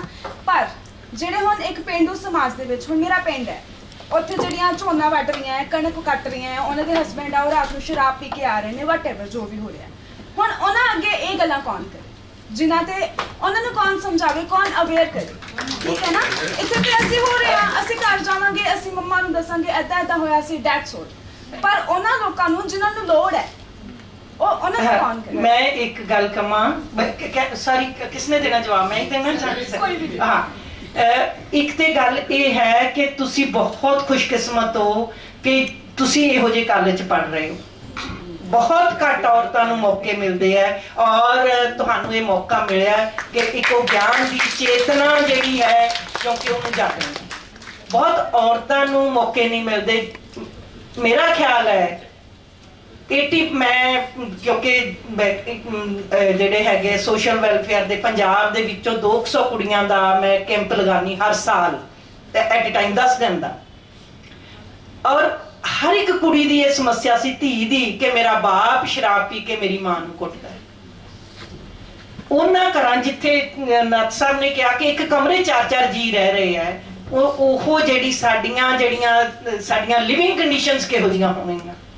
ਸੋ ਉੱਥੇ ਜਾ ਕੇ ਵੀ ਸਾਨੂੰ ਕੰਮ ਕਰਨ ਦੀ ਲੋੜ ਹੈ। ਤੁਸੀਂ ਸਾਰੇ ਲੋਕ ਜਿਹੜੇ ਏਜੰਟ ਬਣੋ, ਜਾ ਕੇ ਗੱਲ ਕਰੋ, ਪਰ ਨਾਲ ਦੇ ਨਾਲ ਸਾਨੂੰ ਜਿਹੜੀ ਗਿਵਨ ਸਿਚੁਏਸ਼ਨ ਹੈ ਉਹਨੂੰ ਧਿਆਨ 'ਚ ਰੱਖੇ ਤੋਂ ਬਿਨਾਂ ਅਸੀਂ ਜਿਹੜਾ ਗੱਲ ਨਹੀਂ ਕਰ ਸਕਦੇ। ਕੁੜੀਆਂ ਦੇ ਬੜੇ ਵੱਡੇ ਵਰਗਲੇ ਨੇ, ਬਹੁਤ ਸਾਰੀਆਂ ਕੁੜੀਆਂ ਪਿੰਡਾਂ 'ਚ ਨੇ ਜਿਨ੍ਹਾਂ ਦੀ 2 ਵੇਲੇ ਰੋਟੀ ਨਹੀਂ ਪੱਕਦੀ, ਕਹਿੰਦੀ ਮੈਂ DC ਬਣਨਾ ਹੈ, ਮੈਂ ਜੱਜ ਬਣਨਾ ਹੈ, ਮੈਂ ਬਾਹਰ ਕੈਨੇਡਾ ਜਾਣਾ ਹੈ। ਪਰ ਉਹ ਜਿਹੜੇ ਤੁਹਾਡੀ ਜ਼ਮੀਨ ਤੇ ਅਸਮਾਨ ਦੇ ਵਿੱਚ ਇੱਕ ਬੈਲੈਂਸ ਕ੍ਰੀਏਟ ਕਰਨ ਲਈ ਸਰਕਾਰਾਂ ਤੇ ਸਾਡੇ ਜਿਹੜੇ ਸਹਿਯੋਗ ਹੁੰਦੇ ਨੇ ਉਹ ਮਾਈਨਸ ਹੈ। ਇਸੇ ਕਰਕੇ ਜਿਹੜਾ ਹੈ ਪ੍ਰਵਾਸ ਬਹੁਤ ਹੋ ਰਿਹਾ ਹੈ। ਇਹ ਸਾਡੀਆਂ ਸਰਕਾਰਾਂ ਇੱਥੇ ਉਹ ਜੀ ਚੀਜ਼ ਨਹੀਂ ਦੇਣਾ ਚਾਹੁੰਦੀਆਂ। ਕੁੜੀਆਂ ਦਾ ਹਿੱਸਾ ਸਭ ਤੋਂ ਪਿੱਛੇ ਆ, ਮੁੰਡਿਆਂ ਨੂੰ ਵੀ ਨਹੀਂ ਮਿਲ ਰਿਹਾ। ਪਰ ਇਸੇ ਕਰਕੇ ਉਹ ਕਹਿੰਦੇ ਚਲੋ ਅਸੀਂ ਉੱਥੇ ਜਾ ਕੇ ਮਰ ਖੱਪ ਜਾਈਏ ਤੇ ਅਸੀਂ ਚਲੋ ਮਜ਼ਦੂਰੀ ਕਰਕੇ ਖਾ ਲਵਾਂਗੇ। ਕਿੰਨੇ ਸਾਡੇ ਇੰਜੀਨੀਅਰ ਐ, ਸੀਨੀਅਰ ਸਾਡੀਆਂ, ਪਹਿਲੀ ਗੱਲ ਤਾਂ ਕੁੜੀਆਂ ਨਾਲ ਇਹ ਦੁਰਵਿਵਹਾਰ ਹੁੰਦਾ ਹੈ ਕਿ ਤੈਨੂੰ MA ਕਰਾ ਦਿੱਤੀ, BA ਕਰਾ ਦਿੱਤੀ, ਚੰਗਾ ਬਰ ਮਿਲ ਜਾਏਗਾ। ਐਜੂਕੇਸ਼ਨ ਅਸੀਂ ਸਿਰਫ ਵਿਆਹ ਲਈ ਕਰ ਰਹੇ ਹਾਂ, ਉਹ ਹੋਰ ਕਿਸੇ ਚੀਜ਼ ਲਈ ਨਹੀਂ ਕਰ ਰਹੇ। ਐਜੂਕੇਸ਼ਨ ਇਨਸਾਨ ਦੀ ਜ਼ਰੂਰਤ ਹੈ ਤੇ ਕੁੜੀਆਂ ਲਈ ਤਾਂ ਹੋਰ ਵੀ ਜ਼ਰੂਰਤ ਹੈ ਨਾ। ਸੋ ਉਹਨਾਂ ਨੂੰ ਵੀ ਸਮਝਾਉਣ ਦੀ ਲੋੜ ਹੈ। ਤੁਸੀਂ ਪੜ੍ਹੋਗੀਆਂ, ਲਿਖੋਗੀਆਂ, ਏਜੰਟ ਬਣੋ, ਪਿੰਡਾਂ 'ਚ ਜਾਓ ਤੇ ਗੱਲ ਕਰੋ। ਹੋਰ ਕਿਸੇ ਬੱਚੇ ਦਾ ਬਹੁਤ ਪ੍ਰਸ਼ਨ ਮੇਰੇ ਮਾਈਕ ਲੈ ਲਓ, ਇਹ ਦੇ ਦਿਓ ਕਾਰਡਲੈਸ। ਹਾਂਜੀ। ਤੇ ਮੈਂ ਇਸੇ ਵਿਸ਼ੇ ਸੁਰੱਖਿਆ ਦੇ ਵਿਸ਼ੇ ਵਿੱਚ ਗੱਲ ਕਰਨਾ ਚਾਹੁੰਦੀ ਹਾਂ। ਜਿੱਦਾਂ ਕਿ 2012 ਵਿੱਚ ਨਿਰਭਇਆ ਕਾਂਡ ਹੋਇਆ 16 ਦਸੰਬਰ ਨੂੰ, ਤੇ ਉਹਦਾ ਜਿਹੜਾ 8 ਸਾਲ ਹੋ ਗਏ ਨੇ ਉਹ ਲਟਕੀ ਜਾ ਰਿਹਾ ਹੈ। ਜਿਹੜੇ 4 ਦੋਸ਼ੀਆਂ ਨੂੰ ਸਜ਼ਾ ਨਹੀਂ ਮਿਲਦੀ ਪਈ, ਤੇ ਇਹਦੇ ਪਿੱਛੇ ਮੈਂ ਇੱਕ ਫੇਸਬੁੱਕ ਤੇ ਕੁਝ ਵਧੀਆ ਪੜਿਆ ਕਿ ਜੇਕਰ ਉਹ ਜੱਜ ਦੀ ਲੜਕੀ ਹੁੰਦੀ ਤੇ ਉਸ ਨਿਆਂ ਵਿੱਚ ਕਿੰਨਾ ਕੁ ਸਮਾਂ ਲੱਗਦਾ। ਮੇਰੇ ਖਿਆਲ ਨਾਲ ਉਹਦੇ ਵਿੱਚ ਜੇਲ੍ਹ ਵੀ ਨਾ ਲੱਗਦੇ, ਪਲ ਵਿੱਚ ਹੀ ਉਹਨਾਂ ਦੋਸ਼ੀਆਂ ਨੂੰ ਫਾਂਸੀ ਤੇ ਲਟਕਾਇਆ ਜਾ ਸਕਦਾ ਸੀ। ਪਰ ਇਹਦੇ ਵਿੱਚ ਸਾਡਾ ਜਿਹੜਾ ਦੇਸ਼ ਦਾ ਨਿਆਂ ਹੈ, ਜਿੱਦਾਂ ਪੰਜਾਬ ਦੀ ਗੱਲ ਕਰਦੇ ਪਏ ਆ, ਆਪਣੀ ਜਿਹੜੀ ਦਿੱਲੀ ਰਾਜਧਾਨੀ ਉਹਦੇ ਵਿੱਚ ਨਹੀਂ ਸੁਰੱਖਿਅਤ ਹੈਗੀ ਲੜਕੀ, ਤੇ ਇਹਦੇ ਵਿੱਚ ਕੀ ਕਾਰਨ ਹੈਗੇ ਕਿ ਜਿਹੜਾ ਨਿਆਂ ਨਾਲ ਢਿੱਲਾ ਪੈ ਗਿਆ ਹੈਗਾ ਸਾਡੇ ਦੇਸ਼? ਕਾਰਨ ਤੁਸੀਂ ਆਪ ਹੀ ਜਵਾਬ ਦੇ ਦਿੱਤਾ। ਅਗਲਾ ਪ੍ਰਸ਼ਨ ਵੀ ਲੈ ਲਈਏ। ਅਗਲਾ ਪ੍ਰਸ਼ਨ ਲੈ ਲਓ। ਇਹ ਸਾਰੇ ਪ੍ਰਸ਼ਨ ਨੂੰ ਐਡਰੈਸ ਜਿਹੜੇ ਹੈ ਨਾ ਕਾਲੀ ਸਾਹਿਬ ਕਰ ਦੋਗੇ। ਜਸਟਿਸ ਵਰਮਾ ਦੀ ਰਿਪੋਰਟ ਸੀ, ਜਿੰਨੀ ਦੇਰ ਦੂਜੀ ਕੁੜੀ ਬੋਲਦੀ ਮੈਂ ਦੱਸ ਦਿਆਂ। ਉਹਨਾਂ ਨੇ ਕਿਹਾ ਸੀ ਸਵਾਲ ਕਰਨ ਦਾ ਮਤਲਬ 40 ਮਿੰਟ। ਉਹਨਾਂ ਨੇ ਇਹ ਗੱਲ ਕਹੀ ਸੀ ਕਿ 6 ਮਹੀਨੇ ਦੇ ਵਿੱਚ ਜਿਹੜੇ ਸਾਡੇ ਜਸਟਿਸ ਵਰਮਾ ਤੋਂ ਪਹਿਲਾਂ ਭਾਮਰੀ ਦੇਵੀ ਦਾ 97 ਦੇ ਵਿੱਚ ਜਿਹੜਾ ਹੈ ਰੇਪ ਹੋਇਆ ਸੀ। ਮੈਂ ਜਦੋਂ ਜੈਪੁਰ ਸਾਡੀ ਕਾਨਫਰੰਸ ਸੀ, ਮੈਂ ਉਹਦੇ 'ਚ ਭਾਮਰੀ ਦੇਵੀ ਨੇ ਐਡਰੈਸ ਕੀਤਾ ਸੀ, ਔਰ ਉਹਨੇ ਚੀਫ ਮਿਨਿਸਟਰ ਨੂੰ ਕਿਹਾ ਕਿ 35 ਸਾਲ ਹੋ ਗਏ ਮੈਨੂੰ ਲੜਦਿਆਂ। ਤੇ ਨਾਲ ਦੀ ਨਾਲ ਜਸਟਿਸ ਵਰਮਾ ਨੇ ਜਦੋਂ 2012 ਚ ਹੋਇਆ ਤੇ 6 ਮਹੀਨੇ ਉਹਨੇ ਟਾਈਮ ਦਿੱਤਾ ਕਿ ਤੁਸੀਂ 6 ਮਹੀਨੇ 'ਚ ਇਹ ਕੇਸ ਫਾਸਟ ਟਰੈਕ ਤੇ ਹੱਲ ਕਰਨੇ ਆ। ਤੇ ਇਹਦੇ ਲਈ ਸਾਨੂੰ ਹੀ ਸਰਕਾਰਾਂ ਨੂੰ ਸਵਾਲ ਪੁੱਛਣਾ ਪੈਣਾ। ਇਹ ਸਵਾਲ ਕਰਦੇ ਰਹਿਣਾ, ਸਵਾਲ ਜਿਹੜਾ ਕਰਨਾ ਹੈ ਇਹ ਸਾਡਾ ਫਰਜ਼ ਹੈ ਤੇ ਅਧਿਕਾਰ ਵੀ ਹੈ। ਸੋ ਇਹ ਸਵਾਲ ਆਪਾਂ ਸਰਕਾਰਾਂ ਨੂੰ ਕਰੀਏ ਤੇ ਤਾਂ ਹੀ ਗੱਲ ਬਣੇਗੀ। ਸਤਿ ਸ਼੍ਰੀ ਅਕਾਲ ਜੀ, ਮੇਰਾ ਨਾਮ ਦਿਵਿਆ ਹੈ ਤੇ ਮੈਂ BA 6 ਸੈਮ ਦੀ ਸਟੂਡੈਂਟ ਹਾਂ। ਮੇਰਾ ਕੁਐਸਚਨ ਹੈ ਕਿ ਤੁਸੀਂ ਕਿਹਾ ਕਿ ਇੱਕ ਕੁੜੀ ਦੀ ਲਾਈਫ 'ਚ ਤਿੰਨ ਟਾਈਮ ਹੁੰਦੇ, ਹਰ ਇੱਕ ਇਨਸਾਨ ਦੀ ਲਾਈਫ 'ਚ, ਜਨਮ ਦਾ ਟਾਈਮ, ਵਿਆਹ ਦਾ ਟਾਈਮ, ਮੌਤ ਦਾ ਟਾਈਮ। ਹੁਣ ਜਨਮ ਦੇ ਟਾਈਮ ਤੇ ਆਨਰ ਕਿਲਿੰਗ ਹੁੰਦੀ ਹੈ, ਤੇ ਮੈਂ ਇਸ ਚੀਜ਼ 'ਚ ਫਖਰ ਮਹਿਸੂਸ ਕਰੂੰਗੀ ਕਿ ਇੱਕ ਟਾਈਮ ਸੀ ਮੈਂ ਵੀ ਇਸ ਚੀਜ਼ ਦੀ ਪੀੜਤ ਰਹੀ। ਮੇਰੀ ਮਦਰ ਨੇ ਮੈਨੂੰ ਇਸ ਚੀਜ਼ ਨੂੰ ਮਾਰਨ ਦੀ ਕੋਸ਼ਿਸ਼ ਕੀਤੀ। ਜਦੋਂ ਉਹਨੂੰ ਪਤਾ ਲੱਗੇ ਵੀ ਨਾਨੀ ਦੱਸਦੇ ਨੇ ਕਿ ਹੁਣ ਸਾਨੂੰ ਪ੍ਰਾਊਡ ਫੀਲ ਹੁੰਦਾ ਕਿ ਅਸੀਂ ਤੇਰੇ ਵਾਂਗੂ ਕੁੜੀ ਪੈਦਾ ਕੀਤੀ। ਤੇ ਹੁਣ ਗੱਲ ਇਹ ਆ ਰਹੀ ਹੈ ਕਿ ਇੱਕ ਜਦੋਂ ਕੁੜੀ ਆਪਣੇ ਵਿਆਹ ਦੇ ਲਈ ਤਿਆਰ ਨਹੀਂ ਹੁੰਦੀ, ਇੱਕ ਟਾਈਮ ਆਉਂਦਾ ਵਾ, ਪਰ ਕੁੜੀ ਨੂੰ ਜ਼ਬਰਦਸਤੀ ਵਿਆਹ ਦੀ ਮਜਬੂਰ ਕੀਤਾ ਜਾਂਦਾ ਵਾ। ਅੱਜ ਕੱਲ੍ਹ ਇਹ ਚੀਜ਼ ਬਹੁਤ ਜ਼ਿਆਦਾ ਵਾ, ਪਹਿਲੇ ਤੋਂ ਵੀ ਸੀਗੀ, ਅੱਜ ਵੀ ਹੈਗੀ ਹੈ। ਭਾਵੇਂ ਜਿੰਨੀ ਮਰਜ਼ੀ ਪੜ੍ਹ ਲਵੇ, ਇੱਕ ਦਿਨ ਮਨਾ ਕਰ ਦੇਗੀ, ਪਹਿਲੇ ਸਾਲ ਮਨਾ ਕਰ ਦੇਗੀ, ਦੂਜੇ ਸਾਲ ਮਨਾ ਕਰ ਦੇਗੀ, ਤੀਜੇ ਸਾਲ ਉਹ ਪ੍ਰੈਸ਼ਰ 'ਚ ਆ ਕੇ ਕਹਿੰਦੀ ਹੈ ਮੈਂ ਕਰ ਹੀ ਲੈਣੀ ਹੈ। ਇਸ ਚੀਜ਼ ਦਾ ਕਿੱਦਾਂ ਕੀਤਾ ਜਾਏ? ਮੈਂ ਆਪਣੇ ਉਹਦੇ ਵਿੱਚ ਐਡਰੈਸ ਕਿਹਾ ਸੀ ਕਿ ਕੁੜੀ ਨੂੰ ਨਾ ਕਰਨ ਦਾ ਅਧਿਕਾਰ ਜਿੰਨੀ ਦੇਰ ਸਮਾਜ ਨਹੀਂ ਦਿੰਦਾ, ਉਨੀ ਦੇਰ ਅਸੀਂ ਤੰਦਰੁਸਤ ਸਮਾਜ ਦੀ ਸਿਰਜਣਾ ਨਹੀਂ ਕਰ ਸਕਦੇ। ਜਿੰਨੀ ਦੇਰ ਕੁੜੀ ਜਿਹੜੀ ਹੈ ਆਪਣੇ ਸਾਥੀ ਨੂੰ ਚੁਣਦੀ ਨਹੀਂ ਹੈ, ਚਾਹੇ ਉਹ ਚੰਗਾ ਚੁਣੇ ਮਾੜਾ ਚੁਣੇ, ਇਹ ਤਾਂ ਹੀ ਅਸੀਂ ਜਿਹੜੀ ਹੈ ਬਰਾਬਰ ਦੀ ਪਰਵਰਿਸ਼ ਦੀ ਗੱਲ ਕਰਾਂਗੇ। ਤੇ ਉਹਦੇ ਲਈ ਪੜ੍ਹਾਈ ਤੇ ਆਰਥਿਕਤਾ ਭਾਵੇਂ ਸਭ ਕੁਝ ਨਹੀਂ ਹੈ, ਪਰ ਆਰਥਿਕਤਾ ਇੱਕ ਪਹਿਲਾ ਸਟੈਪ ਹੈ। ਉਸ ਤੋਂ ਬਿਨਾ ਅਸੀਂ ਅੱਗੇ ਨਹੀਂ ਵਧ ਸਕਦੇ। ਸੋਸ਼ਲ ਜਸਟਿਸ ਲਈ ਆਰਥਿਕਤਾ ਇੱਕ ਪਹਿਲਾ ਕਦਮ ਹੈ। ਸੋ ਮੈਂ ਥੋੜਾ ਮਾਫੀ ਵੀ ਮੰਗਦਾ ਤੁਹਾਡੇ ਟਾਈਮ ਨੂੰ ਰੋਕਿਆ। ਸਰ ਤੁਸੀਂ ਦੇਸਰਾਜ ਕਾਲੀ ਜੀ ਆਓ, ਤੁਹਾਨੂੰ ਅਸੀਂ ਬੜਾ ਖੁੱਲ੍ਹ ਕੇ ਸੁਣਨਾ ਚਾਹੁੰਦੇ ਹਾਂ। ਜੋ ਦੇਸਰਾਜ ਕਾਲੀ ਆਪਣੇ ਆਪ 'ਚ ਪੂਰੀ ਸੰਸਥਾ ਹੈ, ਵਿਅਕਤੀ ਨਹੀਂ ਹੈ, ਪੂਰੀ ਸੰਸਥਾ ਹੈ। ਤੇ ਤੁਸੀਂ ਜਦੋਂ ਸੁਣੋਗੇ ਕਦੀ ਵੇਦਨਾ ਸੰਵੇਦਨਾ ਦੀ ਗੱਲ ਨਹੀਂ ਕਰਦੇ, ਇਹ ਚੇਤਨਾ ਦੀ ਗੱਲ ਕਰਦੇ ਆ ਕਿ ਜਦੋਂ ਤੱਕ ਜਿਹੜੇ ਹਾਸ਼ੀਆ ਤੇ ਰਹਿੰਦੇ ਲੋਕ ਉਹਨਾਂ ਨਾਲ ਹਮਦਰਦੀ ਨਾ ਕੀਤੀ ਜਾਵੇ, ਉਹਨਾਂ ਨੂੰ ਕੋਈ ਤਾਂ ਖਾਲੀ ਆਪਾਂ ਉਹਨਾਂ ਦੇ ਨਾਲ ਕੋਈ ਇਜ਼ਹਾਰ ਨਹੀਂ ਕਰਨਾ ਹੈ, ਉਹਨਾਂ ਨੂੰ ਚੇਤਨ ਕਰਨਾ, ਸਟਾਈਪੈਂਡ ਨਹੀਂ ਦੇਣਾ ਹੈ, ਉਹਨਾਂ ਨੂੰ ਰੁਜ਼ਗਾਰ ਦੇਣਾ ਹੈ, ਉਹਨਾਂ ਨੂੰ ਇਸ ਬਰਾਬਰ ਕਰਨਾ ਕਿ ਜਿਹੜੇ ਅਸੀਂ ਸਾਰੇ ਸਮਰਸੋ ਰਹੀਏ, ਸਾਰੇ ਬਰਾਬਰ ਹੋ ਸਕਦੇ ਹੋਈਏ। ਸੋ ਇਹ ਧਨੀ ਹੈ ਇਸ ਗੱਲ ਦੇ, ਸਟੇਜ ਦੇ ਵੀ ਤੇ ਸ਼ਬਦਾਂ ਦੇ ਵੀ। ਸਾਡਾ ਮਾਣ ਹੈ ਕਿ ਸਾਡੀ ਇਸ ਸਭਾ ਦੀ ਪ੍ਰਧਾਨਗੀ ਕਰ ਰਹੇ। ਬਹੁਤ ਮਿਹਰਬਾਨੀ ਸਰ। ਮੈਂ ਵੈਸੇ ਜਦੋਂ ਪਹਿਲਾਂ ਮੈਡਮ ਸੋਹਲ ਹੋਰਾਂ ਨੇ ਕਹਿਤਾ ਸੀਗਾ ਕਿ ਅਸੀਂ ਇਸ ਤਰੀਕੇ ਦਾ 2 ਰੋਜ਼ਾ ਸੈਮੀਨਾਰ ਕਰਵਾ ਰਹੇ ਹਾਂ ਔਰ ਤੁਹਾਨੂੰ ਇਨਵੋਲਵ ਕਰਨਾ ਹੈ ਵਿੱਚ, ਪਰ ਸੁਣਨਾ ਹੈ ਤੁਹਾਡੇ ਕੋਲੋਂ ਵੀ, ਤੇ ਮੈਂ ਹਾਂ ਕਹਿ ਬੈਠਾ। ਪਰ ਜਦੋਂ ਕਾਰਡ ਆਇਆ ਤੇ ਮੈਂ ਸ਼ਰਮਿੰਦਾ ਬਹੁਤ ਹੋਇਆ, ਸੱਚੀ ਗੱਲ ਹੈ। ਪ੍ਰਧਾਨ ਲਿਖਿਆ ਹੋਇਆ ਮੈਂ ਯਾਰ, ਕਿੱਡੇ ਬੰਦੇ, ਮਤਲਬ ਹੈ ਨਾ, ਦਵਿੰਦਰ ਹੋਰੀ, ਮਾਨ ਹੋਰੀ, ਨਾਥ ਸਾਹਿਬ ਨਾਮ ਪੰਤ ਵਾਲੇ ਕਾਂਡ ਦੇ ਵਿੱਚ ਮੈਂ ਕੁਝ ਸਹਿਯੋਗ ਵੀ ਕੀਤਾ ਜਰਨਲਿਸਟ ਹੋਣ ਦੇ ਨਾਤੇ, ਉਹ ਅਸੀਂ ਕੰਮ ਕਰਦੇ ਰਹੇ। ਫਿਰ ਪ੍ਰੋਫੈਸਰ ਕਮਲਜੀਤ ਢਿੱਲੋਂ ਹੋਰਾਂ ਦਾ ਨਾਂ ਦੇਖਿਆ, ਮੈਂ ਬਹੁਤ ਸੁਣਿਆ ਹੋਇਆ ਸੀਗਾ, ਜਾਂ ਪ੍ਰੋਫੈਸਰ ਰਾਜ ਕੁਮਾਰ ਹੰਸ ਹੋਰੀ। ਮੈਂ ਕਿਹਾ ਯਾਰ ਜਿਨ੍ਹਾਂ ਦੀਆਂ ਜੁੱਤੀਆਂ 'ਚ ਬਹਿ ਕੇ ਤੈਨੂੰ ਸੁਣਨਾ ਚਾਹੀਦਾ, ਤੂੰ ਪ੍ਰਧਾਨਗੀ ਕਰੇਗਾ। ਮੈਂ ਸੱਚੀ ਹੋਈ ਸ਼ਰਮਿੰਦਾ ਸੀ, ਪਰ ਉਹ ਮੈਡਮ ਸੋਹਲ ਹੋਰਾਂ ਨੇ ਵੀ ਪਤਾ ਨਹੀਂ ਉਹ ਧੱਕਾ ਕੀਤਾ ਮੇਰੇ ਨਾਲ। ਜਿਹੜੀਆਂ ਵੀ ਗੱਲਾਂ ਹੋਈਆਂ ਨੇ ਜਿਸ ਤਰੀਕੇ ਦੇ ਪ੍ਰਧਾਨ ਨੇ ਬੋਲਣਾ ਹੁੰਦਾ ਮੈਂ ਉੱਦਾਂ ਨਹੀਂ ਬੋਲਦਾ, ਕਿਉਂਕਿ ਮੈਂ ਆਪਣੇ ਆਪ ਨੂੰ ਪ੍ਰਧਾਨ ਮੰਨਿਆ ਨਹੀਂ, ਮੈਂ ਸਰੋਤਾ ਹੀ ਸੀ।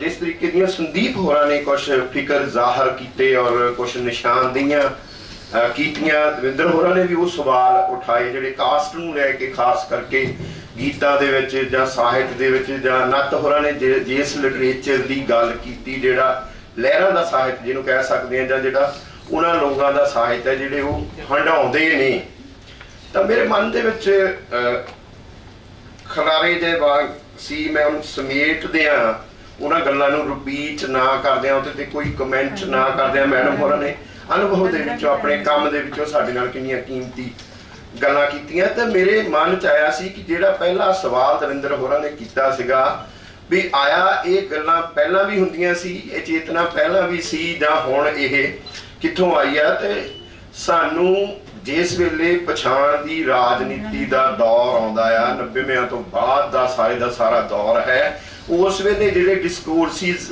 ਫਿਰ ਸ਼ੁਰੂ ਹੁੰਦੇ ਨੇ, ਨਾਰੀ ਸਸ਼ਕਤੀਕਰਨ ਦਾ ਹੋ ਗਿਆ, ਦਲਿਤ ਮੁਕਤੀ ਦਾ ਹੋ ਗਿਆ, ਜਾਂ ਘੱਟ ਗਿਣਤੀ ਤੇ ਐਟਰੋਸਿਟੀਜ਼ ਦਾ ਹੋ ਗਿਆ, ਜਾਂ ਕੁਝ ਐਥਨਿਕ ਪਹਿਚਾਣਾਂ ਦੀ ਰਾਜਨੀਤੀ ਜਿਹੜੀ ਫਿਰ ਪੂਰੇ ਗਲੋਬਲ ਲੈਵਲ ਦੇ ਉੱਤੇ ਤੁਹਾਨੂੰ ਰਿਸੈਸ਼ਨ ਤੋਂ ਬਾਅਦ ਖਾਸ ਕਰਕੇ ਪੂਰੇ ਗਲੋਬਲ ਲੈਵਲ ਦੇ ਉੱਤੇ ਤੁਹਾਨੂੰ ਦਿਖਾਈ ਦਿੰਦੀ ਹੈ, ਜਿਹਦੇ ਵਿੱਚੋਂ ਸਾਡੇ ਇੱਥੇ ਜੇ ਮੋਦੀ ਆਉਂਦਾ ਤਾਂ ਉੱਧਰ ਟਰੰਪ ਆ ਜਾਂਦਾ, ਇੰਗਲੈਂਡ ਦੇ ਵਿੱਚ ਕੀ ਕੁਝ ਘਟਨਾ ਵਾਪਰੀਆਂ, ਫਰਾਂਸ ਦੇ ਵਿੱਚ ਰਾਈਟਿਸਟਾਂ ਦਾ ਉੱਪਰ ਆਉਣਾ ਜਿਹੜਾ ਹੈ। ਸੋ ਇਟਸ ਏ ਗਲੋਬਲ ਫਿਨੋਮਨਾ, ਇਹ ਸਾਰੇ ਦਾ ਸਾਰਾ ਇਕਨੋਮੀ ਨਾਲ ਜੁੜਿਆ ਹੋਇਆ ਫਿਨੋਮਨਾ ਹੈ, ਜਿਹਦੀ ਫਿਰ ਮੁੜ ਕੇ ਮਾਰ ਜਿਹੜੀ ਆ ਐਂਡ ਤੱਕ ਮਾਰ ਕਰਦੀ ਅਸੀਂ ਆਤਮਿਕ ਸਖਣੇਪਣ 'ਚ ਚਲੇ ਜਾਂਦੇ ਹਾਂ, ਜਿਹਦੇ ਵਿੱਚੋਂ ਫਿਰ ਰੋਹਿਤ ਵੇਮੁੱਲਾ ਵਰਗਿਆਂ ਦੀ ਸ਼ਹਾਦਤ ਮੈਂ ਕਹਾਂਗਾ ਉਹ ਆਤਮ ਹੱਤਿਆ ਨਹੀਂ ਹੈ, ਰੋਹਿਤ ਵੇਮੁੱਲਾ ਸ਼ਹੀਦ ਹੋਇਆ, ਉਹਨੂੰ ਉਸ ਸਾਰੀ ਫਿਰ ਐਥਨਿਕ ਪਹਿਚਾਣ ਦੀ ਰਾਜਨੀਤੀ ਦੇ ਵਿੱਚੋਂ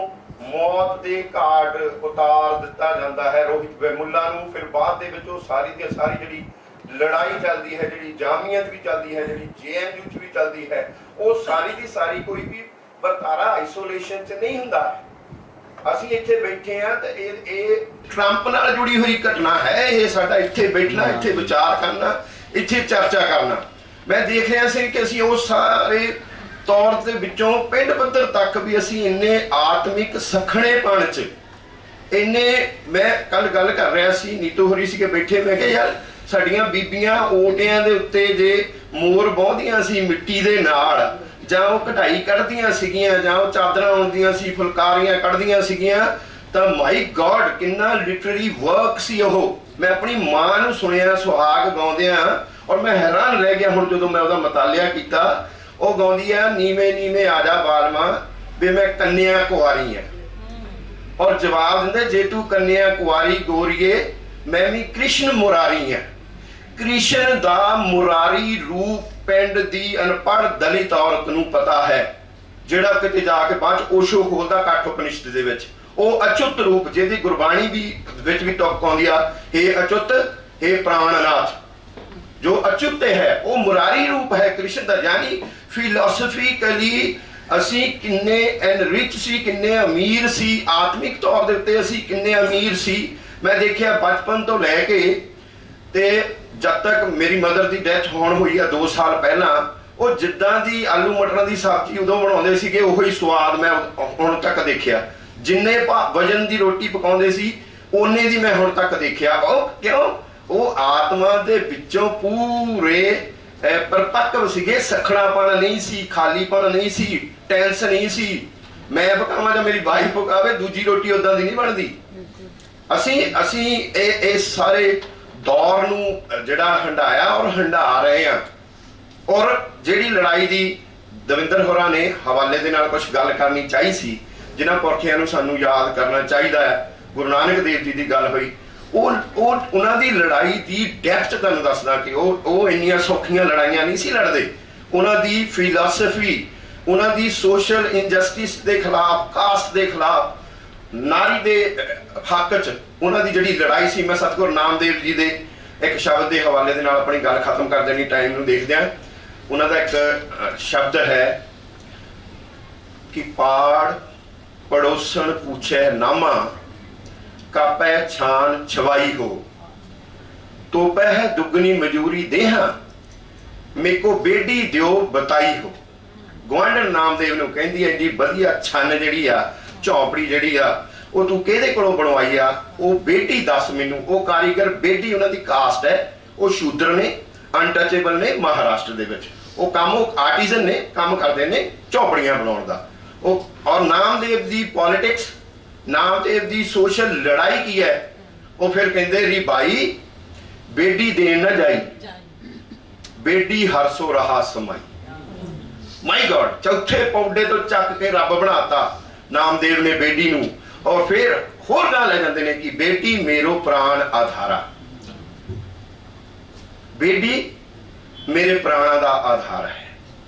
होर टेक्स्ट च जाते हैं कि बेटी प्रीत मजूरी मांगे, 2.5 अखर प्रेम के बुल्ले शाह कबीर नानक सिर धर तली गली जो तो प्रेम खेलन का चाओ। सारे प्रेम दे उत्ते खड़े ने। ते सतगुरु नामदेव की कहते हैं कि बेटी प्रीत मजूरी मांगे जा कोई छान छवावे हो। लोग कुटुंब सभी ते तोरे तो अपन बेटी आवे। इत्थे भी नहीं रहिंदे। फिलोसफिकली सौर मंडल दी नेचर दी डायलैक्ट्स ते आ जांदे ने मुड़ के। दैट्स वाई नामदेव अज भी जिंदा ने। दैट्स वाई नामदेव जब तक सौर मंडल है नामदेव जिंदा रहणगे। वो कहंदे कि बेटी के गुण सुन रही भाई, जलद बांध ध्रू थापियो हो। जल नूं बन के रखिया होया छड़ दवे प्रलय आ जावे। बेटी के गुण सुन रही भाई, जलद बांध ध्रू थापियो हो। और नामे के स्वामी सी बेहोरी, लांक भविखण आपियो। Thank you very much. Thank you Kali साहब। ਅਸੀਂ ਸਮਝਦੇ ਹਾਂ ਕਿ ਤੁਹਾਡੇ ਕੋਲ ਕਹਿਣ ਨੂੰ ਬਹੁਤ ਕੁਝ ਹੈ, ਪਰ ਤੁਸੀਂ ਇਸ ਗੱਲ ਦਾ ਖਿਆਲ ਰੱਖਦੇ ਹੋ ਕਿ ਪ੍ਰਬੰਧਕ ਕੁਲਦੀਪ ਨੂੰ ਵੀ ਆ ਕੇ ਬਹਿ ਗਏ ਤੇ ਮੈਡਮ ਉਹਨਾਂ ਦਾ ਵੀ ਥੋੜਾ ਚਿਹਰਾ ਹੋ ਗਿਆ ਇਸ ਤਰੀਕੇ ਦਾ ਤੇ ਸਹਿਯੋਗ ਦਿੱਤਾ। ਸੋ ਹੁਣ ਸਭ ਤੋਂ ਅਖੀਰ ਤੇ ਆਪਾਂ ਅੱਜ ਦੇ ਸਾਡੇ ਮੁੱਖ ਮਹਿਮਾਨ ਉਹਨਾਂ ਨੂੰ ਸੁਣਨਾ ਹੈ। ਰਾਜਕੁਮਾਰ ਹੰਸ ਮੈਂ ਕਹਿੰਦਾ ਉਹਨੂੰ ਪ੍ਰੋਫੈਸਰ ਨਾ ਕਹਾਂ ਤਾਂ ਵੀ ਕਿ ਪ੍ਰੋਫੈਸਰ ਵਾਲੀ ਲੋਚਨ ਆ ਜਾਣ ਤੇ ਫਿਰ ਰਾਜਕੁਮਾਰ ਹੰਸ ਡਾਕਟਰ ਸਾਹਿਬ ਨੂੰ ਮੈਂ ਕਰਦਾ ਬੇਨਤੀ ਕਿ नहीं हुक्म कोई नहीं, मैं बेनती मैं पहले करती थी सामने मित्रों असी गुलाम किसी दे नहीं ते समा साडे हाथ विच नहीं। क्या बात ते इस करके 2-4 गल्लां करां जो इन्ने खूबसूरत माहौल विच सवेर दे आपां बैठे हैं। प्रवास शुरुआत अज दे दिन दी होई सी ते हाशियागत ਜਿਹੜੇ ਸਮੂਹ ਨੇ ਉਹਨਾਂ ਦੀ ਗੱਲਬਾਤ ਬੜੀ ਖੂਬਸੂਰਤ ਗੱਲਾਂ ਹੋਈਆਂ ਨੇ। ਮੈਂ ਇਤਿਹਾਸ ਦਾ ਵਿਦਿਆਰਥੀ ਹਾਂ, ਪ੍ਰਵਾਸੀ ਵੀ ਰਿਹਾ। 37 ਸਾਲ ਮੈਂ ਗੁਜਰਾਤ ਵਿੱਚ ਗੁਜ਼ਾਰੇ ਆ। ਪੰਜਾਬ ਤੋਂ ਦੂਰ ਹੋਣਾ ਭਾਵੇਂ ਵਿਦਨ ਇੰਡੀਆ ਹੋਵੇ ਜਾਂ ਬਾਹਰ ਹੋਵੇ, ਪ੍ਰਵਾਸੀ ਹੁੰਦਾ। ਜਦੋਂ ਤੁਸੀਂ ਆਪਣੇ ਕਲਚਰ ਨੂੰ ਉਹਦੇ ਨਾਲੋਂ ਵੱਖ ਹੁੰਦੇ ਜੇ, ਟੁੱਟਦੇ ਜੇ, ਫਿਰ ਤੁਹਾਡੀਆਂ ਅੱਖਾਂ ਜਿਹੜੀਆਂ ਨੇ ਉਹ ਵੱਖਰੇ ਤਰੀਕੇ ਨਾਲ ਖੁੱਲ੍ਹਦੀਆਂ ਨੇ। ਉਹ ਕਿਸੇ ਵੇਲੇ ਖੂਹ ਦੇ ਡੱਡੂ ਵਾਲੀ ਗੱਲ ਹੋ ਜਾਂਦੀ ਹੈ ਕਿ ਜੇ ਤੁਸੀਂ ਉੱਥੇ ਹੀ ਵੇਖੀ ਜਾਣਾ ਤੇ ਫਿਰ ਤੁਹਾਨੂੰ ਪਤਾ ਨਹੀਂ ਲੱਗਦਾ ਕਿ ਉਹੀ ਸੰਸਾਰ ਹੈਗਾ। ਬਾਹਰ ਜਾਂਦੇ ਜੇ ਤੁਸੀਂ ਯੂ ਡਿਵੈਲਪ ਏ ਕੰਪੈਰੀਟਿਵ ਇੱਕ ਪਰਸਪੈਕਟਿਵ ਤੁਸੀਂ ਬਣਾ ਲੈਂਦੇ ਕਿਉਂਕਿ ਉੱਥੇ ਦੇ ਲੋਕਾਂ ਨਾਲ, ਉੱਥੋਂ ਦੀ ਪਰਿਸਥਿਤੀਆਂ ਨਾਲ ਜੂਝਦੇ ਜੇ। ਵੱਡੇ ਪਸਾਰੇ ਨਾਲ ਇਹ ਸਾਰਾ ਕੁਝ ਤੁਹਾਡਾ ਵਾਸਤਾ ਪੈਂਦਾ। ਤੇ ਇਹ ਮੈਂ ਗੱਲ ਇਸ ਕਰਕੇ ਕਹਿ ਰਿਹਾ ਕਿ ਜਿੰਨੇ ਵੀ ਸਾਡੇ ਗੁਰੂ ਸਨ, ਸੰਤ ਸਨ, ਰਿਸ਼ੀ ਸਨ, ਇਹ ਸਾਰੇ ਘੁਮੱਕੜ ਸਨ। ਇੱਕ ਤਾਂ ਇਹ ਟਿਕ ਕੇ ਨਹੀਂ ਸੀ ਬਹਿੰਦੇ। ਉਹ ਇਸ ਕਰਕੇ ਵੀ ਉਹਨਾਂ ਦੀ ਦ੍ਰਿਸ਼ਟੀ ਜਿਹੜੀ ਆ ਉਹ ਬਿਲਕੁਲ ਯੂਨੀਵਰਸਲ ਹੋ ਜਾਂਦੀ ਸੀ, ਗਲੋਬਲ ਹੋ ਜਾਂਦੀ ਸੀ।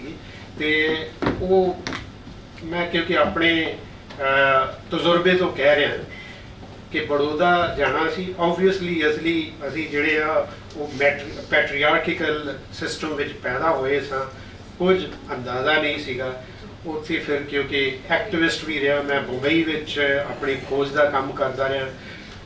ਮੈਂ ਕਿਉਂਕਿ ਔਰਤਾਂ ਦੇ ਸਬੰਧ ਉਹ ਲੜਾਈ ਨਾਲ ਵੀ ਜੁੜਿਆ ਰਿਹਾ।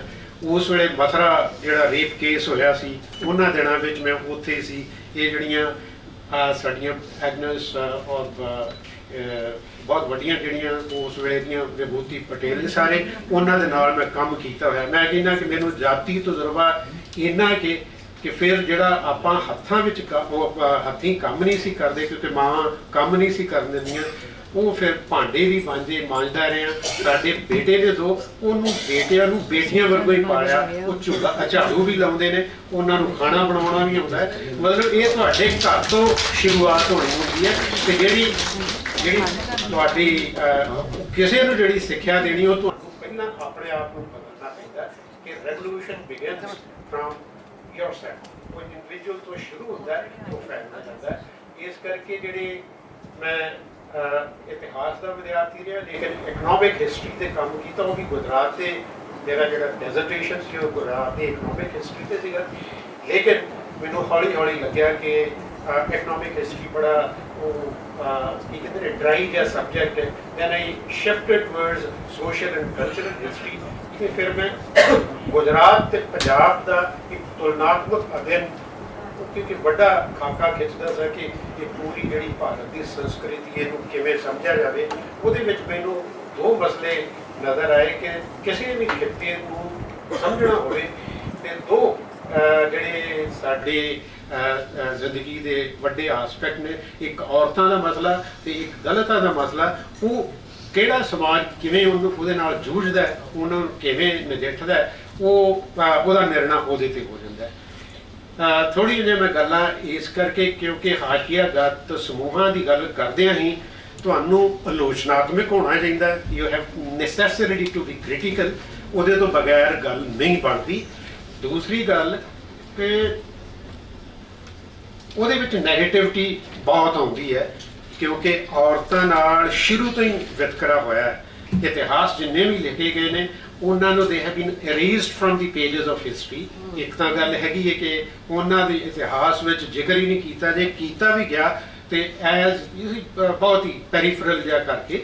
ਉਹ ਇੱਕ ਵੱਡਾ ਚਿੰਤਾ ਦਾ ਵਿਸ਼ਾ ਜਿਹਦੇ ਬਾਰੇ ਚੰਗੀਆਂ ਕੁਝ ਗੱਲਾਂ ਹੋਈਆਂ ਨੇ।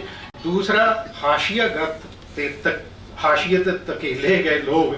ਮੈਂ ਇਹਦੇ ਵਿੱਚ ਕੁਝ ਪੋਜ਼ਿਟਿਵ ਗੱਲਾਂ ਆਪਣੇ ਪੰਜਾਬ ਦੇ ਕੰਟੈਕਸਟ ਵਿੱਚ ਕਰ ਰਿਹਾ, ਮੈਂ ਉਹ ਤੁਹਾਡੇ ਨਾਲ ਸਾਂਝੀਆਂ ਕਰ ਲਵਾਂ ਕਿ ਸਾਨੂੰ ਇਹ ਥੋੜਾ ਜਿਹਾ ਇਹਦਾ ਜਿਹੜਾ ਭੂਗੋਲਿਕ ਸਥਿਤੀ ਹੈ ਉਹਨੂੰ ਧਿਆਨ ਵਿੱਚ ਰੱਖਣਾ ਚਾਹੀਦਾ ਕਿ ਇਹ ਕੋਰੀਡੋਰ ਰਿਹਾ, ਇਹ ਲਾਂਘਾ ਰਿਹਾ, ਇਹ ਇੱਕ welcome door to Indian subcontinent ਰਿਹਾ।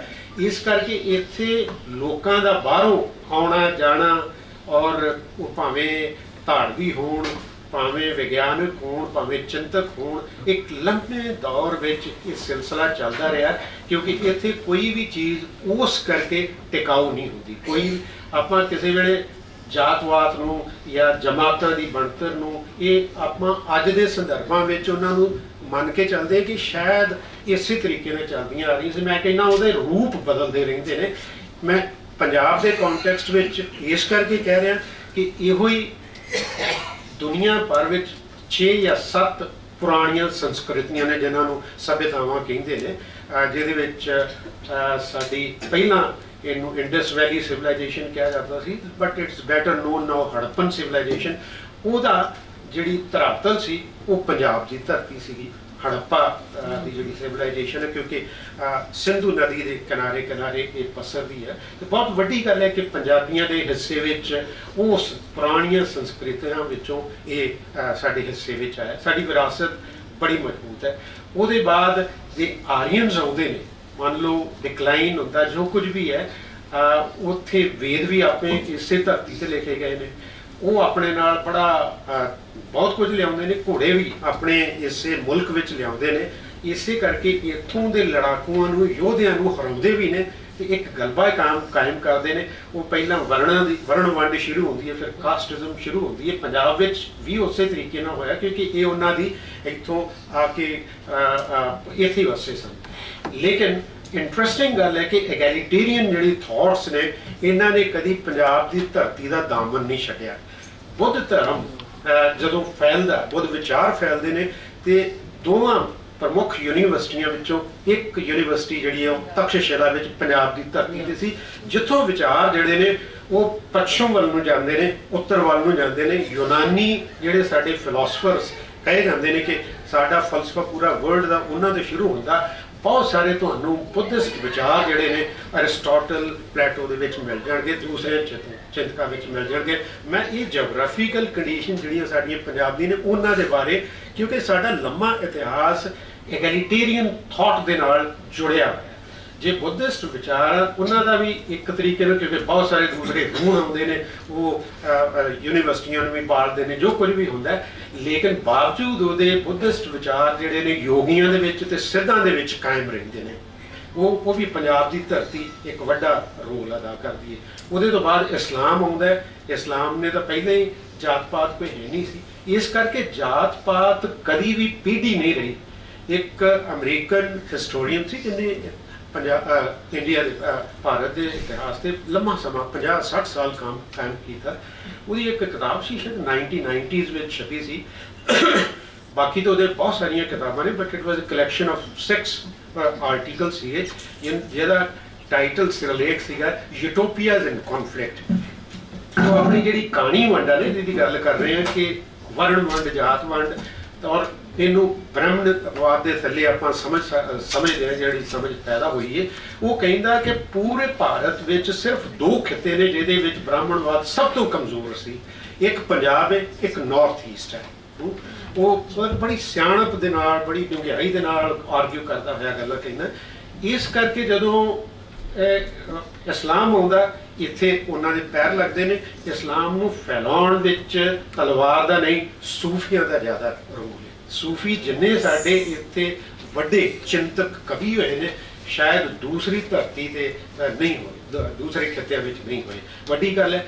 ਇਹ ਉਹ ਪਿਛੋਕੜ ਮੈਂ ਇਸ ਕਰਕੇ ਦੱਸ ਰਿਹਾ, ਕਿਸੇ ਵੇਲੇ ਆਪਾਂ, ਕਿਉਂਕਿ ਸਿੱਖ ਵੀ ਲਹਿਰ ਜਿਹੜੀ ਉਹ ਬਹੁਤ ਵੱਡੀ ਇਨਕਲਾਬੀ ਲਹਿਰ ਸੀਗੀ, ਲੇਕਿਨ ਉਹਦਾ ਪਿਛੋਕੜ ਜਿਹੜਾ ਇਹ ਧਰਾਤਲ ਇਹ ਹੈ। ਇਸ ਕਰਕੇ ਇਸ ਪੰਜਾਬ ਦੇ ਵਿੱਚ ਉਹ ਕਾਮਯਾਬ ਹੁੰਦੀ ਹੈ, ਲੇਕਿਨ ਉਹਨੂੰ ਵੀ ਕੀ ਕਹਿੰਦੇ ਨੇ ਗ੍ਰਹਿਣ ਲੱਗਦਾ। 18ਵੀਂ ਸਦੀ ਦੇ ਪਿਛਲੇਰੇ ਹੱਥ ਵਿੱਚ ਆਪਾਂ ਇਹ ਕਹੀਏ ਕਿ ਗੁਰੂਆਂ ਦਾ ਬਹੁਤ ਵੱਡਾ ਇਨਕਲਾਬ ਸੀ। ਜਗਜੀਤ ਸਿੰਘ ਹੋਣਾ ਨੇ ਸ਼ਾਇਦ 1950 ਵਿੱਚ ਕਿਤਾਬ ਸਿੱਖ ਇਨਕਲਾਬ ਦੀ ਗੱਲ ਕੀਤੀ ਸੀ। ਬਹੁਤ ਵੱਡੀਆਂ ਗੱਲਾਂ ਕੀਤੀਆਂ ਜਿਹਦੇ ਵਿੱਚ ਜਾਤ ਪਾਤ ਨੂੰ ਲੈ ਕੇ, ਬਾਕੀ ਸਾਰੀ ਕਹਾਣੀ ਵੰਡ ਨੂੰ ਲੈ ਕੇ ਗੁਰੂਆਂ ਦਾ ਕੀ ਰੋਲ ਰਿਹਾ ਔਰ ਸਿੱਖ ਲਹਿਰ ਦਾ ਕੀ ਰੋਲ ਰਿਹਾ। ਲੇਕਿਨ ਇਸੇ ਲਹਿਰ ਨੂੰ ਇਹ ਜਦੋਂ ਸੱਤਾ ਵੱਲ ਨੂੰ ਕਦਮ ਵਧਾਉਂਦੀਆਂ ਤੇ ਉਸ ਵੇਲੇ ਇਹ ਜਾਤ ਪਾਤ ਵੀ ਇਹਦੇ ਵਿੱਚ ਲੱਗਦੀ ਹੈ ਤੇ ਅਛੂਤ ਦੀ ਬਿਮਾਰੀ ਵੀ।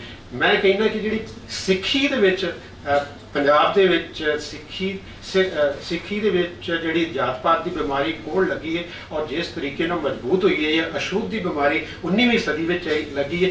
ਕਦੀ ਵੀ ਪੰਜਾਬ ਵਿੱਚ ਇੰਨੀ ਮਾੜੀ ਹਾਲਤ ਜਾਤ ਪਾਤ ਨੂੰ ਨਹੀਂ ਲੈ ਕੇ ਨਹੀਂ ਸੀ ਰਹੀ। ਇਹ ਸੱਤਾ ਦੇ ਨਾਲ ਤੇ ਆਰਥਿਕਤਾ ਦੇ ਨਾਲ ਜੁੜਿਆ ਹੋਇਆ ਮਸਲਾ ਹੈ, ਕਿਉਂਕਿ ਆਰਥਿਕ ਉਹ ਜ਼ਮੀਨ ਤੇ ਪੂਰਾ ਜਿਹੜਾ ਇੱਕ ਜਾਤੀ ਦਾ ਅਧਿਕਾਰ ਹੁੰਦਾ, ਸੋ ਮਚ ਸੋ ਕਿਉਂਕਿ ਆਪਣਾ ਰਾਜ ਤੇ ਖੁਸਾਇਆ ਹੀ ਅਸੀਂ, ਲੇਕਿਨ ਜਦੋਂ ਅੰਗਰੇਜ਼ਾਂ ਨੇ ਕਾਇਮ ਕੀਤਾ ਉਹਦੇ ਵਿੱਚ ਸਭ ਤੋਂ ਵੱਡੀ ਹਿੱਸੇਦਾਰੀ ਉਹਨਾਂ ਦੇ ਅੰਪਾਇਰ ਨੂੰ ਸੰਭਾਲਣ ਤੇ ਫੈਲਾਉਣ ਦੀ ਉਹ ਹੈਗੀ ਸੀ ਪੰਜਾਬੀਆਂ ਦੀ। 60% ਪੂਰੇ ਫੌਜ ਵਿੱਚ ਅੰਗਰੇਜ਼ਾਂ ਦੀ ਜਿਹੜੀ ਐਂਗਲੋ ਇੰਡੀਅਨ ਫੋਰਸ ਜਿਹਨੂੰ ਕਹਿੰਦੇ ਆ, ਆਰਮੀ ਕਹਿੰਦੇ ਆ, ਉਹਦੇ ਵਿੱਚ ਪੰਜਾਬੀਆਂ ਦਾ ਹਿੱਸਾ ਸੀ। ਇਸੇ ਕਰਕੇ ਅਵਾਰਡ ਇੱਕ ਸਪੈਸ਼ਲ ਪੰਜਾਬੀਆਂ ਨੂੰ ਮਿਲਦਾ ਹੈ, ਖਾਸ ਕਰਕੇ ਕਾਸ਼ਤਕਾਰਾਂ ਨੂੰ, ਜੱਟਾਂ ਨੂੰ ਕਹਿ ਲਓ ਕਿ 1900 ਦੇ ਵਿੱਚ ਪੰਜਾਬ ਲੈਂਡ ਏਲੀਨੇਸ਼ਨ ਐਕਟ ਪਾਸ ਕਰਦੇ ਨੇ, ਜਿਹਦੇ ਵਿੱਚ ਸਭ ਤੋਂ ਵੱਡਾ ਨੁਕਸਾਨ ਸਾਰੀਆਂ ਦੂਸਰੀਆਂ ਜਾਤੀਆਂ ਦਾ ਹੁੰਦਾ ਕਿ ਗੈਰ ਕਾਸ਼ਤਕਾਰ ਜਿਹੜੀਆਂ ਜਾਤੀਆਂ ਨੇ ਉਹਨਾਂ ਦਾ ਕੋਈ ਅਧਿਕਾਰ ਨਹੀਂ ਹੈ, ਨਾ ਰੱਖਣ ਦਾ, ਨਾ ਵੇਚਣ ਦਾ, ਨਾ ਖਰੀਦਣ ਦਾ। ਇਹੋ ਜਿਹਾ ਕਾਨੂੰਨ ਕਿਸੇ ਵੀ ਦੂਸਰੇ ਖਿੱਤੇ ਵਿੱਚ ਨਹੀਂ ਹੋਇਆ।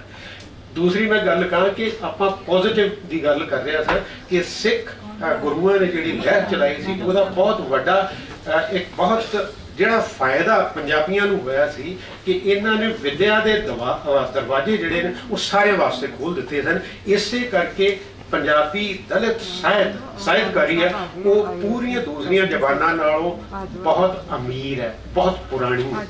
ਔਰ ਪਹਿਲੀ ਜਿਹੜੀ ਸਾਨੂੰ ਵੱਡੀ ਇੱਕ ਐਪਿਕ ਪੋਇਮ ਕਹਿ ਸਕਦੇ ਹਾਂ ਉਹ ਭਾਈ ਜੈਤੇ ਦੀ ਹੈ, ਜਿਹੜੀ 1700 ਦੇ ਲਾਗੇ ਛਾਗੇ ਲਿਖੀ ਗਈ, ਕਿਉਂਕਿ ਖਾਲਸਾ ਦੀ ਸਿਰਜਣਾ ਤੋਂ ਬਾਅਦ ਲਿਖੀ ਗਈ। ਬਹੁਤ ਵੱਡੀ ਗੱਲ ਹੈ। 18ਵੀਂ ਉਦੋਂ ਖੂਬਸੂਰਤ ਇਹ ਗੱਲ ਸੀ ਕਿ ਗੁਰੂ ਗੋਬਿੰਦ ਸਾਹਿਬ ਜੀ ਦੇ ਕਵੀਆਂ ਵਿੱਚੋਂ ਬਹੁਤ ਸਾਰੇ ਦਲਿਤ ਕਵੀ ਸਨ। ਇਹ ਵਿਦਿਆ ਦੇ ਦਰਵਾਜ਼ੇ ਖੋਲ੍ਹਣੇ, ਉਹਨਾਂ ਨੂੰ ਸਿੰਘ ਦੀ ਉਪਾਧੀ ਦੇਣੀ, ਇਹ ਵੱਡਾ ਇਨਕਲਾਬ ਸੀ। ਮੈਂ ਇਸ ਕਰਕੇ ਕਹਿ ਰਿਹਾ ਕਿ ਇਹਨੂੰ ਘਟਾ ਕੇ ਨਾ ਵੇਖੀਏ ਆਪਾਂ, ਭਾਵੇਂ ਉਹ ਔਰਤਾਂ ਦੇ ਮਸਲੇ ਇਹਦੇ ਵਿੱਚ ਆਹਲੂਵਾਲੀਆ ਸਾਹਿਬ ਜਿਹੜੇ ਵਾਈਸ ਚਾਂਸਲਰ ਰਹਿ ਚੁੱਕੇ ਸਨ, ਬੜੇ ਵਧੀਆ ਚਿੰਤਕ ਸਨ, ਸਿੱਖ ਧਰਮ ਨੂੰ ਲੈ ਕੇ, ਸਿੱਖ ਆਪਣੇ ਥਿਓਲੋਜੀ ਨੂੰ ਲੈ ਕੇ ਔਰ ਹਿਸਟਰੀ ਨੂੰ ਲੈ ਕੇ ਉਹਨਾਂ ਨੇ ਕਿਤਾਬ ਇੱਕ ਲਿਖੀ ਸੀ, how to save Sikhism from Sikhs, ਕਿ ਸਿੱਖ ਧਰਮ ਨੂੰ ਸਿੱਖਾਂ ਤੋਂ ਕਿਵੇਂ ਬਚਾਇਆ ਜਾਵੇ। ਉਹ ਕਹਿੰਦੇ ਨੇ ਕਿ 18ਵੀਂ ਸਦੀ ਵਿੱਚ ਸਿੱਖੀ ਦਾ ਫਿਊਡਲਾਈਜੇਸ਼ਨ ਹੋਇਆ। ਆਪਾਂ ਸਮੰਤਸ਼ਾਹੀ ਦੀ ਗੱਲ ਕਰ ਰਹੇ ਸਨ, ਇਹ ਅਸਲ ਵਿੱਚ ਐਡਾ ਉਹ ਨਹੀਂ ਹੈਗਾ, ਮੈਂ ਉਤਰਾ ਚੜਾਅ ਦੀ ਗੱਲ ਕਰ ਰਿਹਾ ਕਿ ਕੋਈ ਵੀ ਫਿਕਸਡ ਨਹੀਂ ਰਹਿੰਦੀਆਂ ਫਾਰਮਸ, ਭਾਵੇਂ ਉਹ ਜਾਤ ਪਾਤ ਦੀ ਹੋਵੇ। ਜਿਹੜਾ ਪਹਿਲਾ ਗੁਰੂਆਂ ਦੇ ਵੇਲਾ ਉਹ ਬੜਾ ਇਨਕਲਾਬੀ ਵੇਲਾ ਹੈ। ਇੱਥੇ ਮੋਢੇ ਨਾਲ ਮੋਢਾ ਜੋੜ ਕੇ ਜਿਹੜੇ ਦੂਸਰਿਆਂ ਨਾਲ ਸੰਘਰਸ਼ ਵੀ ਕਰਦੇ ਨੇ। ਜਾਤ ਪਾਤ ਹੈਗੀ ਆ, ਹਾਲਾਂਕਿ ਇਹ ਕਿਹਾ ਜਾਂਦਾ ਕਿ ਗੁਰੂਆਂ ਨੇ ਕਿਸੇ ਨਾਲ ਵੀ ਗੈਰ ਜਿਹੜੇ ਖੱਤਰੀ ਨੇ ਉਹਨਾਂ ਨਾਲ ਵਿਆਹ ਹੀ ਨਹੀਂ ਕੀਤਾ। ਇਹ ਕੀਤਾ ਹੁੰਦਾ ਖੈਰ ਹੋਰ ਵੀ ਬੜਾ ਇਨਕਲਾਬ ਆ ਜਾਂਦਾ ਉਹ ਗੱਲ ਵੱਖਰੀ ਹੈ। ਇਹ ਗੱਲ ਪ੍ਰੈਕਟੀਕਲੀ ਉਹਨਾਂ ਨੇ, ਕਿਉਂਕਿ ਮੈਂ ਇਤਿਹਾਸ ਦਾ ਵਿਦਿਆਰਥੀ, ਬਹੁਤ ਨਜ਼ਦੀਕ ਤੋਂ ਇਹ ਸੋਰਸਸ ਵੇਖੇ ਨੇ ਸਾਰੇ। ਮੈਂ ਇਹ ਗੱਲ ਹੈ ਕਿ ਉਹਨਾਂ ਨੇ ਬਹੁਤ ਵੱਡਾ ਕੰਮ ਕੀਤਾ। ਇਸੇ ਕਰਕੇ ਤੁਹਾਨੂੰ ਸਾਨੂੰ ਦਲਿਤ ਸਾਹਿਤਕਾਰੀ ਜਿਹੜੀ ਹੈ ਨਾ ਉਹ ਐਡੀ ਅਮੀਰ ਆਉਂਦੀ ਹੈ। ਮੈਂ ਇਸ ਕਰਕੇ ਕਹਿ ਰਿਹਾ ਕਿ 18ਵੀਂ ਸਦੀ ਵਿੱਚ ਗੁਰੂ ਗ੍ਰੰਥ ਸਾਹਿਬ ਦੀਆਂ ਪੀੜਾਂ ਮਤਲਬ ਇੰਨੀਆਂ ਲਿਖੀਆਂ ਜਾਂਦੀਆਂ ਸਨ। ਇੱਕ ਪੀੜ ਦਾ ਹਵਾਲਾ ਮਿਲਦਾ ਕਿ ਕੇਰ ਸਿੰਘ ਰਵਿਦਾਸੀਆ 1734 ਵਿੱਚ ਪੀੜ ਲਿਖਦੇ ਆ। ਇਹ ਕਿਸੇ ਧਰਮ ਵਿੱਚ ਕਿਵੇਂ ਹੋ ਹੀ ਨਹੀਂ ਸੀ ਸਕਦਾ। ਇਹ ਭਾਰਤ ਦੇ ਇਤਿਹਾਸ ਵਿੱਚ ਮੈਂ ਕਹਿੰਦਾ ਬਹੁਤ ਵੱਡੀ ਇਨਕਲਾਬੀ ਗੱਲ ਸੀ ਕਿ ਉਹਨਾਂ ਲੋਕਾਂ ਨੂੰ ਵਿਦਿਆ ਦੇ ਜਿਹੜੇ ਰਾਹ ਖੋਲ੍ਹ ਦਿੱਤੇ ਜਾਣ ਜਿਨ੍ਹਾਂ ਨੂੰ ਕਦੀ ਉਹ ਕੀੜੇ ਮਕੌੜੇ ਸਮਝਿਆ ਜਾਂਦਾ ਸੀ। ਉਹਦੇ ਤੋਂ ਬਾਅਦ ਮੈਂ ਕੁਇਕਲੀ ਗੱਲ ਕਰਕੇ ਖਤਮ ਕਰਦਾ ਕਿ 19ਵੀਂ ਸਦੀ ਦੇ ਪਹਿਲੇ ਅੱਧ ਵਿੱਚ ਰਣਜੀਤ ਸਿੰਘ ਦੇ ਵੇਲੇ ਦਾ ਬਹੁਤ ਵੱਡਾ ਕਵੀ, ਜਿਹਨੂੰ ਆਪਣੇ ਅਸ਼ੋਕ ਜੀ ਕਹਿੰਦੇ ਨੇ ਕਿ ਉਹ ਉਸ ਵੇਲੇ ਦਾ ਮਹਾਕਵੀ ਸੀ ਆਪਣੇ। ਉਹ ਸਾਧੂ ਨਹੀਂ ਜੀ ਨਹੀਂ, ਵਜ਼ੀਰ ਸਿੰਘ ਜਿਹੜਾ ਬ੍ਰਹਮ ਗਿਆਨੀ ਵੀ ਹੋ ਗਿਆ ਸੀ, ਹੈ ਇੱਥੋਂ ਦਾ ਸੀ, ਦੌਲਤਪੁਰ ਜੀਰੇ ਦੇ ਲਾਗੇ ਪਿੰਡ ਸੀ, ਲੇਕਿਨ ਮਰਵੀ ਪਰਿਵਾਰ ਤੋਂ ਸੰਬੰਧਿਤ ਸੀਗਾ। ਔਰ ਉਹਨੇ ਲੌਕੇ ਜਿਹੜਾ ਪੱਟੀ ਦੇ ਲਾਗੇ ਪਿੰਡ ਆ ਉੱਥੇ ਡੇਰਾ ਵੀ ਜਮਾਇਆ ਔਰ ਬਹੁਤ ਸਾਰਿਆਂ ਨੂੰ ਆਪਣੇ ਇਹ ਜਿਹੜੀ ਗੱਲ ਗੁਰੂ ਰਵਿਦਾਸ ਸਾਹਿਬ ਜੀ ਕਰਦੇ ਨੇ ਬੇਗਮਪੁਰਾ ਵਾਲੀ, ਉਹ ਬੇਗਮਪੁਰਾ ਦੀ ਗੱਲ ਕਰਦੇ ਨੇ ਕਿ ਉੱਥੇ ਉਹਨਾਂ ਨੇ ਇੱਕ ਲਿਬਰੇਟਡ ਸੁਸਾਇਟੀ ਕਾਇਮ ਕਰ ਲਈ ਹੈ। ਔਰ ਉਹਨਾਂ ਦੇ ਸ਼ਿਸ਼ਿਆਂ ਵਿੱਚੋਂ, ਉਹਨਾਂ ਦੇ ਚੇਲਿਆਂ ਵਿੱਚੋਂ ਬਹੁਤ ਸਾਰੇ ਖੱਤਰੀ ਪਰਿਵਾਰਾਂ ਦੇ ਲੋਕ ਜੁੜੇ ਹੋਏ ਸੀ। ਖਾਸ ਕਰਕੇ ਸਾਡੀ ਪੰਜਾਬ ਦੀ ਪਹਿਲੀ ਕਵਿਤਰੀ ਜਿਹੜੀ ਹੈ ਉਹ ਨੁਰੰਗ ਦੇਵੀ, ਉਹਨਾਂ ਦੀ ਖਾਸ ਨਾਲ ਹੀ ਰਹਿੰਦੇ ਸੀ। ਉਹ ਮੁਹੱਬਤੀ ਲੋਕ ਸਨ। ਇਹ ਉਹਨੇ ਬ੍ਰਜ ਭਾਸ਼ਾ ਵਿੱਚ ਵੀ ਲਿਖਿਆ। ਲੇਕਿਨ ਕਮਾਲ ਦੀ ਗੱਲ ਹੈ ਕਿ ਉਹਦਾ ਵਜ਼ੀਰ ਸਿੰਘ ਦਾ ਪੋਇਟਰੀ ਜਿੰਨੀ ਹੈ, ਸਿਹਰਫੀਆਂ ਵਿੱਚ ਬਹੁਤ ਕੁਝ ਲਿਖਿਆ। ਉਹ ਗਿਆਨ ਨਾਲ ਓਤ-ਪ੍ਰੋਤ ਹੈ ਔਰ ਇਹ ਰਣਜੀਤ ਸਿੰਘ ਦਾ ਸਮਕਾਲੀ ਹੈ। ਸਾਡੇ ਪੰਜਾਬੀ ਸਾਹਿਤ ਦੇ ਵਿਭਾਗਾਂ ਵਿੱਚ ਕਿੰਨਾ ਲੋਕ ਜਾਣਦੇ ਨੇ ਕਿ ਵਜ਼ੀਰ ਸਿੰਘ ਏਡਾ ਵੱਡਾ ਸ਼ਾਇਰ ਹੈ। ਖੈਰ ਉਹਦੇ ਤੋਂ ਵੱਡੀ ਅੱਗੇ ਕੜੀ ਮੈਂ ਜੋੜਦਾ ਕਿ ਬਹੁਤ ਵੱਡਾ ਕਵੀ, ਬਹੁਤ ਵੱਡਾ ਚਿੰਤਕ ਔਰ ਬਹੁਤ ਵੱਡਾ, ਔਰ ਜਿਹਨੇ ਦਇਆ ਸਿੰਘ ਆਪਣੇ ਸਵਾਮੀ ਦਇਆਨੰਦ ਨੂੰ ਨਾਲ ਵੀ ਟੱਕਰ ਲੈ ਕੇ ਉਹਨੂੰ ਇੱਕ ਤਰੀਕੇ ਨਾਲ ਮਾਤ ਵੀ ਕੀਤਾ ਸੀ ਲਾਹੌਰ ਦੇ ਵਿੱਚ। ਗਿਆਨੀ ਦਿਲ ਸਿੰਘ ਉਹ ਖੁਦ ਵੀ ਬਹੁਤ ਵੱਡਾ ਸਾਡੇ ਕੋਲ ਚਿੰਤਕ ਹੈ। ਉਹਦੀ ਨਾਲ ਗੱਲ ਕਰ, ਉਹਦੇ ਤੋਂ ਗੱਲ ਅੱਗੇ ਮੈਂ ਤੋਰਦੇ ਹੋਏ ਇੰਨਾ ਵੱਡਾ ਹੋਇਆ, ਲੇਕਿਨ ਸਾਡੇ ਵਿੱਚ ਖੋਜ ਕਰਨ ਦੀ ਜਿਹੜੀ ਹੈ ਨਾ ਉਹ ਕੈਪੈਸਿਟੀ ਨਹੀਂ ਹੈਗੀ ਜਾਂ ਕਰਨਾ ਨਹੀਂ ਚਾਹੁੰਦੇ। ਯੂਨੀਵਰਸਿਟੀਆਂ ਵਿੱਚ ਵੀ ਇਸ ਤਰੀਕੇ ਦਾ ਖੋਜ ਨਹੀਂ ਹੋ ਰਿਹਾ। ਜਦੋਂ ਮੈਂ ਇਹਨਾਂ ਗੱਲਾਂ ਦੇ ਕੰਮ ਕਰ ਰਿਹਾ ਸੀ, ਸਾਰਿਆਂ ਨੂੰ ਜਿੰਨੇ ਵੀ ਸਾਹਿਤ ਦੇ ਨਾਲ ਜੁੜੇ ਹੋਏ ਨੇ ਜਾਂ ਇਤਿਹਾਸ ਦੇ ਨਾਲ ਜੁੜੇ ਹੋਏ ਸਨ, ਕਿਸੇ ਨੂੰ ਕਿਸੇ ਗੱਲ ਦਾ ਪਤਾ ਨਹੀਂ ਸੀ। ਆਈ ਡਿਸਕਵਰਡ ਔਨ ਮਾਈ ਓਨ। ਫਿਰ ਅੱਗੇ ਬਹੁਤ ਵੱਡਾ, ਮੈਂ ਬਸ 1 ਮਿੰਟ ਵਿੱਚ ਗੱਲ ਬਤਾ ਦੇਵਾਂ ਕਿ 20ਵੀਂ ਸਦੀ ਦਾ ਪਹਿਲਾ ਜਿਹੜੇ 2 ਦਹਾਕੇ ਨੇ ਉਹਦੇ ਵਿੱਚ 20 ਸਾਲਾਂ ਦੀ ਉਮਰ ਵਿੱਚ ਇੱਕ ਦੂਸਰਾ ਸਾਧੂ ਦਇਆ ਸਿੰਘ ਆਰਿਫ ਪੈਦਾ ਹੁੰਦਾ ਹੈ। ਉਹ ਵੀ ਮਜ਼੍ਹਬੀ ਪਰਿਵਾਰ ਵਿੱਚੋਂ ਸੀ ਔਰ ਉਹ ਸਾਧੂ ਹੋ ਗਿਆ ਸੀ ਇਸ ਕਰਕੇ ਉਹਨੇ 5 ਜ਼ਬਾਨਾਂ ਦੇ ਅਬੂਰ ਹਾਸਲ ਕੀਤਾ ਸੀ। ਅਰਬੀ ਤੇ, ਫਾਰਸੀ ਤੇ, ਉਰਦੂ ਤੇ, ਸੰਸਕ੍ਰਿਤ ਤੇ ਔਰ ਗੁਰਮੁਖੀ ਤਾਂ ਹੈਗੀ ਸੀ। ਉਹਨੇ ਸਮਰੀ ਉਹਦੇ ਤੋਂ ਜ਼ਿੰਦਗੀ ਵਿਲਾਸ ਉਹਦਾ ਬਹੁਤ ਵੱਡੀ ਰਚਨਾ ਹੈ। ਲੇਕਿਨ ਉਹਨੇ ਹੋਰ 3-4 ਗ੍ਰੰਥ ਲਿਖੇ ਸੀਗੇ। ਲੇਕਿਨ ਉਹਨਾਂ ਦੇ ਬਾਰੇ ਜਦੋਂ ਮੈਂ ਰਿਸਰਚ ਕਰ ਰਿਹਾ ਸੀ ਕਿ ਪੰਜਾਬੀ ਸਾਹਿਤ ਦੇ ਇਤਿਹਾਸਾਂ ਵਿੱਚ ਉਹਦਾ ਕਿੱਦਾਂ ਜ਼ਿਕਰ ਹੈ, ਉਹ ਨਾ ਮਾਤਰੀ ਸੀਗਾ। ਕਿ ਸਾਡਾ ਇਹ ਹਾਲ ਆ ਪੰਜਾਬੀਆਂ ਦਾ ਕਿ ਅਸੀਂ ਜਾਤ ਪਾਤ ਦੇ ਕਿੰਨੇ ਸ਼ਿਕੰਜੇ ਵਿੱਚ ਫਸੇ ਹੋਏ ਆ ਕਿ ਸਾਡੀਆਂ ਯੂਨੀਵਰਸਿਟੀਆਂ ਵਿੱਚ ਬੈਠੇ ਹੋਏ ਲੋਕ ਉੱਚ ਜਾਤੀਆਂ ਦੇ ਰਹੇ ਔਰ ਉਹਨਾਂ ਨੇ ਜੇ ਸਿੱਖਿਆ ਵੀ ਤੇ ਇਹ ਜਾਣ ਬੁੱਝ ਕੇ ਜਾਤ ਪਾਤ ਦੇ ਆਧਾਰ ਤੇ ਇਗਨੋਰ ਵੀ ਕੀਤਾ। ਅੱਗੇ ਤਾਂ ਵੱਡਾ ਸਿਲਸਿਲਾ 1900 ਇਹ ਮੈਂ ਪ੍ਰੀ ਦਲਿਤ ਕੌਨਸ਼ੀਅਸਨੈਸ ਜਿੰਨੇ ਵੀ ਉਹਦੇ ਤੋਂ ਪਹਿਲਾਂ ਸਾਡੇ ਪੰਜਾਬੀ ਕਵੀ ਹੋਏ ਨੇ, ਬੜਾ ਵੱਡਾ ਅਮੀਰ ਵਿਰਸਾ ਜਿਹਦੇ ਤੇ ਸਾਨੂੰ ਮਾਣ ਹੋਣਾ ਚਾਹੀਦਾ। ਇਸ ਕਰਕੇ ਮਾਣ ਹੋਣਾ ਚਾਹੀਦਾ ਕਿਉਂਕਿ ਸਾਰੇ ਸਿੱਖ ਪਰਿਵਾਰਾਂ ਵਿੱਚੋਂ ਆਉਂਦੇ ਸਨ। ਦੂਸਰੇ ਉਹ ਪੂਰੀ ਪੰਜਾਬੀ ਜਿਹੜਾ ਇੱਕ ਲੰਮੀ ਸਾਡਾ ਵਿਰਸਾ ਉਹ ਉਹਨਾਂ ਦੇ ਖੂਨ ਦੇ ਵਿੱਚ ਜਜ਼ਬ ਸੀ। ਇਸ ਕਰਕੇ ਵੱਡੀ ਗਿਆਨ ਸੋਚ ਵਿਚਾਰ ਗਿਆਨ ਵਿਗਿਆਨ ਦੀਆਂ ਗੱਲਾਂ ਕਰ ਪਾਏ। ਖੈਰ ਮੈਂ ਕਹੇ ਸੋਚਦਾ ਕਿ ਹਾਸ਼ੀਆਗਤ ਦੀ ਜਦੋਂ ਆਪਾਂ ਗੱਲ ਕਰਦੇ ਹਾਂ, ਔਰਤਾਂ ਦੀ ਗੱਲ ਕਰਦੇ ਹਾਂ, ਤੇ ਇਹ ਸਾਡੇ ਵਾਸਤੇ ਬਹੁਤ ਮੰਦਭਾਗੀ ਤੇ ਹੈਗੀ ਹੈ ਕਿ ਅਸੀਂ ਸਾਡੀ ਸੋਚ ਫਿਊਟਲਾਈਜ਼ ਹੈਗੀ ਸੀ। ਉਹ ਇਸ ਕਰਕੇ ਕਿ ਜਿਹੜੀ ਸਾਡੀ ਸੰਸਕ੍ਰਿਤੀ ਹੈ ਜਾਂ ਮੇਨ ਮੁੱਖ ਡੋਮੀਨੈਂਟ ਜਿਹੜਾ ਸਟ੍ਰੇਨ ਰਿਹਾ ਉਹ ਆਪਣੇ ਕਾਸ਼ਤਕਾਰੀ ਦੇ ਨਾਲ ਜੁੜਿਆ ਰਿਹਾ, ਪਿੰਡਾਂ ਦੇ ਨਾਲ ਜੁੜਿਆ ਰਿਹਾ। ਉੱਥੇ ਆਪਣੇ ਹਿੱਤਾਂ ਵਾਸਤੇ ਮੁਫਤ ਦੀ ਮਜ਼ਦੂਰੀ ਕਰਵਾਉਣ ਵਾਸਤੇ ਜਾਤ ਪਾਤ ਦੀ ਕਸ਼ੂਰ ਦੀ ਬਿਮਾਰੀ ਲਾਈ ਗਈ ਸੀ। ਇਹ ਮੇਰੇ ਕੋਲ ਪ੍ਰਮਾਣ ਨੇ ਕਿ 19ਵੀਂ ਸਦੀ ਵਿੱਚ ਇਹ ਕਿਵੇਂ ਪੱਕ ਹੁੰਦੀ ਹੈ। ਸੋ ਮਚ ਸੋ ਕਿ ਗੁਰਦੁਆਰਿਆਂ ਨੂੰ ਆਜ਼ਾਦ ਕਰਨ ਵਾਸਤੇ ਸਿੱਖਾਂ ਨੂੰ ਖੁਦ ਸੰਘਰਸ਼ ਕਰਨੇ ਪਏ ਸੀ। ਖੈਰ ਗੱਲਾਂ ਹੋਰ ਵੀ ਨੇ, ਆਪਾਂ ਬਹੁਤ ਕਰ ਸਕਦੇ ਹਾਂ, ਲੇਕਿਨ ਮੈਂ ਸਮਝਦਾ ਕਿ ਇਹ ਤੁਹਾਡੇ ਨਾਲ ਸ਼ੇਅਰ ਕਰਨੀਆਂ ਜ਼ਰੂਰੀ ਨੇ। ਸਾਨੂੰ ਮਾਣ ਹੋਣਾ ਚਾਹੀਦਾ ਆਪਣੇ ਵਿਰਸੇ ਦੇ, ਲੇਕਿਨ ਸਾਡੀ ਆਲੋਚਨਾਤਮਕ ਜਿਹੜਾ ਦ੍ਰਿਸ਼ਟੀ ਆ ਉਹ ਹੋਣੀ ਚਾਹੀਦੀ ਹੈ। ਔਰ ਕੋਈ ਕਿਸੇ ਦਾ there is no royal road to science, only hard work। ਸਾਡੇ ਵਿੱਚ ਮਿਹਨਤ ਕਰਨ ਦੀ ਸ਼ਕਤੀ ਨਹੀਂ ਰਹੀ ਜਾਂ ਸਾਡੇ ਵਿੱਚ ਬਲ ਨਹੀਂ ਹੈਗਾ ਕਿ ਉਹ ਉਸ ਪਾਸੇ ਨੂੰ ਚੱਲੀਏ। ਚਲੋ ਜੀ, ਬਹੁਤ ਬਹੁਤ ਸ਼ੁਕਰੀਆ।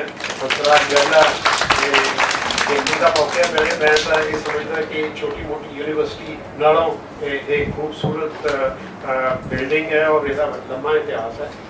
ਬਹੁਤ ਬਹੁਤ ਧੰਨਵਾਦ ਜੀ। ਜਿਵੇਂ ਕਿ ਆਪਾਂ ਸਾਰੇ ਸੈਸ਼ਨ 'ਚ ਸਮਝਿਆ ਕਿ ਸਮਾਜ ਨੇ ਕੁਝ ਸਮੂਹਾਂ ਨੂੰ ਹਾਸ਼ੀਏ ਤੇ ਧੱਕਿਆ ਹੋਇਆ ਹੈ। ਉਹ ਆਪੋ ਸੰਕਟ ਦੇ ਵਿੱਚ ਰਹਿ ਰਹੇ, ਚੇਤਨ ਨਹੀਂ ਹੈ ਆਪਣੇ ਸੰਕਟ ਪ੍ਰਤੀ। ਉਹਨਾਂ ਨੂੰ ਚੇਤਨ ਕਰਨ ਦੀ ਜ਼ਿੰਮੇਵਾਰੀ ਸਾਡੀ ਸਮਾਜ ਦੀ ਹੈ। ਜਿਹੜੇ ਚੇਤਨ ਹੈ ਉਹ ਤੋਂ ਵੱਡਾ ਹਿੱਸਾ ਸਾਡੇ ਸਾਹਿਤ ਦਾ ਹੈ। ਸਾਹਿਤ ਇਹੋ ਜਿਹਾ ਰਚਿਆ ਜਾਵੇ ਤੇ ਉਹਨਾਂ ਤੱਕ ਪਹੁੰਚਿਆ ਜਾਵੇ, ਜਿਵੇਂ ਬੇਟੀ ਨਿੱਕੋ ਕਿਸੇ ਗੱਲ ਉਹਨਾਂ ਦੀ ਗੱਲ ਉਹਨਾਂ ਤੱਕ ਪਹੁੰਚਾਇਆ ਜਾਵੇ, ਉਹਨਾਂ ਨੂੰ ਚੇਤਨ ਕੀਤਾ ਜਾਵੇ। ਇਹ ਵੱਡੀ ਜ਼ਿੰਮੇਵਾਰੀ ਹੈ ਸਮਾਜ ਦੀ, ਜੇ ਅਸੀਂ ਇਹ ਕਰ ਸਕਦੇ ਹਾਂ। ਦੂਸਰੀ ਗੱਲ, ਬਹੁਤ ਸਾਰੇ ਹੱਥ ਖੜੇ ਹੋਏ ਸੀ ਜਿਨ੍ਹਾਂ ਨੇ ਪ੍ਰਸ਼ਨ ਪੁੱਛਣੇ ਸੀ।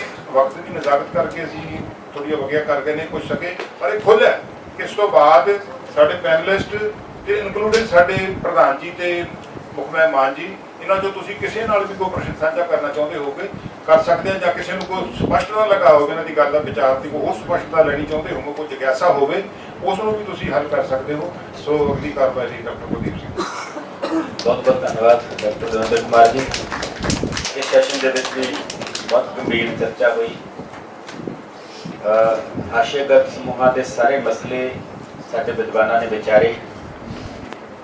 ਰਾਜਕੁਮਾਰ ਹੰਸ ਜੀ ਨੇ ਸਮੁੱਚਾ ਹਿਸਟੋਰੀਕਲ ਤੇ ਕਲਚਰਲ ਪਰਸਪੈਕਟਿਵ ਸੀ ਜਿਹੜਾ ਸਮੱਸਿਆ ਦਾ, ਉਹਨੂੰ ਉਭਾਰਨ ਦੀ ਕੋਸ਼ਿਸ਼ ਕੀਤੀ। ਪਿਛਲੇ ਸੈਸ਼ਨਾਂ ਦੀ ਤਰ੍ਹਾਂ ਇਸ ਸੈਸ਼ਨ ਦੇ ਵਿੱਚ ਵੀ ਬਹੁਤ ਸਾਰੇ ਸਵਾਲ ਆਏ ਤੇ ਬਹੁਤ ਸਾਰੇ ਸਵਾਲ ਅਜੇ ਤੁਹਾਡੇ ਮਨਾਂ 'ਚ ਨੇ ਤੇ ਇਹ ਸਵਾਲ ਪੈਦਾ ਹੋਣਾ ਸਾਡੀ ਪ੍ਰਾਪਤੀ ਹੈ। ਇਹ ਸਿਲਸਿਲਾ ਚੱਲਦਾ ਰਹਿਣਾ ਹੈ। ਚਿੰਤਨ ਦੀ ਸ਼ੁਰੂਆਤ ਹੋਈ ਹੈ ਤੇ ਚਿੰਤਨ ਜਿੰਨਾ ਚੱਲੇਗਾ ਉਨੇ ਹੀ ਇਸ ਪ੍ਰੋਗਰਾਮ ਦੀ ਪ੍ਰਾਪਤੀ ਹੋਊਗੀ। ਸੋ ਅਸੀਂ ਸਾਰੇ ਪ੍ਰਧਾਨਗੀ ਮੰਡਲ ਦਾ ਧੰਨਵਾਦ ਕਰਦੇ ਹਾਂ, ਉਹਨਾਂ ਦਾ ਸਨਮਾਨ ਕਰਨਾ ਅਸੀਂ ਪ੍ਰਧਾਨਗੀ ਮੰਡਲ ਦਾ।